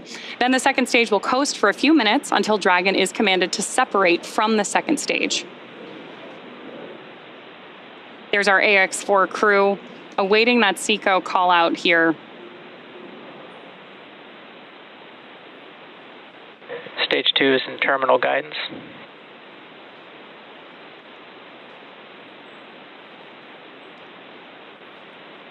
Good continued burn from our second stage engine there. Now at this point, our crew is experiencing about 3 Gs in the lead up to SECO 1, which of course will be their first taste of microgravity. SpaceX Dragon, Shannon. There's confirmation Copy, Shannon. of the Shannon abort mode.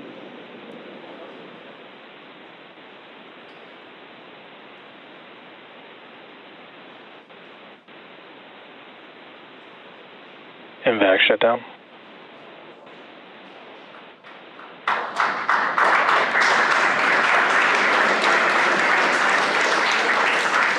SpaceX Dragon, we have a nominal orbit insertion. Nominal orbital insertion, SpaceX, and we had an incredible ride uphill, and now we like to set our course for the International Space Station aboard the newest member of the Dragon fleet, our spacecraft named Grace. Grace is more than a name. It reflects the elegance with which we move through space against the backdrop of Earth. It speaks to the refinement of our mission, the harmony of science and spirit, and the unmerited favor we carry with humility. Grace reminds us that spaceflight is not just a feat of engineering, but an act of goodwill. The benefit of every human, everywhere. Over to you, Shuk. Launch escape system disarmed. 10 minutes into flight. Water ride. नमस्कार मेरे प्यारे देशवासियों, water ride 40 साल बाद हम वापस अंतरिक्ष में पहुंच गए हैं और कमाल की राइड थी। इस समय हम 7.5 किलोमीटर प्रति सेकंड की रफ्तार से पृथ्वी के चारों तरफ घूम रहे हैं और मेरे कंधे पे मेरे साथ मेरा तिरंगा है जो मुझे बता रहा है कि नहीं हूँ, मैं आप सबके साथ हूँ। ये मेरी इंटरनेशनल स्पेस स्टेशन तक की जर्नी की शुरुआत नहीं है, ये भारत के ह्यूमन स्पेस प्रोग्राम की शुरुआत है और मैं चाहता हूं कि आप सभी देशवासी इस यात्रा का हिस्सा बने। आपका भी सीना दिल से चौड़ा होना चाहिए, आप भी उतना ही एक्साइटमेंट दिखाइए। आइए हम सब मिलकर भारत के इस ह्यूमन स्पेस प्रोग्राम की जर्नी की शुरुआत करें। धन्यवाद। जय हिंद, जय Bharat.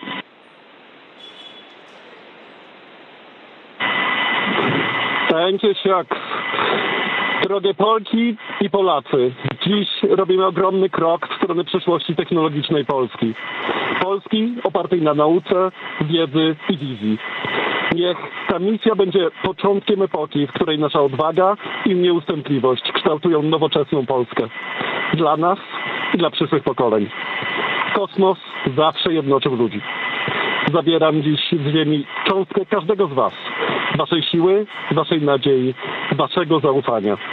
W kosmosie nie jestem sam. Reprezentuję nas wszystkich. Z całego serca dziękuję wam za zaufanie. Kosmos dla wszystkich. Space for everyone. And with that, over to you, Tibor. Thank you, Slav. 15 millió magyar emelt ma idáig. Támogatásotok olyan, mint a szürke hamu alatt nyugvó parázs. Belül csendben ízik, de ha fát dobnak rá, egyként lángol. Hálás és büszke vagyok, hogy a hazánkat képviseltem. Családomnak és barátaimnak köszönöm, hogy ti vagytok a legerősebb támaszaim.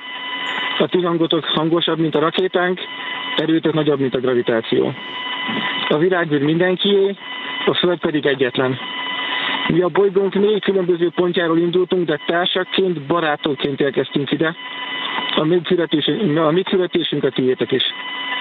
Köszönöm mindenkinek szerte a világon, akik hozzájárultak ez a gyönyörű naphoz. Egynek minden nehéz, soknak semmi sem lehetetlen. Go X4!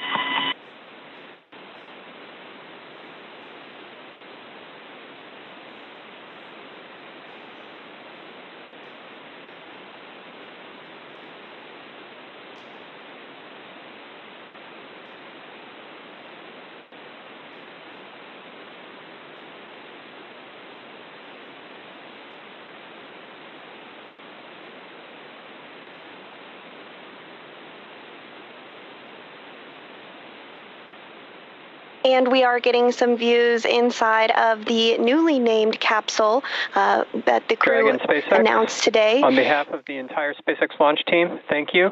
It's been a privilege to work with you so far, and we're excited for you to have a safe flight and a safe return home. Good things come to those who wait. Godspeed to the maiden crew of Grace.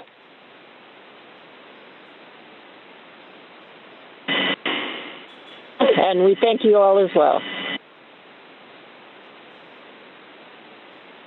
And so with today's successful launch of Axiom 4, the teams at NASA's Johnson Space Center will continue to monitor Dragon's flight to the International Space Station over the next 28.5 hours. NASA's role in this journey really kicks in at a period called integrated operations, which begins during the spacecraft's approach to the space station and continues during the crew's stay aboard the orbiting laboratory, where they will conduct science, education, and commercial activities, and will conclude once the spacecraft exits the vicinity of the International Space Station. During integrated operations, the NASA, SpaceX, and Axiom space teams are all working in lockstep. The teams here are preparing for a docking of Axiom 4 to the space station at 7 a.m. Eastern on Thursday morning, and will continue to monitor the approach until then. But for now, that will be it for us here in Mission Control Houston, but we'll be back with you at 5 a.m. Eastern for docking, hatch opening, and welcome coverage. So with that, back over to you, Hawthorne. Thanks so much, Sandra. Over the next 28.5 hours, the Dragon spacecraft Grace will execute a series of burns to gradually raise and line up the AX-4 crew for docking with the International Space Station in what we refer to as the activation and rendezvous phase of flight. In just a few minutes, the crew will change out of their spacesuits to get a little bit more comfortable for flight and will enjoy their first meal aboard the spacecraft. Over the course of their flight, they will also have a rest period that will last for about 8 hours. Before they arrive at the space station, we will have 3 potential opportunities to chat briefly with the crew on orbit. While we're hopeful that one of these will work out, none of them are guaranteed.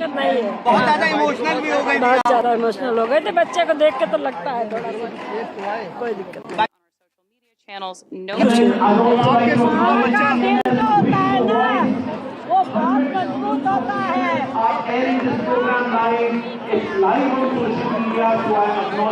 the social media team, all the people backstage, everyone. Updates on the mission across our social media channels. And then as Dragon and the X4 ये माँ के खुशी के आंसू हैं हम सब लोग इनके साथ डांस कर रहे हैं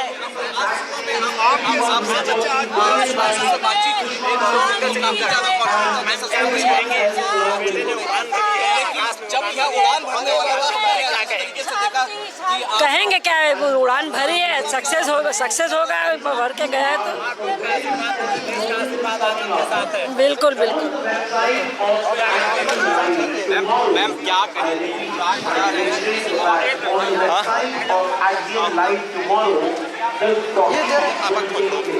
So I believe that all of you will log into the Axiom website and watch this talking live.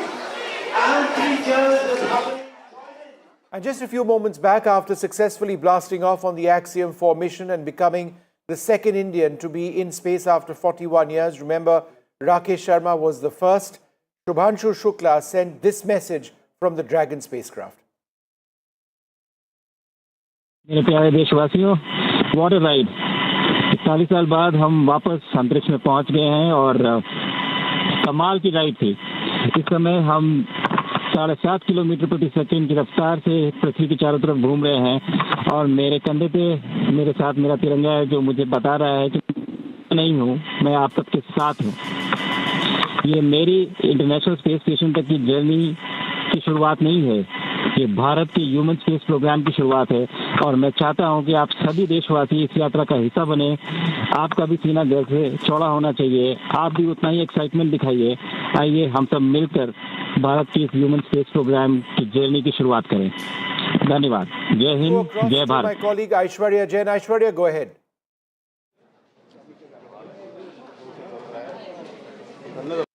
At the CSIR, and currently you can see the delegates from Australia, Governor of South Australia, as well as the High Commissioner of Australia, Green Phillip, along with Jitendra Singh, over here, along with several of the other officials from the CSIR team who watched this live stream of the launch of Axiom 4, and they all heard about this message coming from Group Captain Shukla. We are waiting for Dr. Jitendra Singh to speak in a short while from now, but he closely monitored every program. His ministry had a crucial role in sending off Group Captain Shukla to space, as the other secretaries also just sitting by him. So a lot of excitement over here at the CIS as the send-off was successful, and they all wished and cheered with all those clappings and with slogans like Jai Hind. As we saw this takeoff, we'll shortly speak to Dr. Jitendra Singh as he will be speaking to NDTV very shortly. We'll come back to you in just a moment from now. There is a lot of celebration. The images on the left-hand side of your screen are from the school of Shubhanshu Shukla. That's in Lucknow. The SpaceX mission thus far, I beg your pardon, the Axiom 4 mission thus far, after a couple of very difficult moments just preceding the launch itself today, appears to be going quite successfully. Shubhanshu Shukla is now the first Indian in space in 41 years, the second Indian in space. It's a journey of approximately 28 hours, a little less than that now, before they are able to mate with the International Space Station. But it's going to take a little bit of time. There is an entire process which needs to be followed. There'll be crew rest periods on board. They'll be checking out various systems. The Crew Dragon rocket spacecraft by itself is extremely automated at this stage. But there was a great deal of tension earlier on when critical data on wind conditions, which had to be transferred to the crew module, was not being uplinked. And it went down to the final minute. If that data wasn't transmitted and wasn't uploaded successfully, then the crew abort system, in other words, the system through which the crew module could separate from the rocket in the event of an emergency, would not have been activated. And that was a go, no-go moment. In other words, if that data wasn't transferred, the crew module abort system wouldn't have been activated. If that wasn't activated, then the mission wouldn't have been able to go across, wouldn't have been able to perform today, wouldn't have been able to fly today. They'd have to rely on a backup time for tomorrow. With 1 minute left, they managed to upload that data. The crew module was activated, and the rocket after that has seen flawless performance with its first stage booster also landing back. That's something which successfully, that's something which SpaceX is a world leader on, the vertical, the recovery and vertical landing of different stages of the rocket itself. We've heard the first message from Shubhanshu Shukla as well in Hindi, where he's been addressing people across the country. The bottom right-hand side of your screen, you've got laddus being distributed by the Minister of State in the Prime Minister's office. Let's listen in. On the successful launch of Axiom.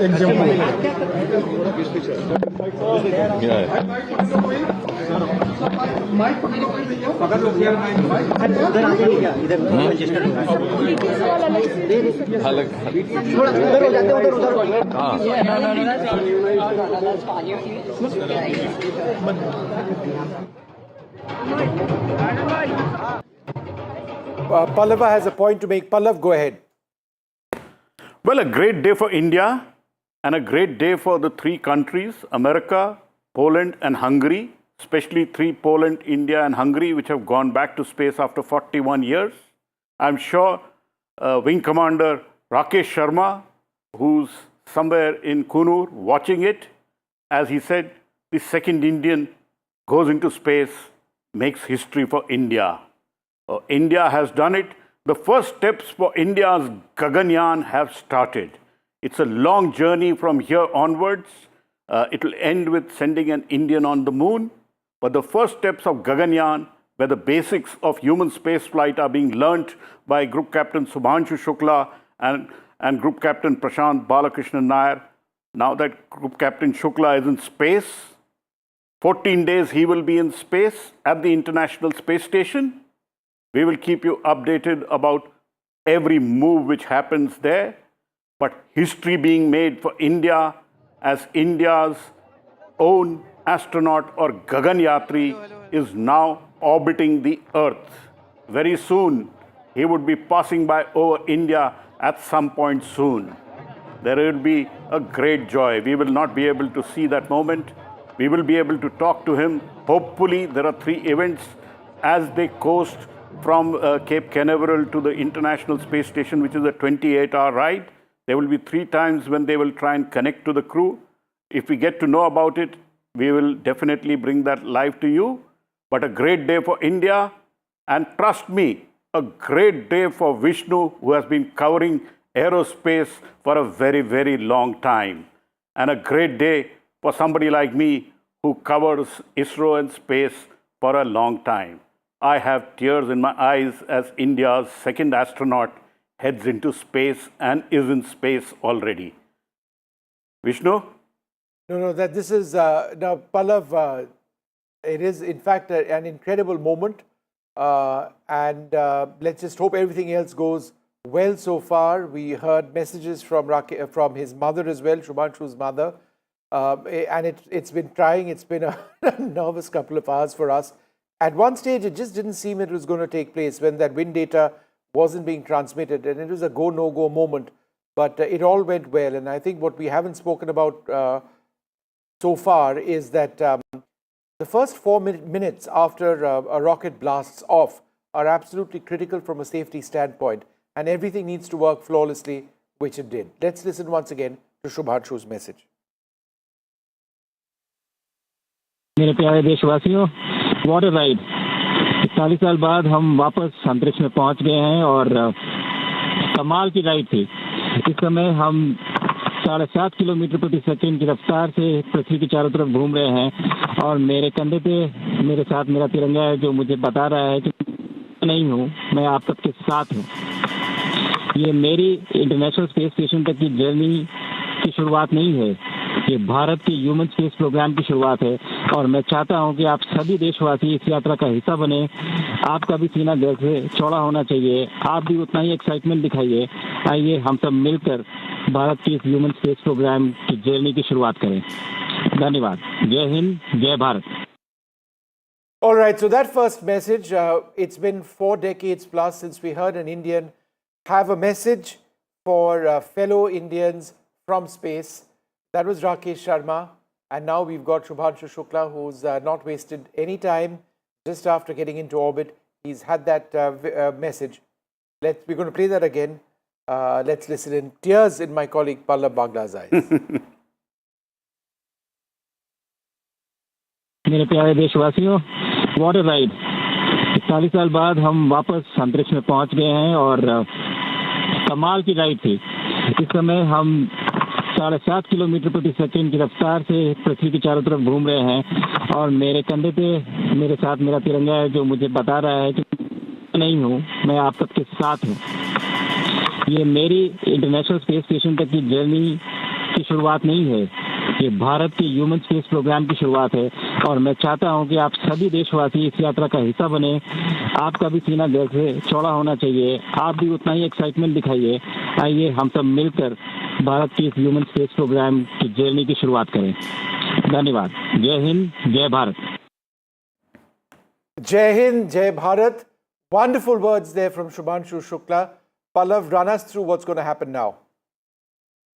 Well, the crew are on board the Crew Dragon. By now, they would have doffed or changed from their space suits.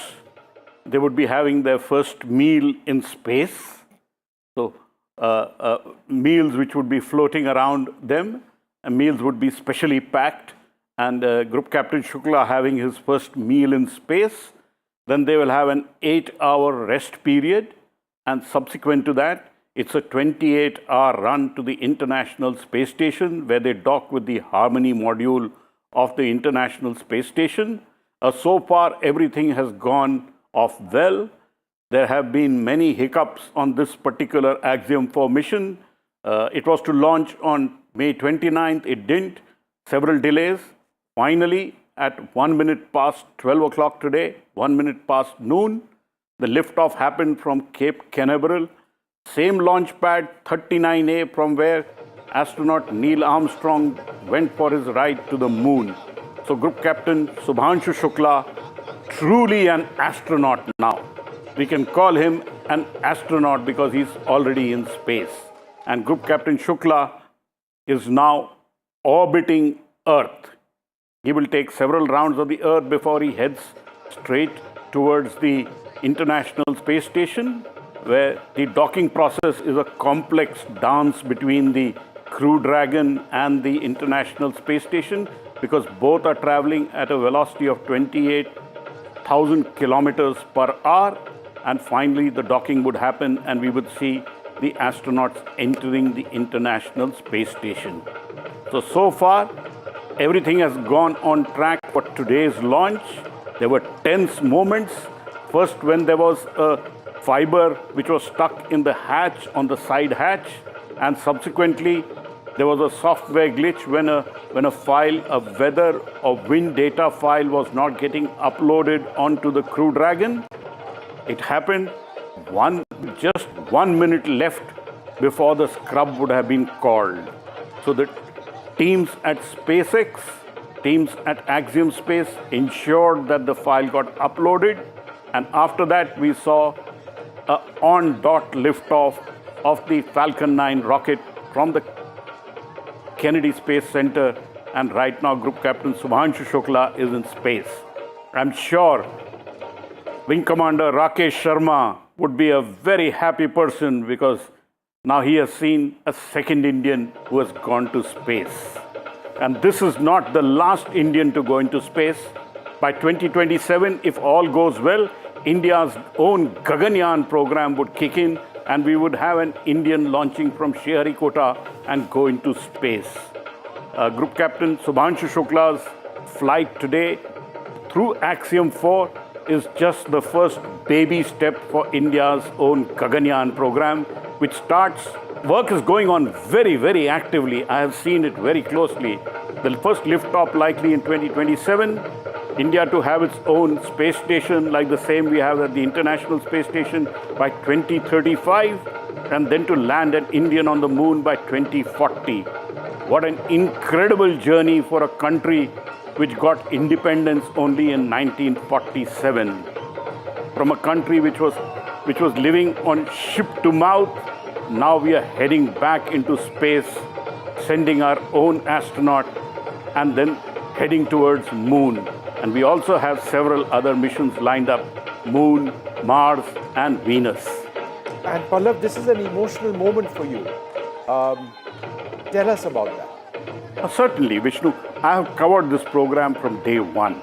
It is an emotional moment, and every time there was a setback, it was very hard because it takes a lot of effort to get teams revved up for that particular moment of a liftoff. We had 5 scrubs or aborts which happened. Finally, the 6th one has worked out. There's an incredible build-up inside every news reporter when a big mission like this happens. You had tears in your eyes, Pallav, at one stage. That is true. My eyes did well up because when you see the second Indian astronaut in space, it is a big moment for a country of 1.4 billion people.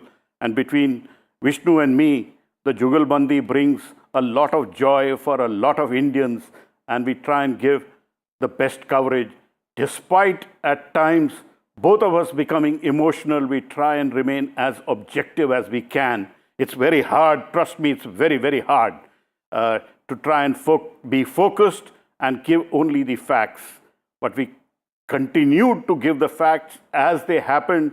There were very trying moments, especially in the build-up of the mission, when at one point ISRO put its foot down and said, unless the leak on the rocket is fixed to their satisfaction, they would have pulled out astronaut group captain Subhanshu Shukla from the flight.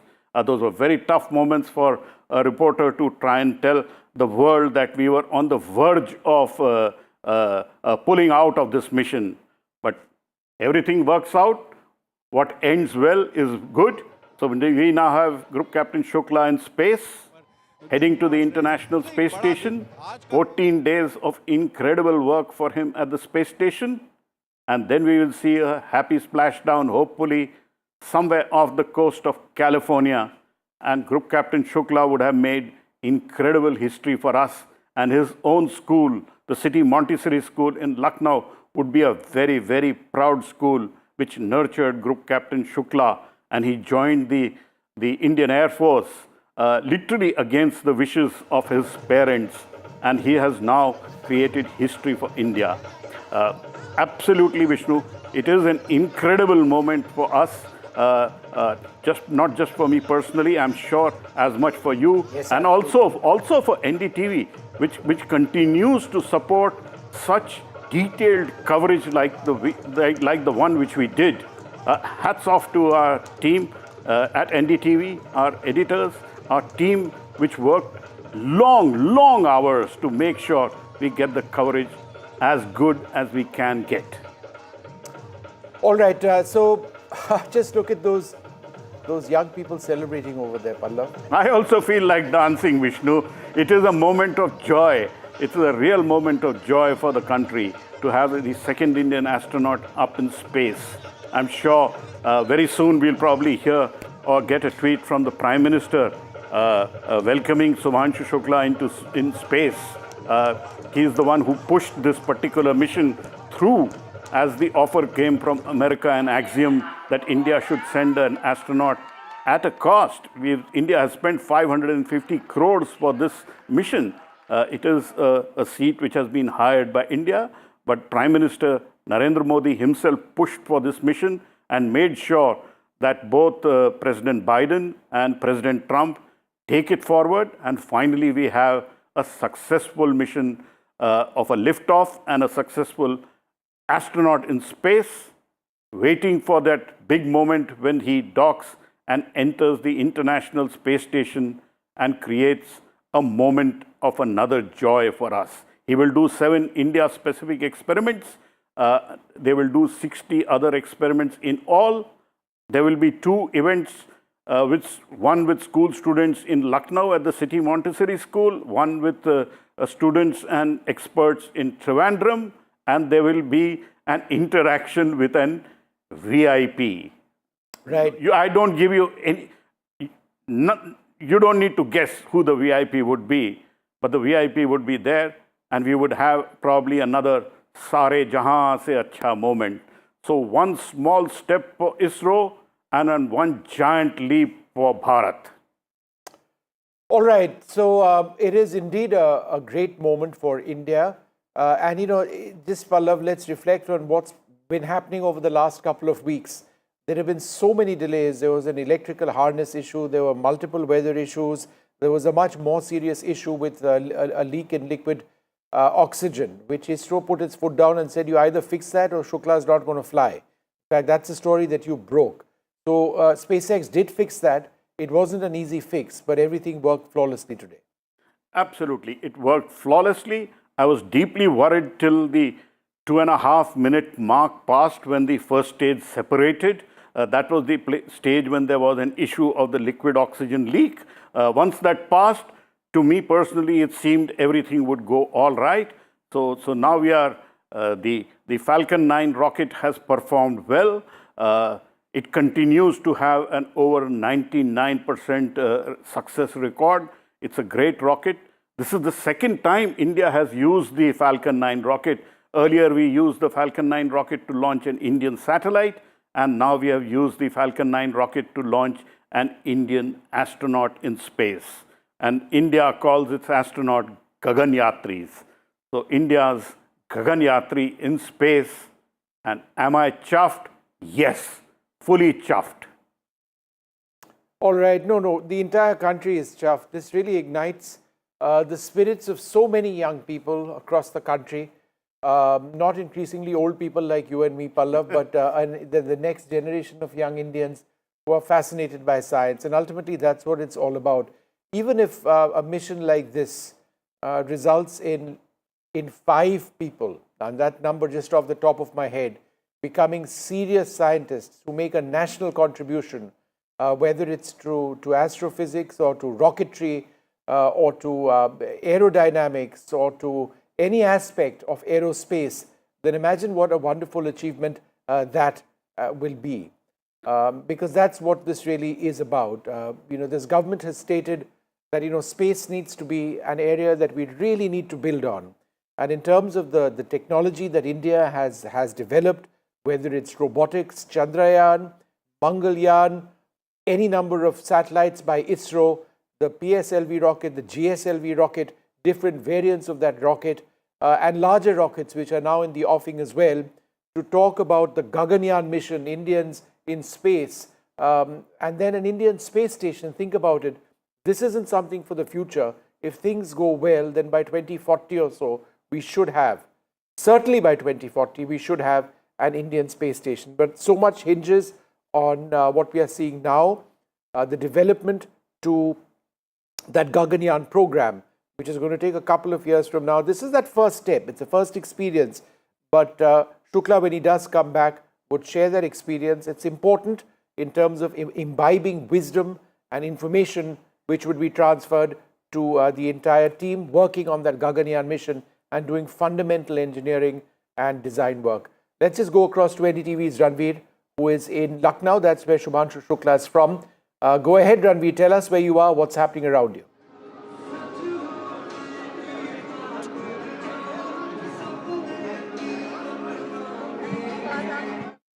All right, I don't think we've got him. Once we get that line up with him, we'll come back to him in a moment.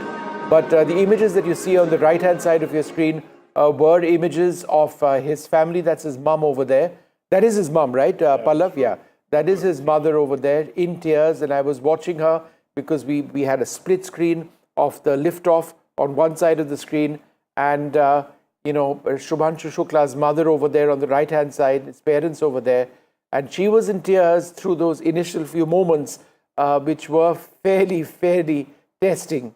But it all did work out. And, these are those images. Let's go across now to Ranveer at Lucknow. That's where he's from. Ranveer, go ahead. Excitement is very much high in Lucknow, and I'm joining with Gunjan Shukla, who is the sister of Shubhanshu. Gunjanji, I just want to know the feeling when you saw the pictures of takeoff of Shubhanshu's Falcon 9 rocket. It was a very emotional moment for our family. I got emotional very much regularly. But now we are relieved that he has completed his 2 stages very safely. Now it's a journey of another 15 days. Tomorrow there will be docking and another 14 days for the research work. So these 15 days, how the family of Shubhanshu has prepared itself for these another 15 days? Yes. We are preparing for, we will do rituals, we will do pujas, we will do bhandaras, whatever good deeds we will do our best to do that. So this is the family of Shubhanshu Shukla, and when the takeoff was done, the hall was filled with students, with the school management, and obviously with Shubhanshu Shukla's family's presence. So the hall was very much excited, and I'll show you the pictures of this hall now. The students are out for the exhibition, and I'll show you some pictures that how the excitement level is. See this lady, she is wearing a different kind of cap, and I'll also show a kid. She's also wearing some different. I'm joining with the chairman of CMS. Ma'am, how exciting this moment is for you? You know, the atmosphere is full of emotion, heavy with emotion. बहुत ज़्यादा. I saw tears also, I saw clap also, I saw dance also. So the mixed emotion, including the tears and dance both. There was anxiety when he was going up, when it was taking off. There was anxiety because that is the most critically, risky, potentially risky part of the takeoff part. So there was a lot of anxiety at that time. I could see, we were saying prayers in our hearts and watching very intently. But then when we could see after the rocket fell off and it was launched further, we got some confidence that everything is going well. And then further on, for the first 5 minutes, we were concerned that everything should go well. You are a known educationalist. If we talk about Shubhanshu Shukla, he is just 40 years and he is now 40 years. And he is now the first Indian to visit the International Space Station. So the journey is big, the journey is long. So how do you see the future of Indian space mission, including Shubhanshu Shukla? I didn't follow your question. Shubhanshu Shukla is just 40 years and India is aiming to reach moon, a manned mission to moon and another so many missions of space. So how Shubhanshu Shukla can participate in Indian mission for the space? He's in a very unique position. He's in a very privileged position, but he has earned the privilege. He has been the first Indian to go up into the International Space Station. So that experience will count for a lot. I think that will equip him to be to speak more knowledgeably about the mission when it comes to the Gaganyaan mission and other space missions of India. I think he will end up playing an important role, maybe a more policy-making role as well. In the forthcoming imminent other space missions of India. My last question is, Shubhanshu said in his video message that a single student, if he will be inspired by his mission, he'll think that his mission is successful. So I saw a huge number of students. They were excited. They were obviously very much thrilled. So how inspirational this mission is? We all need icons to inspire us. Typically, young people admire people like, for example, musicians or dancers or film stars or sports people. These are their heroes and heroines. But we need heroes in other fields as well. And I think by going to space and doing such a unique and extraordinary thing, Shubhanshu Shukla has become the heartthrob of young people. He's become, although he's gone a scientific mission, nevertheless, he's sparked the imagination of India. So I think that he himself was inspired to become an astronaut later on in life when he went to an air show. So these are the experiences that matter. Ultimately, it's the experiences that we garner, that some experience somewhere influences a child. So I think his mission will have inspired literally millions of Indian children to do something great and also to learn from his personal example of focus, discipline, rigorous preparation. Thank you so much. So she's Geeta Gandhi, the chairman of City Montessori School, and you can see these kind of the students. They are obviously excited. How excited are you, beta? I'm very excited to participate in Vyom Mahotsav. I made a ISS model that is there. So you saw the launching also? Yes, I saw the launching and I'm very happy. How was that moment? You were excited, you were thrilled. How was the feeling? I was very thrilled. I was very excited by seeing the moment. Shubhanshu is your icon. What? Shubhanshu Shukla is now your icon, your idol. Yeah. How's your experience too? I thought that it will go not like this, but it went excited, and I was thrilled to see that it went very good. So these are the kids of City Montessori School, and obviously the excitement level is very high here at the hometown of Shubhanshu Shukla. All right, Ranveer, just carry on with what you're saying. You would have witnessed his parents, the moments just before the blast. We saw those, the liftoff, we saw his mother in tears. It would have been so difficult. What we understand is that parents weren't very happy that he joined the Air Force. He's turned out and done quite well. So give us a sense of what you saw in the moments just before the blast off of this rocket. I was standing here at 12 noon when the family was sitting on that sofa, and the family was obviously very much thrilled. The hands were joined. The excitement level was, I cannot mention the moment that how the family was excited and obviously feared because of the historic move, the takeoff. So now you can see the hall is filled with some of the kids, and I see a small kid. Beta, what is your name? My name is Abhavya Singh. So you saw the takeoff of Shubhanshu Shukla? Yes. Yes. How excited it is for you? It was so excited for me. So you're happy? Yes. So is an inspiration for you. Shubhanshu is an inspiration for you. Yes. Yes. So see these kids, and I'll also show you some of the demos prepared by City Montessori School to inspire these kids. And there is also an exhibition of some of the things which are related to astronomy, astronauts. So this is the Falcon 9 rocket, and you can see the demo of Falcon 9 rocket, and also there is a capsule. I'll show you that capsule where the kids are taking pics. So this is the capsule where you can see the kids are taking pics now, and I'll show you the rover also, that space rover.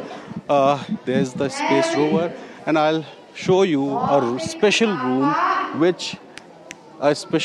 which is here just to define the gravitational force. So I'll take you to that room also. This is the hall where the mission control center is being demonstrated, and now you can see this is the room where you can see this kid is getting some pictures. So if I'll turn around my camera, you can feel that I am just hanging in the zero gravity situation. So this room is just to demonstrate that how the astrologers face situations in space center. So beta, how are you excited? How are you feeling now? I'm feeling happy because he's one of my school alumni, so like I feel very, very happy. Very, very happy. Yes. I saw you taking pictures. So what this room is? So this is where you like define gravity. So imagine you take a photo. So it's like this. So you choose a pose and do like this. But then Let's show me. So see. So just a second. So this kid is explaining in a very different manner. Let's begin. Okay. So first take a pose, any type of pose. This is like the most common one, and then somebody has to like click a picture, and then when you like make it vertically, it will look like you're standing on it. Yes. This is very exciting, na? Yes, it is very exciting. So this is the inspiration level. You can see Shubhanshu in his video message said that if a single kid will be inspired by my mission, I'll think that my mission is a success. And you can see the kid, ma'am, how old he is? He's 3, he's 7, in class 3. Just 7. And he is explaining the things in a very, very, very different manner.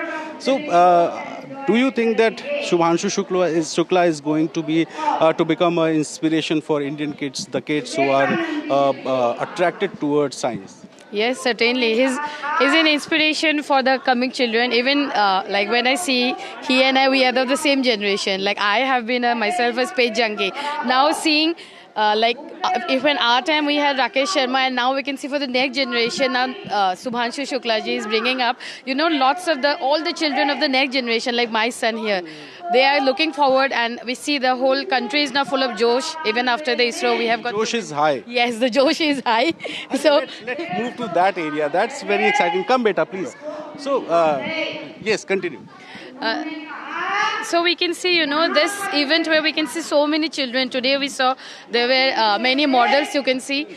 We visited literally the mission command center that I have made. We went... Can you explain what is this?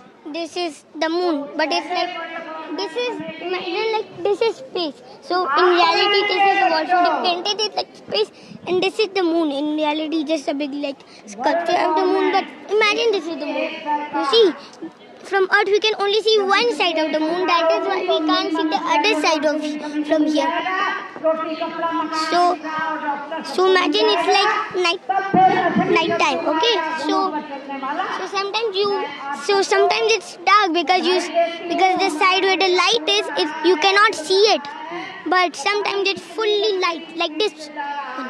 I can see a small Shubhanshu Shukla in this kit. So obviously this is very, very, very different. This is very inspiring, and obviously these pictures made by the students. You are a student of CMS, beta. Yes. How excited are you? Very.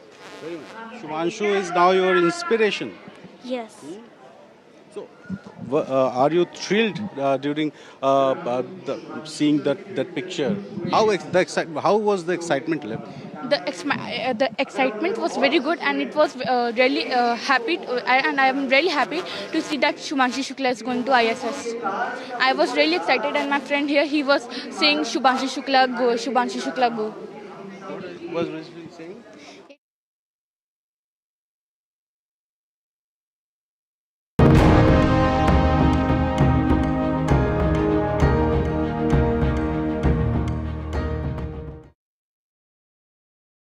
In today's interconnected world, India's voice is more crucial than ever. When India speaks, the world listens. At NDTV World, we are that voice, bringing you intelligent and insightful news from India and beyond. From geopolitics and diplomacy to economic shifts, migrations, tech disruptions, and the stories of our diaspora. We cover the news that shapes our global future. NDTV World, your new home for global news, is here.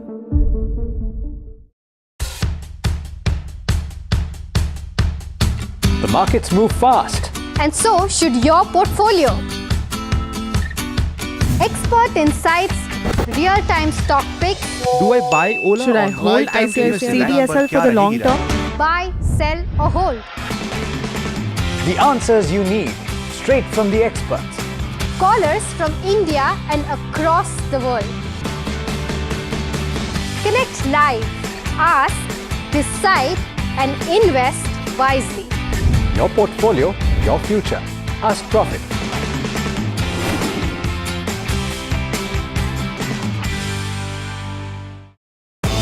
सज गया है मंच, शिरकत करेंगे जाने माने कलाकार। NDTV का क्रिएटर्स मंच है आपके लिए तैयार। शामिल होंगे लेजेंडरी राइटर जावेद अख्तर, अपनी कविताओं से युवाओं के दिलों पर राज करने वाले कवि कुमार विश्वास, समय से परे की फिल्म बनाने वाले डायरेक्टर इम्तियाज अली और best selling writer Chetan Bhagat. यहाँ फन और एंटरटेनमेंट मिलेगा, साहित्य से नई रचनाएं, नई सोच, नया मंच। एनडीटीवी लाया है आपके लिए क्रिएटर्स मंच। आप भी जुड़े एनडीटीवी नेटवर्क पर। 50 years of the emergency. भाइयों और बहनों, राष्ट्रपति जी ने आपातकाल की घोषणा की है। India's darkest hour, June 25th, 1975. Lest we forget. The emergency. NDTV rewinds when democracy was suspended. लोकतंत्र का गला घोट दिया गया था। भारत के संविधान निर्माताओं की तपस्या को मिट्टी में मिलाने की कोशिश की गई। Indira Gandhi's assault on freedom. An NDTV special, Wednesday, June 25th.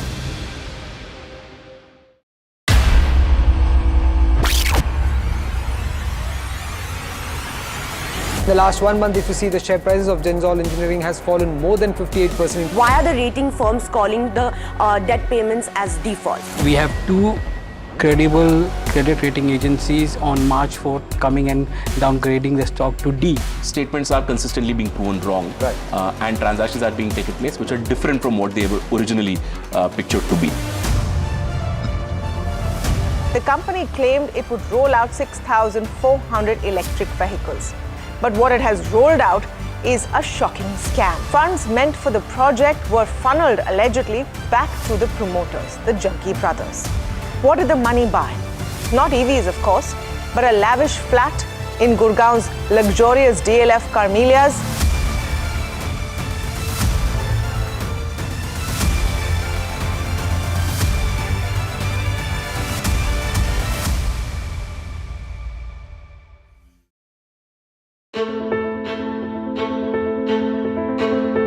News is not just headlines, it is what impacts you. And news should never be mistaken for noise. What matters is the reality. Accurate, in-depth, and with the right perspective.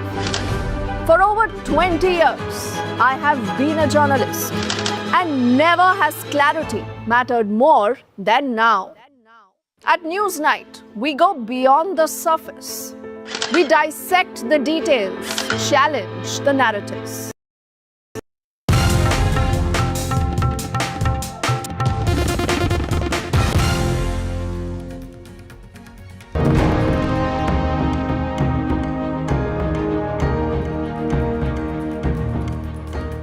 Hello viewers, a very good afternoon. You're watching NDTV. We're getting our rolling coverage of India's cosmic leap.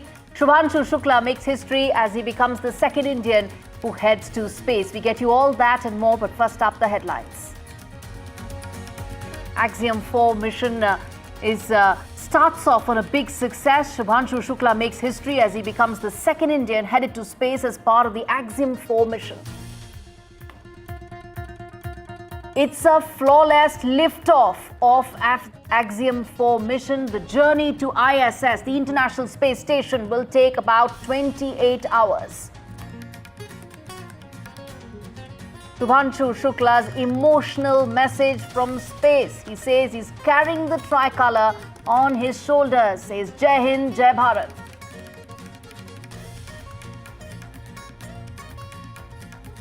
Tears of a mother move a nation. Shubhanshu's family are proud and overwhelmed with this moment.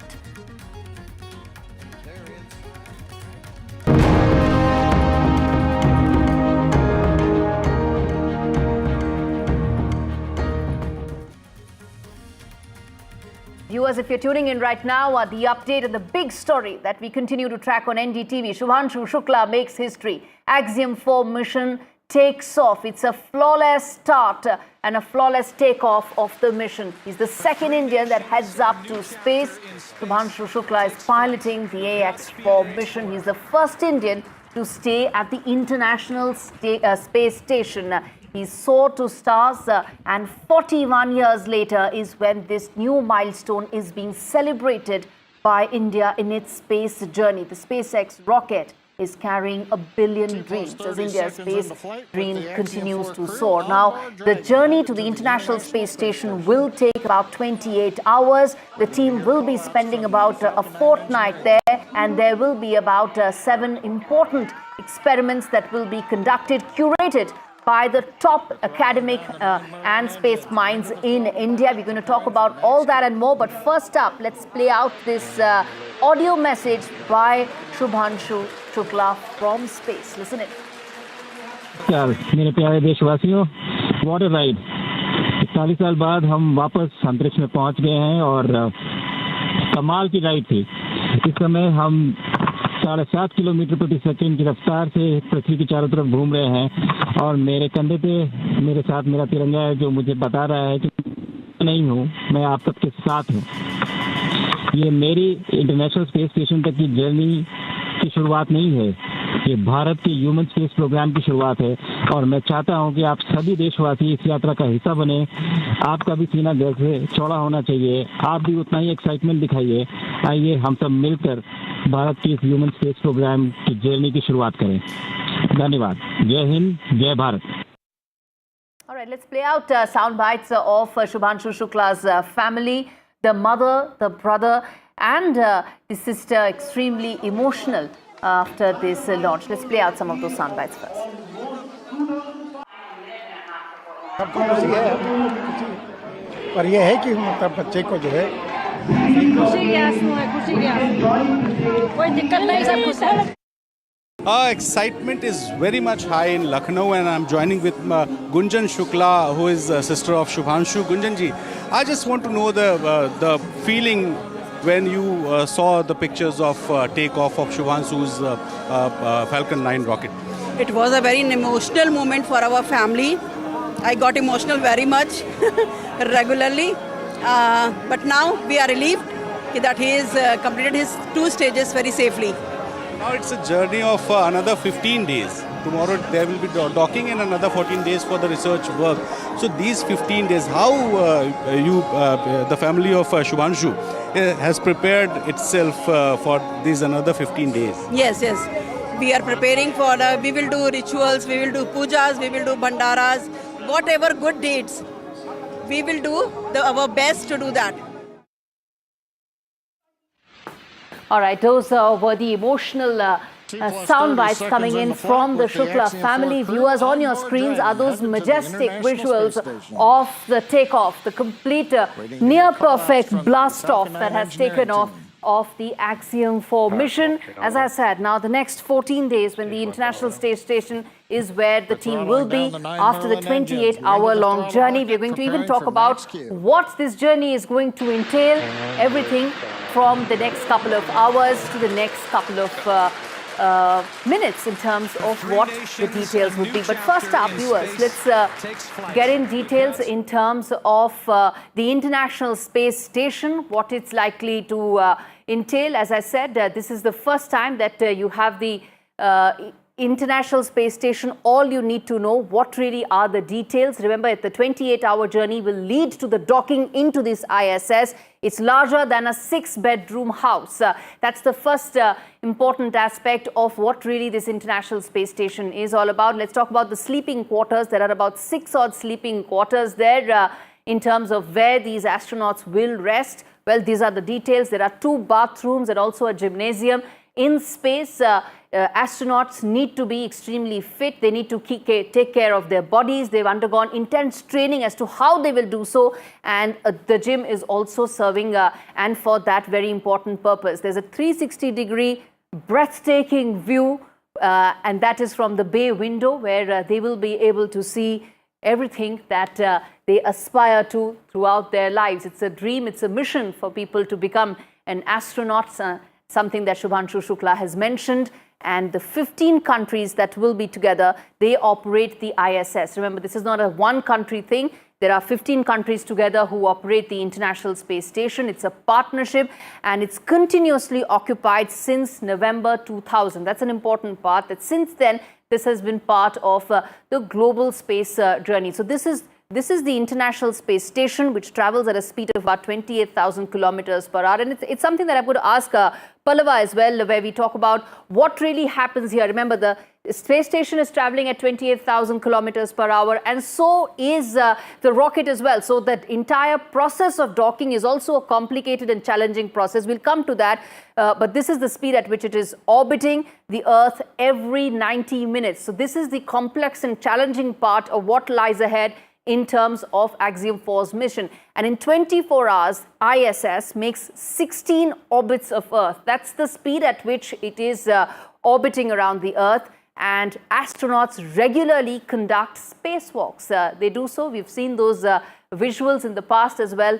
This is where it happens. Those spacewalks are also they do the spacewalks to maintain the space station is something that's important to tell you what exactly will be the next phase as far as this mission is concerned. I'm going to get it Pallava as well, but I want to first quickly rope in Shreyasi, who's standing by. She's also spoken to students, she's spoken to a lot of people around, because remember, this is a milestone moment for India, for India's space journey. Shreyasi, over to you.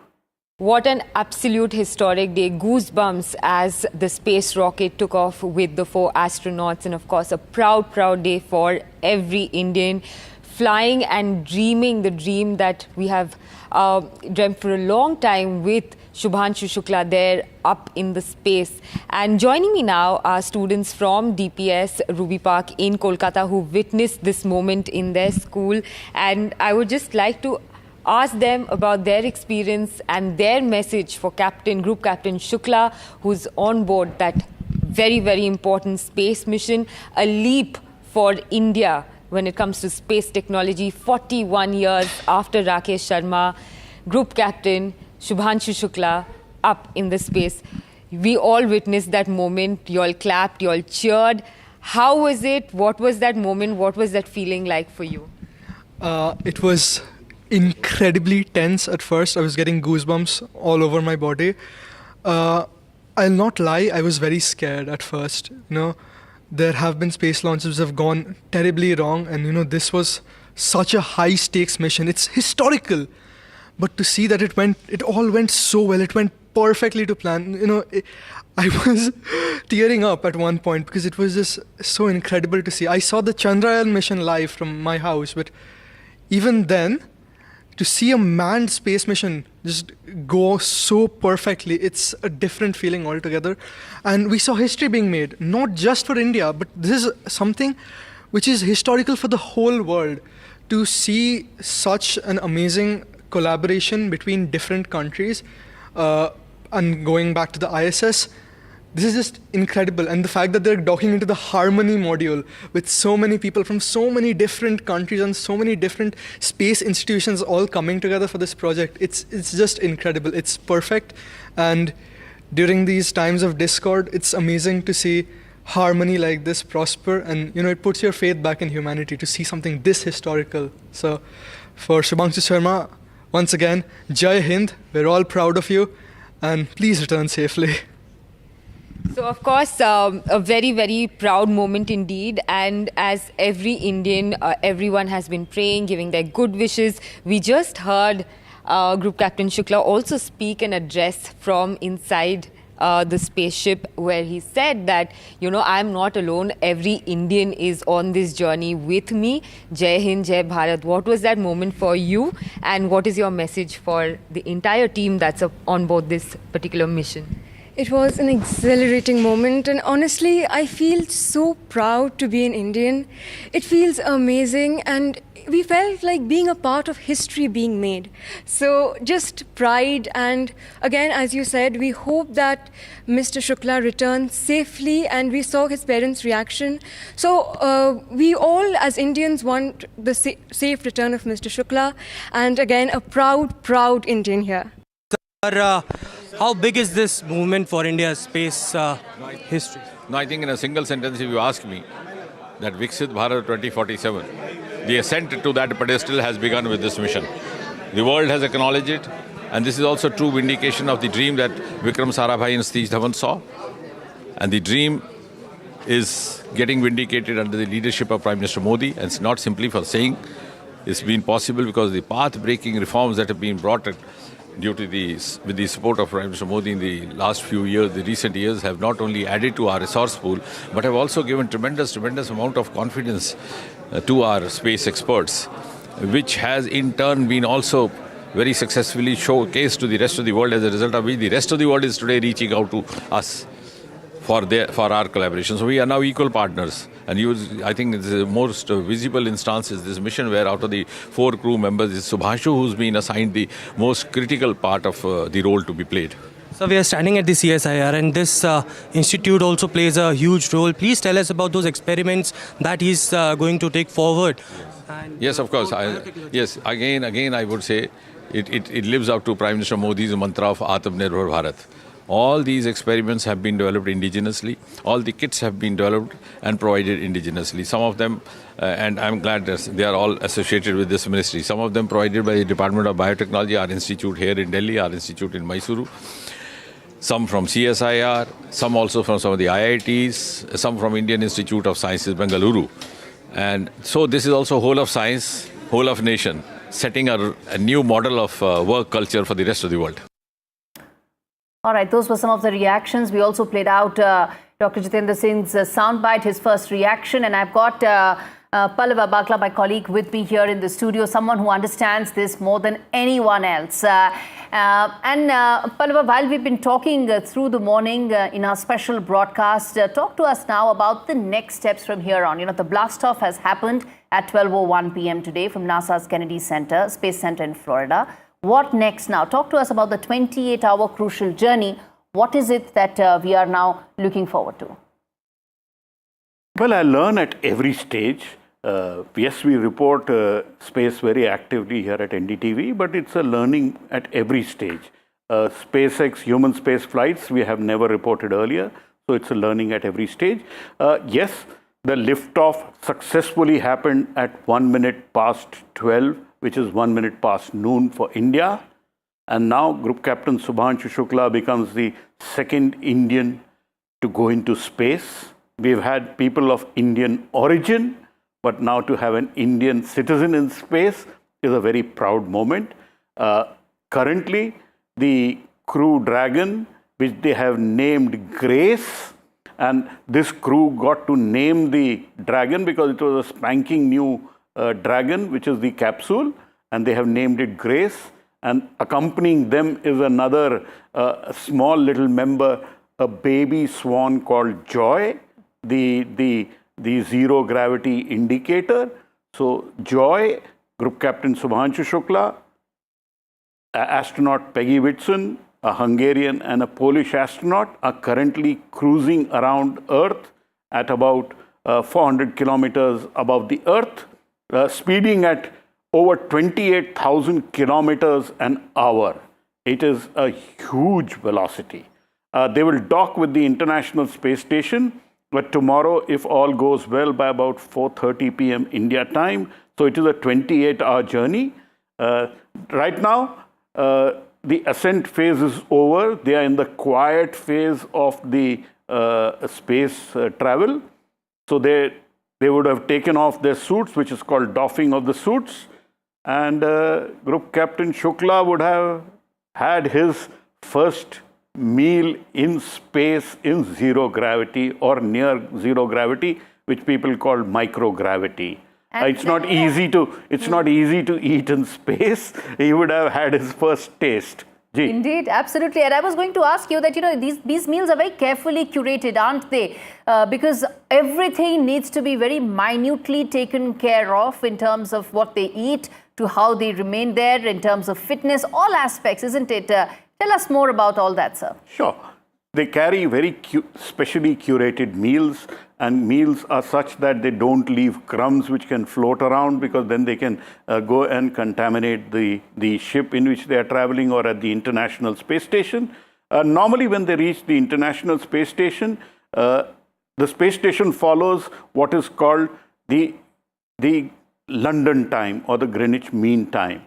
So everything is fixed according to that. They would have their breakfast, they would have their lunch. Each one normally has their lunch separately, but the dinner is had in a group.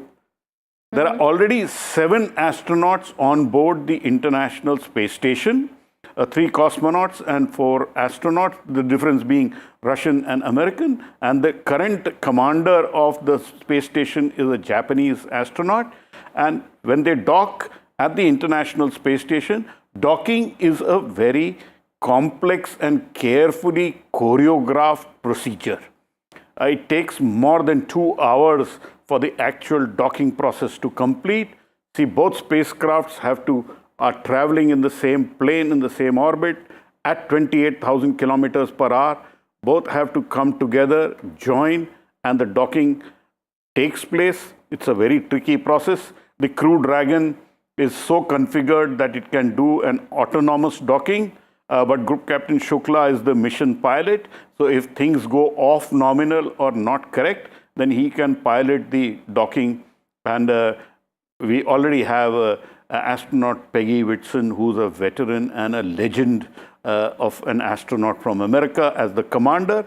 So between them, they will do the docking. So now, after their meal, they would have 8 hours of rest. So Group Captain Shukla would get his first nap in space.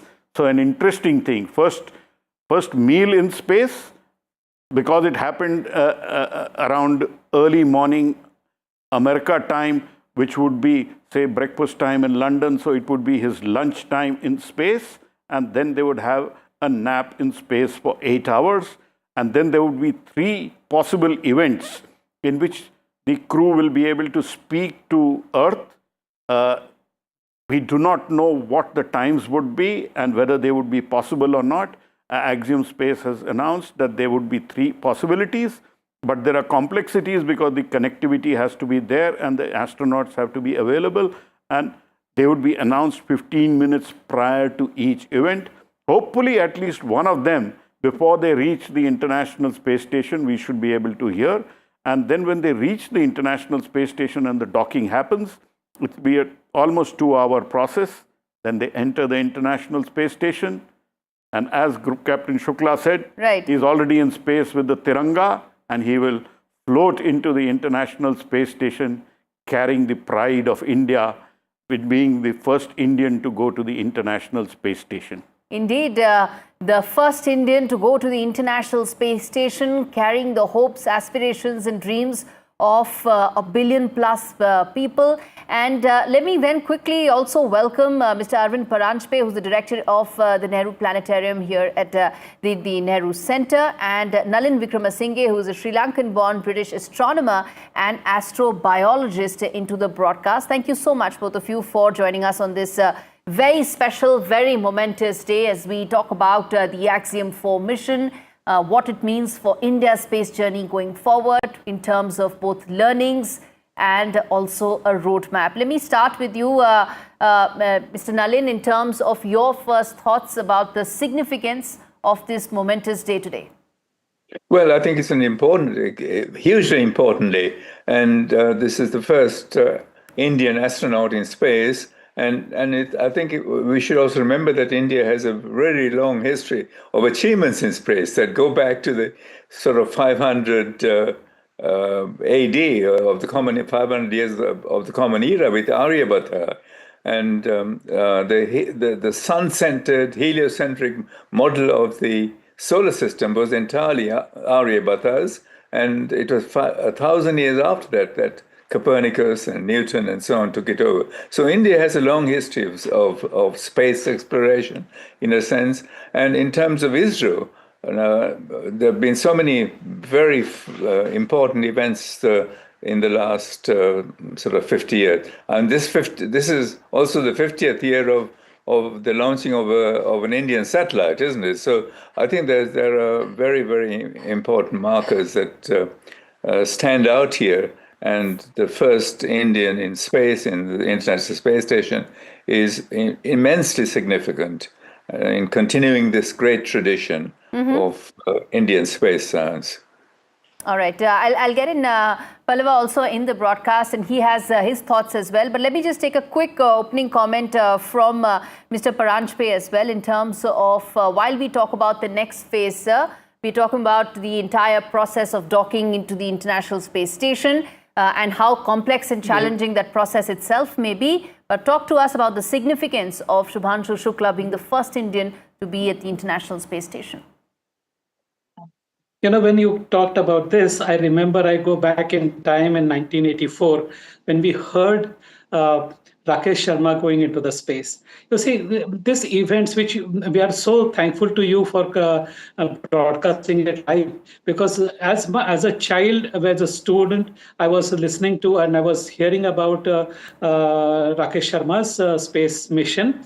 And the same way, today, a lot of Indian and children across the world would be hearing and listening and probably joining this event. So it sort of inspires young students to see this space mission, people going, and particularly in India. So, I mean, you remember that even Kalpana Chawla, actually, when she saw that, and well, she was an American citizen, but she got inspired. So such events are really inspiring young children to take to either science or space science or any science for that matter. Because I heard it is said that one of the experiments which is involved in the at the space station is that yellow lentil, moong dal, which they're going to experiment over it and see how it sprouts in the space, because that information would be available later on for the new spacecraft or Gaganyaan mission that we are doing it. So there are many such things where, but I would say from my side, that is as an outreach officer connecting to general public, I would say that this is a fantastic mission. It was a beautiful launch, and that would inspire large number of people, students, Mr. and college students. Hold your thought there, sir. Hold your thought there, sir. I want to now quickly talk about and in fact pull out this very important message that's come in from India's first space hero in 1984, Rakesh Sharma, who's wishing Shubhanshu Shukla and other astronauts on this journey. Let's play that out first. Wishing you all the very best. To the crew, Godspeed, and spend as much time as possible to look out of the window. Have a fun. And I think that's the most important part as well, isn't it, Pallava, when Rakesh Sharma mentioned that look out of the window as much as you can, because those breathtaking shots, those breathtaking visuals we're not getting here. Our folks on Earth are not going to get any of those, are they? When the schedule Hamari of an Sundar Vasundhara Neela at the Ranki, I mean, it is International amazing. Space Station is chalked out literally minute by minute. I'm told they normally have an 11-hour day, starting with wake up, ending with bedtime. And the only time they get some off time is after they have completed their jobs, and then they go, most of them head to the cupola, and the cupola is that 360-degree view window from the International Space Station, and it doesn't look up to the sky, it looks towards Earth. And Group Captain Shukla has told me that he would be documenting every part of his journey. So we should see some incredible pictures coming down after his mission is over. So it's a very, very busy, packed day, every day for Group Captain Shukla. There are 60 experiments in all by the 4 astronauts, 7 India-specific experiments. In addition, there are 5 human experiments which are being done between NASA and ISRO as a collaboration. And there are at least 3 outreach events, one with a school and with Trivandrum, and the other with Lucknow, and possibly a event with a VIP. And I give you no credit for guessing who would that VIP be. And end of the day, it would be an incredible journey for Group Captain Shukla and Wing Commander Rakesh Sharma. When he spoke to me earlier, also had mentioned that please look out of the window, you will come back a changed man, Group Captain Shukla. Wing Commander Rakesh Sharma's life changed after his astronaut mission, and he said Group Captain Shukla's life will also change and his perspective may change. More importantly, Group Captain Shukla is only 39 years old. He is part of India's Gaganyaan program, which is still being nurtured very actively by the Indian Space Research Organization. And his contribution for India's Gaganyaan program would be very, very strong. And the foundational effect he would give to it would give India 2 decades of extra work. This is ISRO's style. They always choose a relatively young person. I don't know whether 39 we should call somebody young or old or whatever, but ISRO always chooses somebody who's relatively young so that they can contribute extensively for the development of India's mission. And Gaganyaan is a huge mission by India. Indeed, finally putting an Indian on the moon from Sriharikota. where the countdown will also be Indian. Today the countdown was American. Today I personally am looking forward to day when we have an Indian in space where the countdown is also Indian. And it would be a great moment. It was a great moment today also. I'm not discounting that. But that would be an even more greater moment for the country. More symbolic for us. And I'm going to talk about the age factor that you mentioned, because I remember during this broadcast, we had some global experts and they had mentioned that how the age, as far as some of the NASA astronauts were concerned, were in mid-50s. But Shubhanshu Shukla is 39 years of age. I'm going to come back and talk more on that, but I want to reflect the information that you're seeing on your screens right now. Prime Minister Modi has put out a message on X platform. He said that we welcome the successful launch of the space mission carrying astronauts from India, Hungary, Poland and the US. The Indian astronaut group captain Shubhanshu Shukla is on way to become the first Indian to go to International Space Station. He carries with him the wishes, hopes and aspirations of 1.4 billion Indians. Wish him and other astronauts all the success. So President Murmu had earlier issued a congratulatory message, and those are wishes, best wishes coming in from Prime Minister Modi. Remember, this is a mission that's extremely critical and important for India for its space aspirations going forward. We're speaking about Gaganyaan. We're speaking about the kind of learnings that will come in from Axiom 4 mission and how that will pave India's future trajectory from here on. Before I get in, both Mr. Nalin as well as Arvind, let me ask you this. When we talk about, this momentous occasion right now, we talk about this particular moment that is there in terms of India's space journey. How do you envisage the next 4, 5, 6, 10 years? Because beyond that is difficult to sort of envisage. But right now, if we take the immediate future from here on, what do you think would be the milestones to watch out for? Well, the big milestone for India would be a Viksit Bharat. I may not be there for that, but yes, India would be a developed country, at least in space and atomic energy. The world considers India a highly developed country, and we have shown that repeatedly. But the roadmap for the Indian space program has been laid out fully and clearly by Prime Minister Narendra Modi till 2040. So next 7-8 years is already there. Absolutely. But till 2040, the roadmap has been laid. The government has given them the plan. The government has given them a budget. So the cabinet cleared it. 33,000 crore rupees have been approved by the government, which was, it'll pave out like this. Human space flight, the first one is likely to happen in 2027, where an Indian will go from Sriharikota. First Indian space station by 2035, and then to put an Indian on the moon by 2040. So we have a clear roadmap.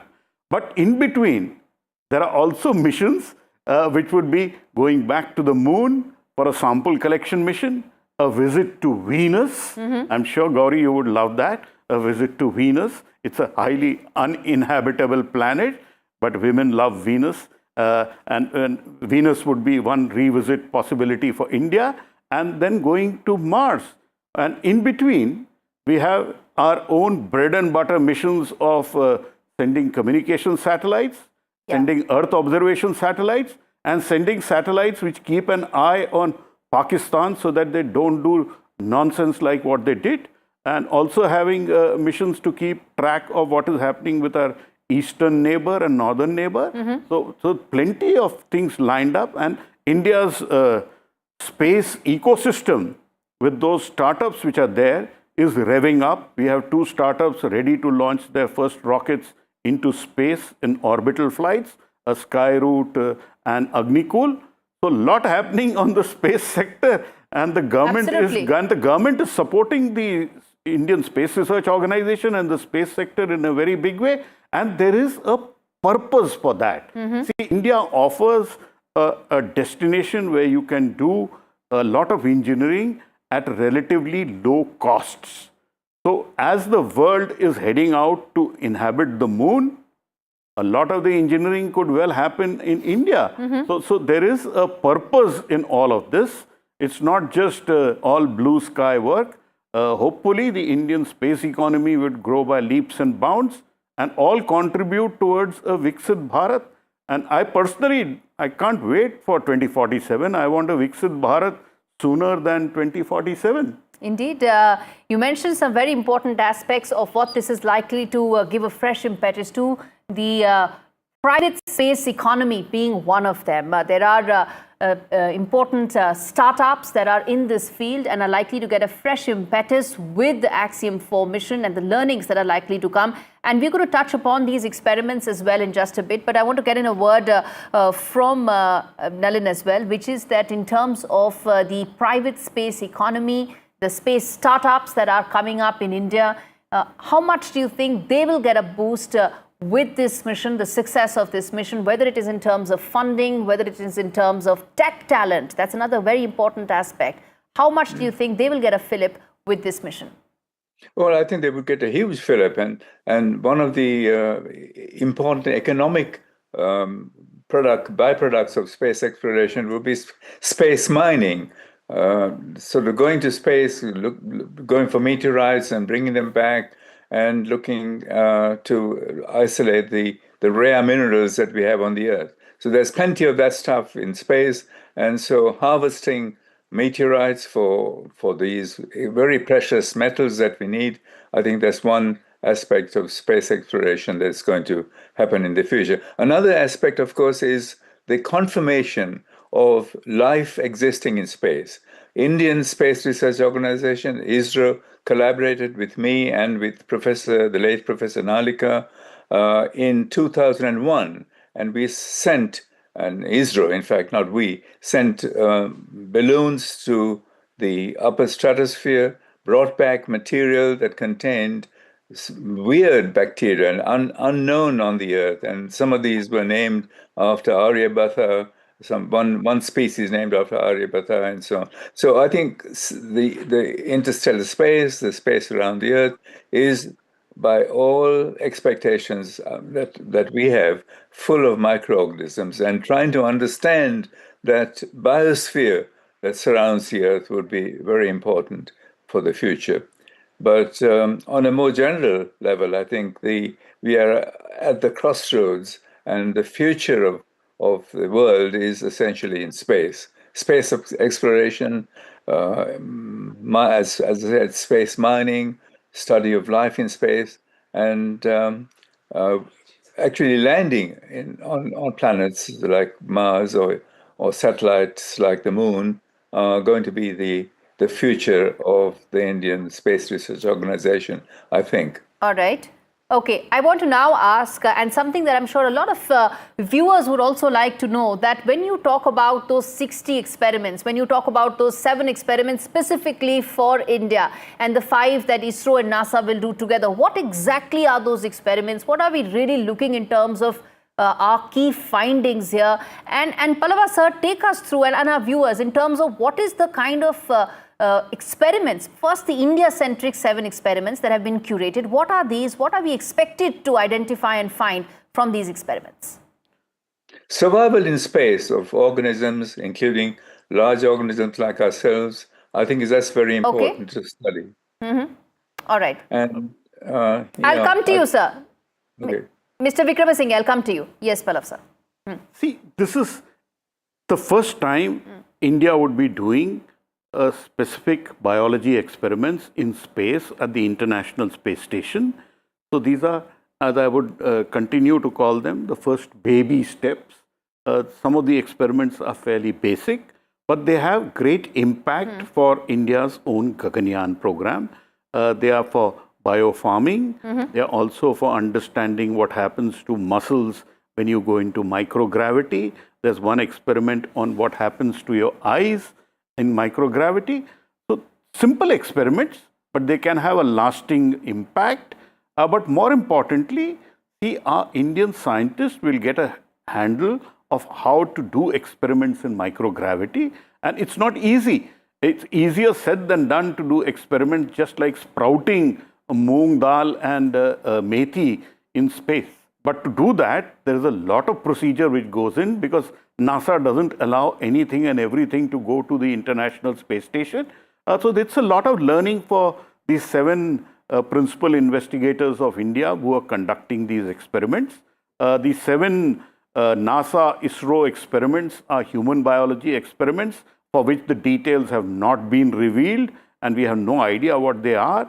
But I'm hoping there would be to understand how the Indian person behaves in space, because there is very little data the world has about Indians in space.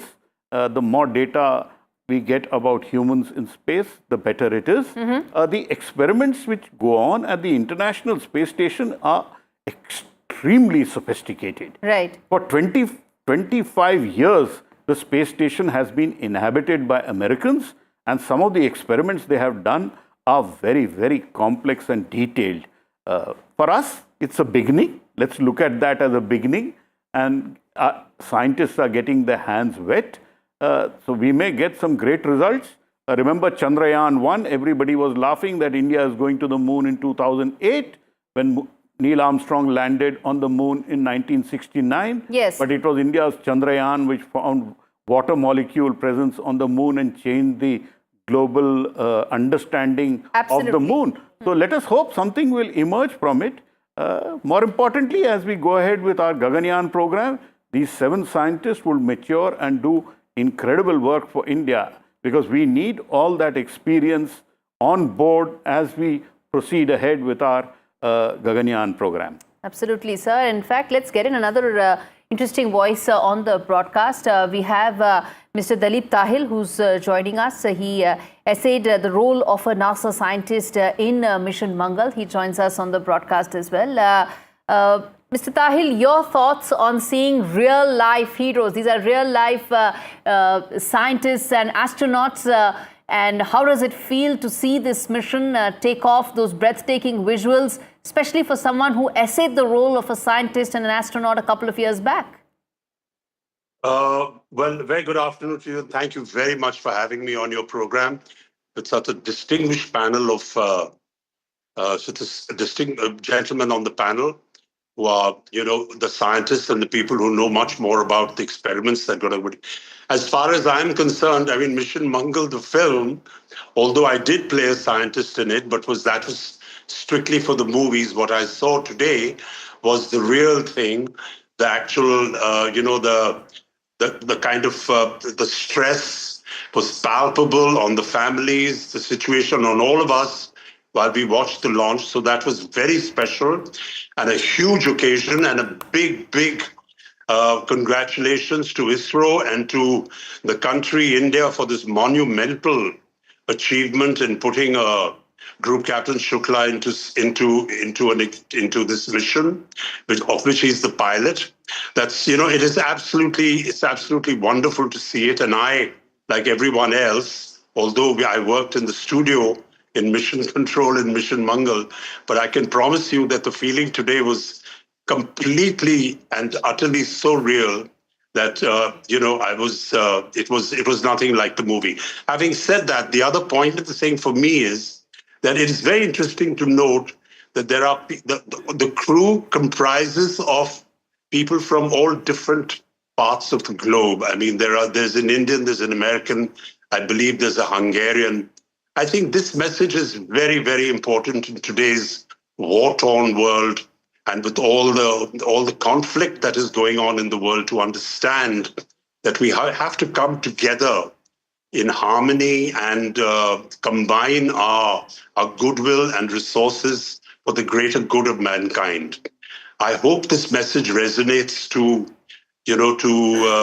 parts where we understand that it's only the coming together of different different nationalities, and that will sort of be better for the universe and better for human beings. But all said and done, it's a momentous occasion.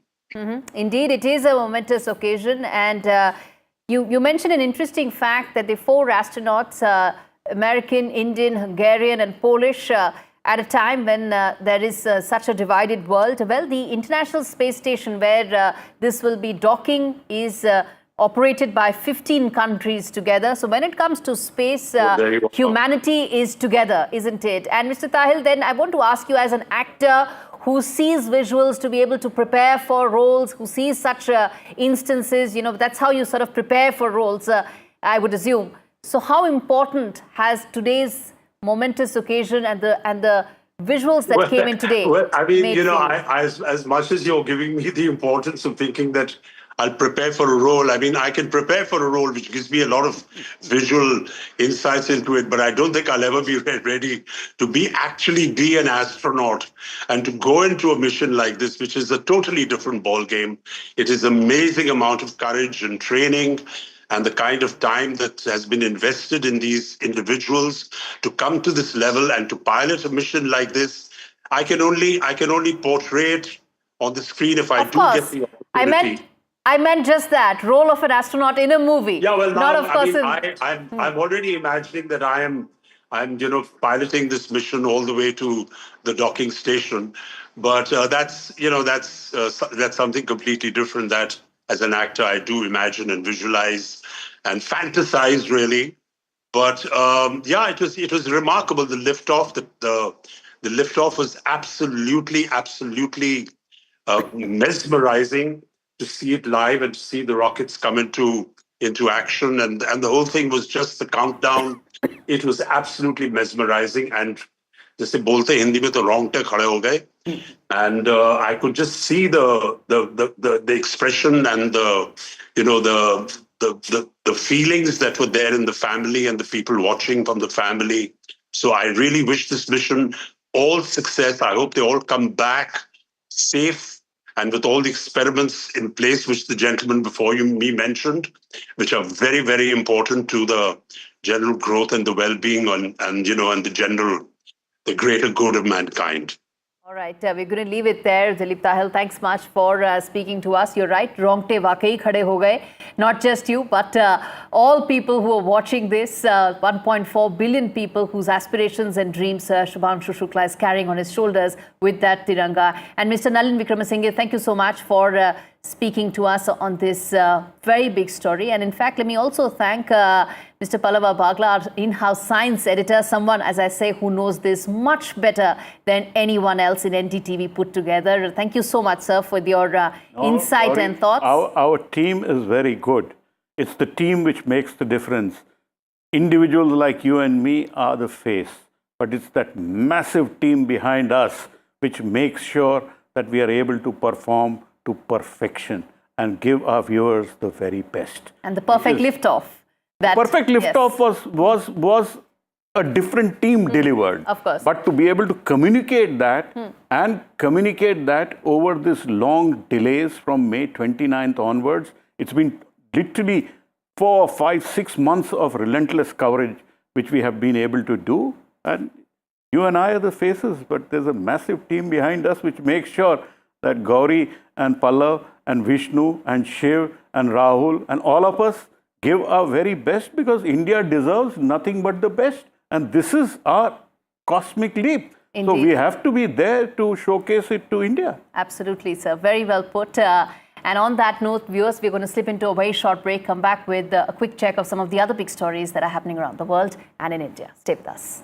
5, 4, 3, 2, 1. Ignition and liftoff.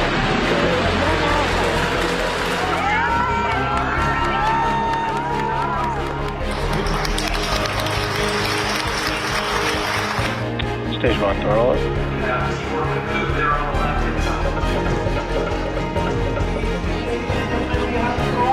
Stage 2, in preparation for second engine start 1. सबको खुशी है, खुशी है, कोई दिक्कत नहीं, सब खुश है.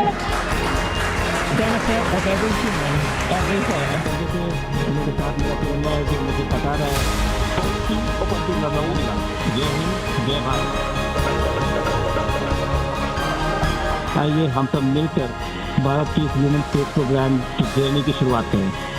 धन्यवाद. जय हिंद, जय Bharat.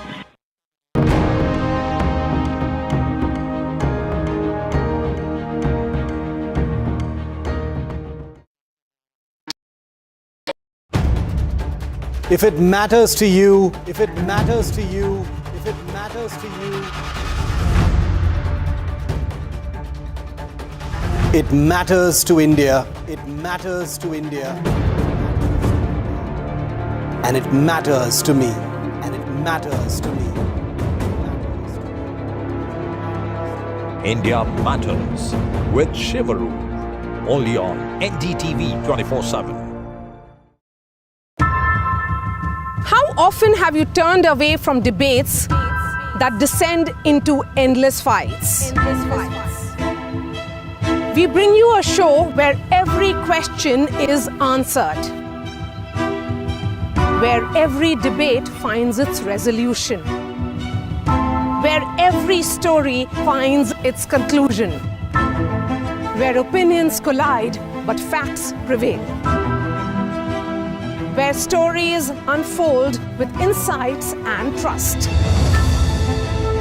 When the noise ends, the last word begins.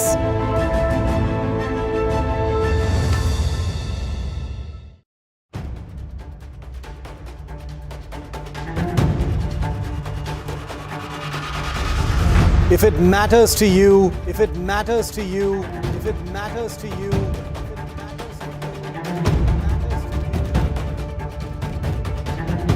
it matters to India. It matters to India. It matters to India. And it matters to me. And it matters to me.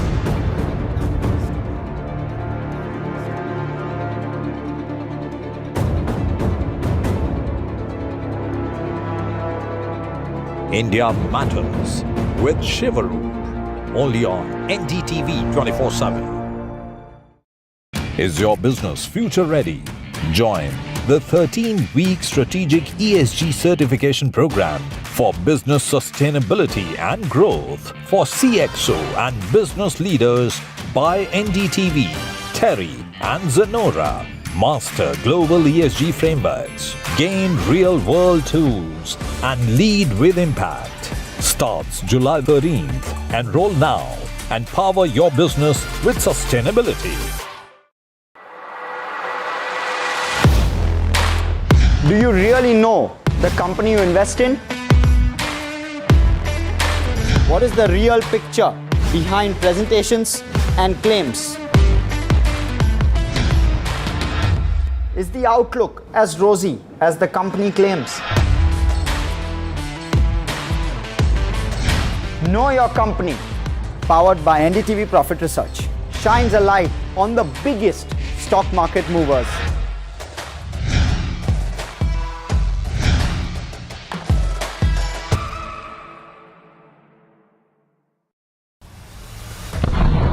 There have been 4 alerts which have been sounded off here. In fact, what we can confirm is that one missile did hit a residential building in Beersheba.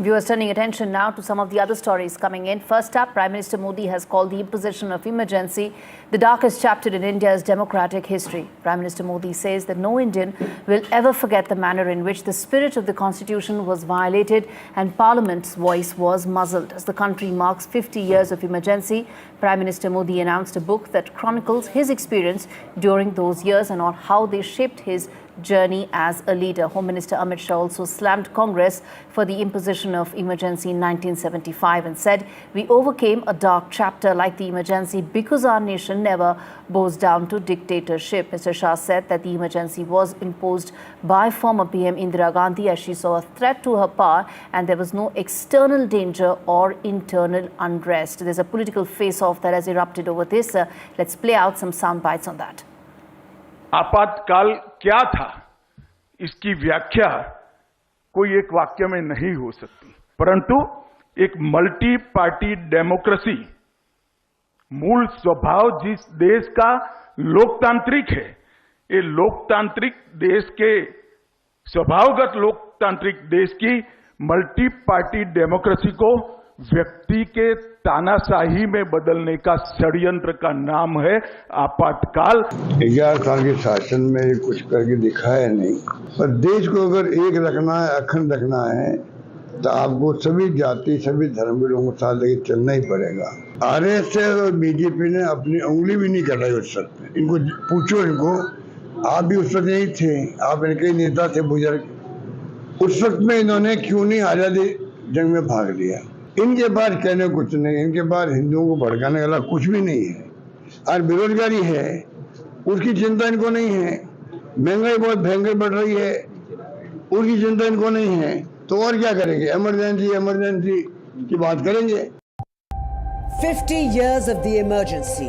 भाइयों और बहनों, राष्ट्रपति जी ने आपातकाल की घोषणा की है। India's darkest hour, June 25th, 1975. Lest we forget. The emergency. NDTV rewinds when democracy was suspended. लोकतंत्र का गला घोट दिया गया था। भारत के संविधान निर्माताओं की तपस्या को मिट्टी में मिलाने की कोशिश की गई थी। Indira Gandhi's assault on freedom. An NDTV special, Wednesday, June 25th.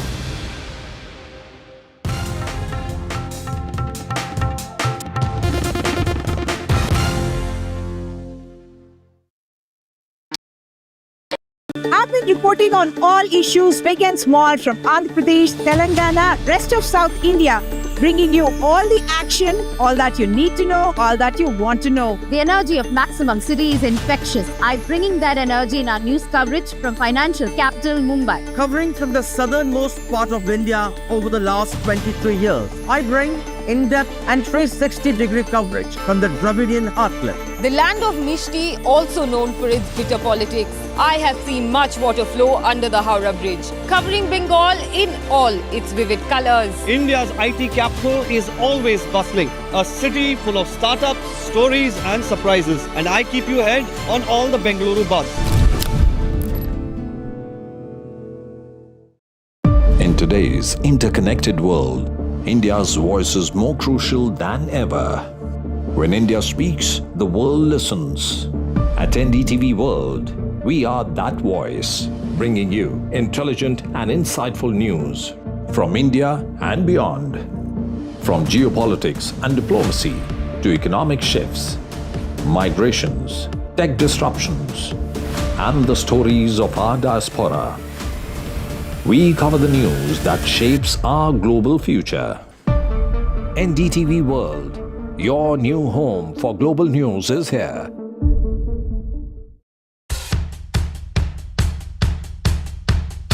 The markets move.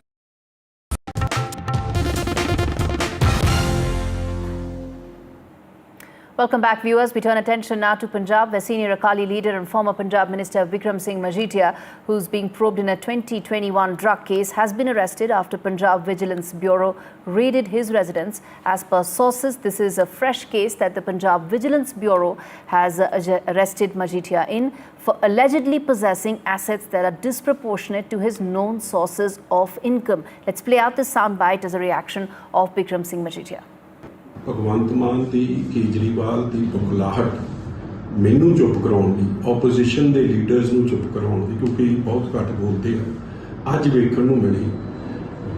ਅੱਜ ਮੇਰੇ ਤੇ ਕੱਲ ਰਾਤ ਨੂੰ ਵਿਜੀਲੈਂਸ ਦਾ ਪਰਚਾ ਦਰਜ ਕੀਤਾ। ਅੱਜ ਇੱਕ ਇੰਦਰਪਾਲ ਨਾਂ ਦੇ ਡੀਐਸਪੀ ਜਿਹੜੇ ਆਪਦੇ ਆਪ ਨੂੰ ਕੋਈ ਇੰਟਰੋਡਕਸ਼ਨ ਨਹੀਂ ਦਿੱਤੀ, 50 ਤੋਂ ਵੱਧ ਬੰਦੇ ਲੈ ਕੇ ਸ੍ਰੀ ਅੰਮ੍ਰਿਤਸਰ ਸਾਹਿਬ ਜਿੱਥੇ ਅਸੀਂ ਸੀਗੇ ਗ੍ਰਹਿ ਵਿਖੇ ਉੱਥੇ ਧਾਵਾ ਬੋਲਿਆ। ਇਹ ਕੀ ਤਰੀਕਾ ਹੈ? ਤੁਸੀਂ ਕਾਨੂੰਨ ਨੂੰ ਅਸੀਂ ਸਬਮਿਟ ਕਰਦੇ ਹਾਂ। All right, viewers, with that, it's a wrap on the show. Thanks so much for watching. News and updates continue on the other side.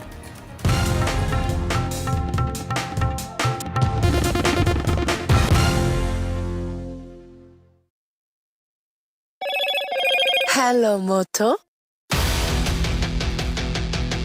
Motorola,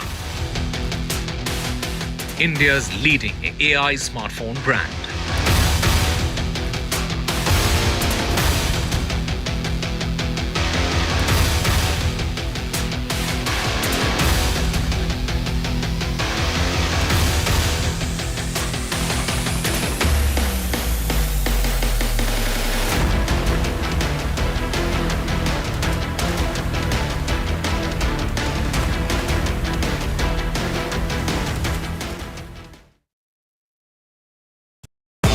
सज गया है मंच, शिरकत करेंगे जाने माने कलाकार। एनडीटीवी का क्रिएटर्स मंच है आपके लिए तैयार। शामिल होंगे लेजेंडरी राइटर जावेद अख्तर, अपनी कविताओं से युवाओं के दिलों पर राज करने वाले कवि कुमार विश्वास, समय से परे की फिल्म बनाने वाले डायरेक्टर इम्तियाज अली और best selling writer Chetan Bhagat. यहाँ फन और एंटरटेनमेंट मिलेगा, साहित्य से नई रचनाएं, नई सोच, नया मंच। एनडीटीवी लाया है आपके लिए क्रिएटर्स मंच। आप भी जुड़े एनडीटीवी नेटवर्क पर। 50 years of the emergency. भाइयों और बहनों, राष्ट्रपति जी ने आपातकाल की घोषणा की है। India's darkest hour, June 25th, 1975. Lest we forget. The emergency. NDTV rewinds when democracy was suspended. लोकतंत्र का गला घोट दिया गया था। भारत के संविधान निर्माताओं की तपस्या को मिट्टी में मिलाने की कोशिश की गई। Indira Gandhi's assault on freedom. An NDTV special, Wednesday, June 25th.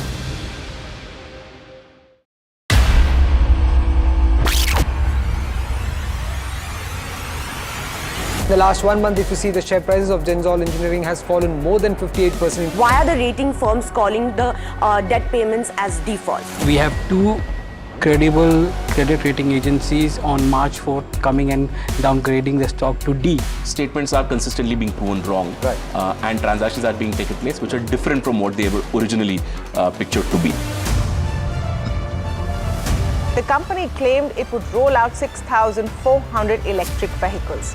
But what it has rolled out is a shocking scam. Funds meant for the project were funneled allegedly back to the promoters, the Junkie brothers. What did the money buy? Not EVs, of course, but a lavish flat in Gurgaon's luxurious DLF Carmelias.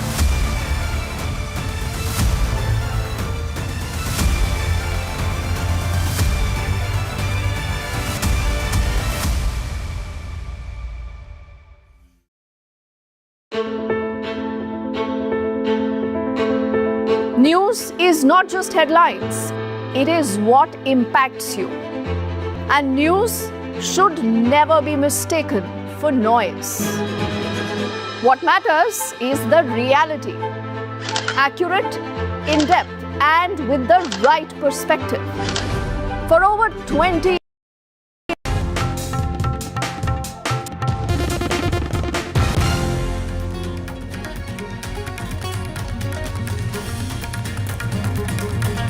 BJP versus the Congress as far as 50 years of emergency is concerned, and Prime Minister Modi's jibe at the Congress party, saying the Congress put democracy on sale, calling it the darkest phase as far as India's democratic history is concerned. And the Congress is saying emergency is gone and now undeclared emergency is on. So, you know, the Congress party there, Mallikarjun Kharge, attacking the Prime Minister's dig when it comes to 50 years of emergency.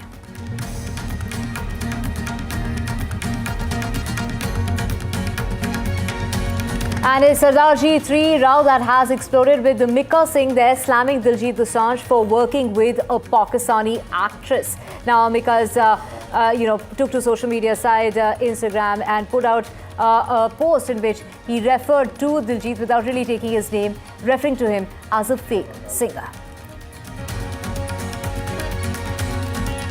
And vigilance heat when it comes to Bikram Majithia, the ex-Punjab minister, has been arrested. Allegedly, this is Aam Aadmi Party's attempt to silence the opposition. Those are the allegations that are being made by Majithia. He has gone on to say that his earlier case, as well as this one, is nothing but fabrication of the Aam Aadmi Party.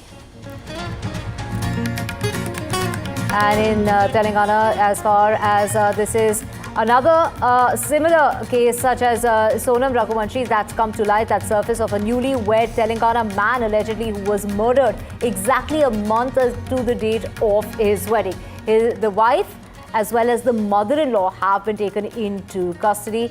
They are looking for the man involved. The man who was apparently involved with the wife is said to be on the run. Captain Shukla, the second Indian, is in space. A journey to this is which will take about 28 hours. Shukla's first words after the launch was, "What a ride!" The family's proud moment and is over. The mother has gone on to say that, while wiping off her tears, that these are tears of joy.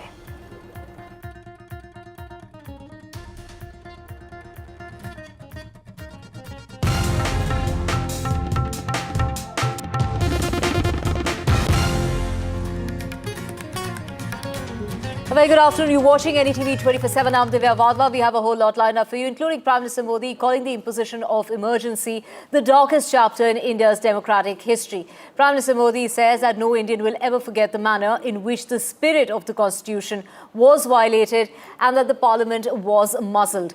As the country marks 50 years of emergency, Prime Minister Modi announced a book that chronicles his experience during those years and how they shaped his journey as a leader. While Home Minister Amit Shah has also slammed the Congress party for the imposition of emergency in 1965 and said, "We overcame a dark chapter like the emergency because our nation never bows down to dictatorship." Amit Shah said that emergency was imposed by the former Prime Minister Indira Gandhi as she saw a threat to her power and there was no external danger or internal unrest. Let's listen in to Prime Minister Modi and Amit Shah.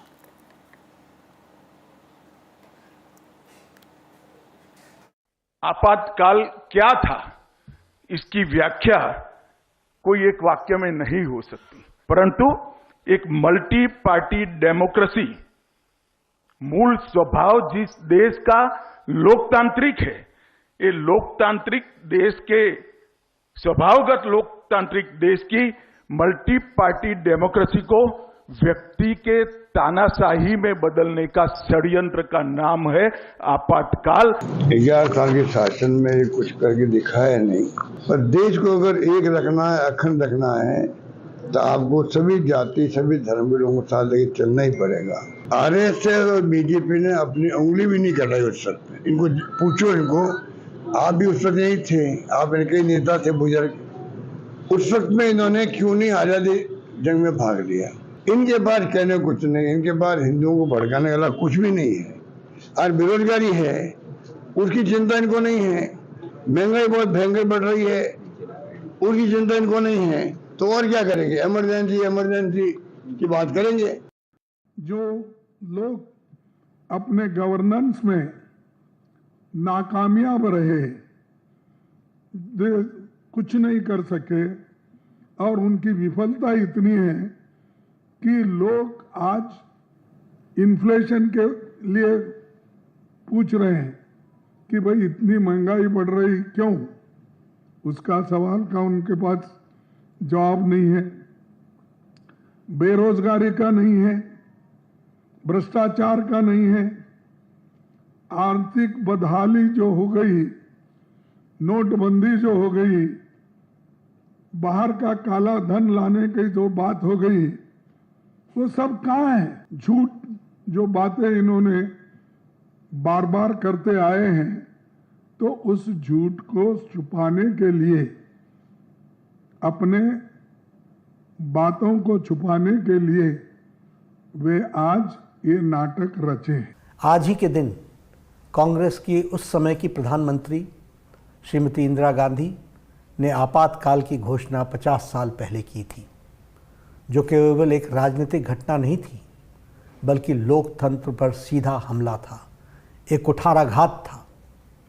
25 जून 1975 की आधी रात को तत्कालीन प्रधानमंत्री इंदिरा गांधी ने आंतरिक अशांति का बहाना बनाकर भारत पर आपातकाल थोप दिया था और देश के संविधान की हत्या कर दी थी। 50 वर्ष बाद भी कांग्रेस उसी मानसिकता के साथ जी रही है। उसकी नीयत आज भी वैसी ही तानाशाही वाली है।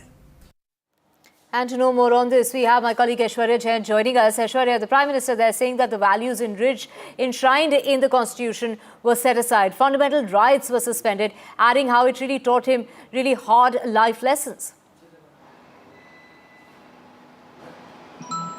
Well, that's right. There's a massive face-off that we can witness today between the Bharatiya Janata Party and the Congress over emergency. The government has issued the notification of observing 50 years of emergency as Samvidhan Hatya Divas, and at many places across the country there are functions being organized by the government as far as how they remember emergency and the black days, the black era that India faced.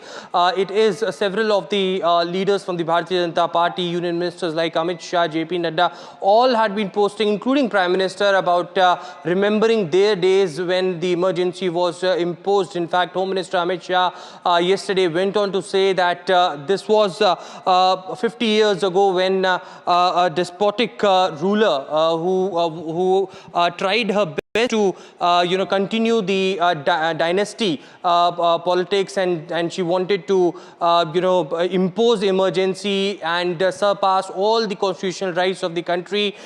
These were the black days, and certainly it was only when they were participating in such movements, when they were Bal Swayamsevak of the RSS, including Prime Minister also, who remembered his days, and how the country had faced that black era, and people should not forget about these black days. On the contrary, it is the Congress party who has been saying that it is an undeclared emergency today because people had not been given rights. Anyone who speaks against the government, they are called anti-nationals. The governor has no rules. Why is Prime Minister not going to Manipur? And the powers had been suppressed of media also. So there has been a complete face-off that we can witness between the BJP and the Congress, but it is the Bharatiya Janata Party who are organizing several programs. Today we will witness at around 3:30 when Amit Shah would be holding a mega program and would be addressing about how 50 years of emergency had concluded, and India should not forget about these days. Right. Aishwarya, also take us through how is the Congress party reacting to the BJP slamming the imposition of emergency? Well, it's the Congress President Mallikarjun Kharge who conducted a press conference and starting from stating that it's an undeclared emergency on the country that we are facing. In fact, people today are speaking about how to save Constitution, Samvidhan kis tarike se bachana hai, and that's the entire movement that Rahul Gandhi is leading for the opposition. It is also the Congress President who went on to say that today whenever a youth or a college student or anyone who wanted to raise any issues against the government, then they are called anti-national. Cases are being lodged against them. Media is not being allowed to speak against the government policies. And also Congress President went on to say that the country and particularly states like Manipur, which was burning for last 2 years, Prime Minister had no time to go over there. Today the governors are just the puppet of the government, and whenever they try to use their powers, they are being shunted out. And these are few examples that Congress President Mallikarjun Kharge gave while addressing the country. In fact, he went on to say that this has happened 50 years ago and nothing is now being remembered. Why not people or this government wants to move forward rather, just remembering what has happened 50 years back. So there is a complete, a rebuttal that has come from the Congress party in terms of what the Bharatiya Janata Party or the government in official notification that had been issued across the country to observe 50 years complete face-off that we are witnessing currently between the Congress and BJP. Right. Thank you so much, Aishwarya, for giving us all those details. Let's just also take a look at this AI-generated video imagining Prime Minister Modi during the emergency period. He says when this was imposed, he was very young and the anti-emergency movement was a learning experience for him. It reaffirmed the vitality of preserving our democratic framework. At the same time, I got to learn so much from people across the political spectrum. He's also gone on to say that it really shaped his life experience and him as a leader going forward. So there, the values enshrined in the Constitution were set aside, is what Prime Minister Modi has gone on to say, and fundamental rights were suspended. The press freedom was extinguished, and a large number of political leaders, social workers, students, and ordinary citizens were jailed. And that is what the Prime Minister has highlighted, but saying that things would have been different had it not been for the Congress party.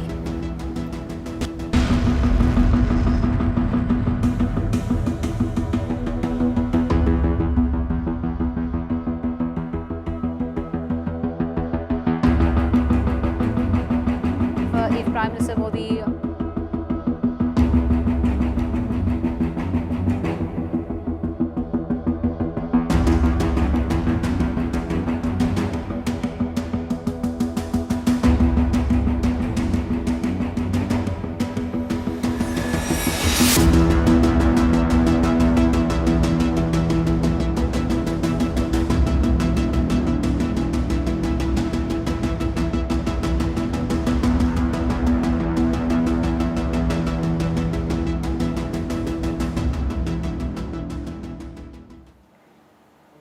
Let's get you more news coming in, and this is in regard to news that's very shocking at that, coming out of Telangana a month after the murder of Indore's Raja Raghuvanshi. A similar case has come to light from Andhra Pradesh's Kurnool. A 32-year-old man was found murdered a month after his wedding. His newly-wed wife and his mother-in-law have been taken into custody for allegedly conspiring his murder. The wife allegedly was involved with a bank employee who is now said to be on the run. We have my colleague Uma joining us. Uma, there are more people believed to be involved in this particular case who were hired in order to eliminate the husband. What details do you have for us, and what's the case that the police has made so far against the wife? So the police have arrested the bank manager Thirumal Rao, who is said to be the lover of Aishwarya, the woman who got married just about a month ago, and within a month she planned the murder of her husband. What we understand is that Aishwarya was in a relationship with Thirumal Rao, who was a bank manager in Kurnool district of Andhra Pradesh, and she was to be married off to Tejeshwar in February this year. She broke off the marriage, went absconding, and subsequently came back and convinced Tejeshwar to get married to her, saying that she is in love with him and she had gone away only because her mother was not able to pay the dowry, and she got married to him on the 18th of May, and subsequently she had planned. There are about 2,000 phone calls that have happened between Thirumal Rao, the lover, and Aishwarya, and he's an already married man, 8 years into marriage, no children, and he wanted to marry Aishwarya, and he had even booked tickets for them to go away to Ladakh after eliminating Tejeshwar. And the conspiracy happened like this. 3 people who came to ask for loans from Thirumal Rao. He had used them, hired them to become assassins, and they came and took Tejeshwar for a land survey activity, because Tejeshwar is not just a dancer, professional dancer, but also a private land surveyor, and they took him. And it is based on the CCTV that the police tracked his location from Gadwal in Telangana, where Tejeshwar and Aishwarya used to live after they got married, and towards Kurnool, and that's where the trail ended. And subsequently on June 21 is when his body was found there, and it was already putrefied because about 4 days had passed since his murder, and it was based on a tattoo that they found on the arm of the Tejeshwar that said Amma. It is on the basis of that they identified him, and subsequently, because the family of Tejeshwar expressed doubt about Aishwarya, and they had in fact forewarned Tejeshwar not to marry Aishwarya because of the kind of an affair she is said to have had with Thirumal Rao, and subsequently the police now have arrested both the bank manager as well as Aishwarya and the 3 hired assassins who were involved in slitting the throat of Tejeshwar and also dumping his body in a canal in Kurnool district. Back to you. Body that was found in a canal. Thank you so much, Uma, for those details. Stay with us for our next story, and this is coming out of Hyderabad. A very tragic piece of news coming out of Hyderabad, where a woman was killed in a hit-and-run incident. This was a Bolero car that swerved and hit her. She had come out of a car because a car had broken down, and she was standing right next to it. And that is the CCTV footage of the incident that took place in Hyderabad. Uma has all the details. Uma, what really happened here?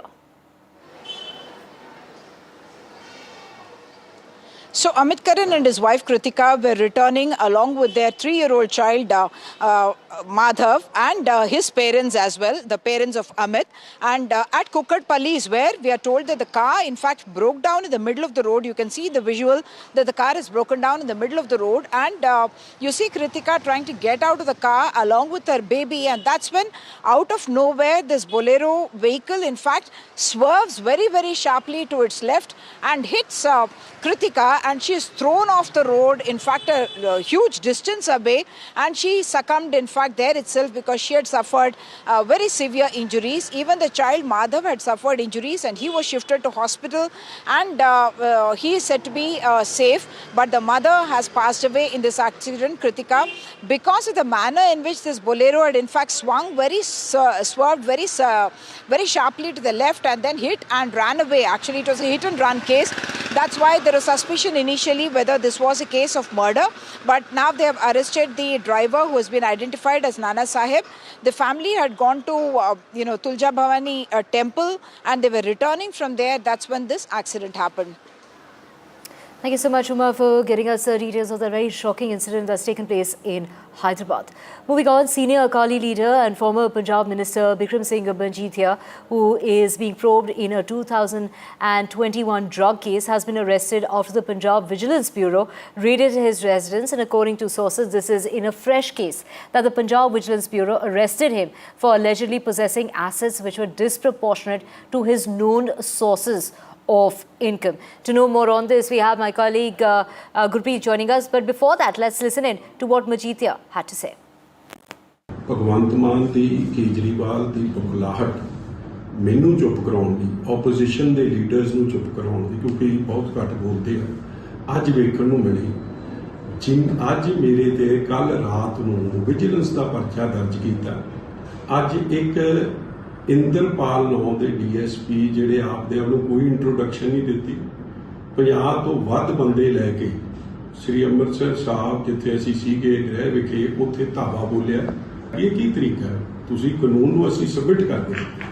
ਤੁਸੀਂ ਆਪ ਦੇਖਿਆ ਕਿ ਕੀ ਕੁਝ ਹੋ ਰਿਹਾ ਹੈ। ਸਵੇਰੇ 30 ਬੰਦੇ 30-35 ਬੰਦੇ ਧੱਕੇ ਨਾਲ ਅੰਦਰ ਕਰ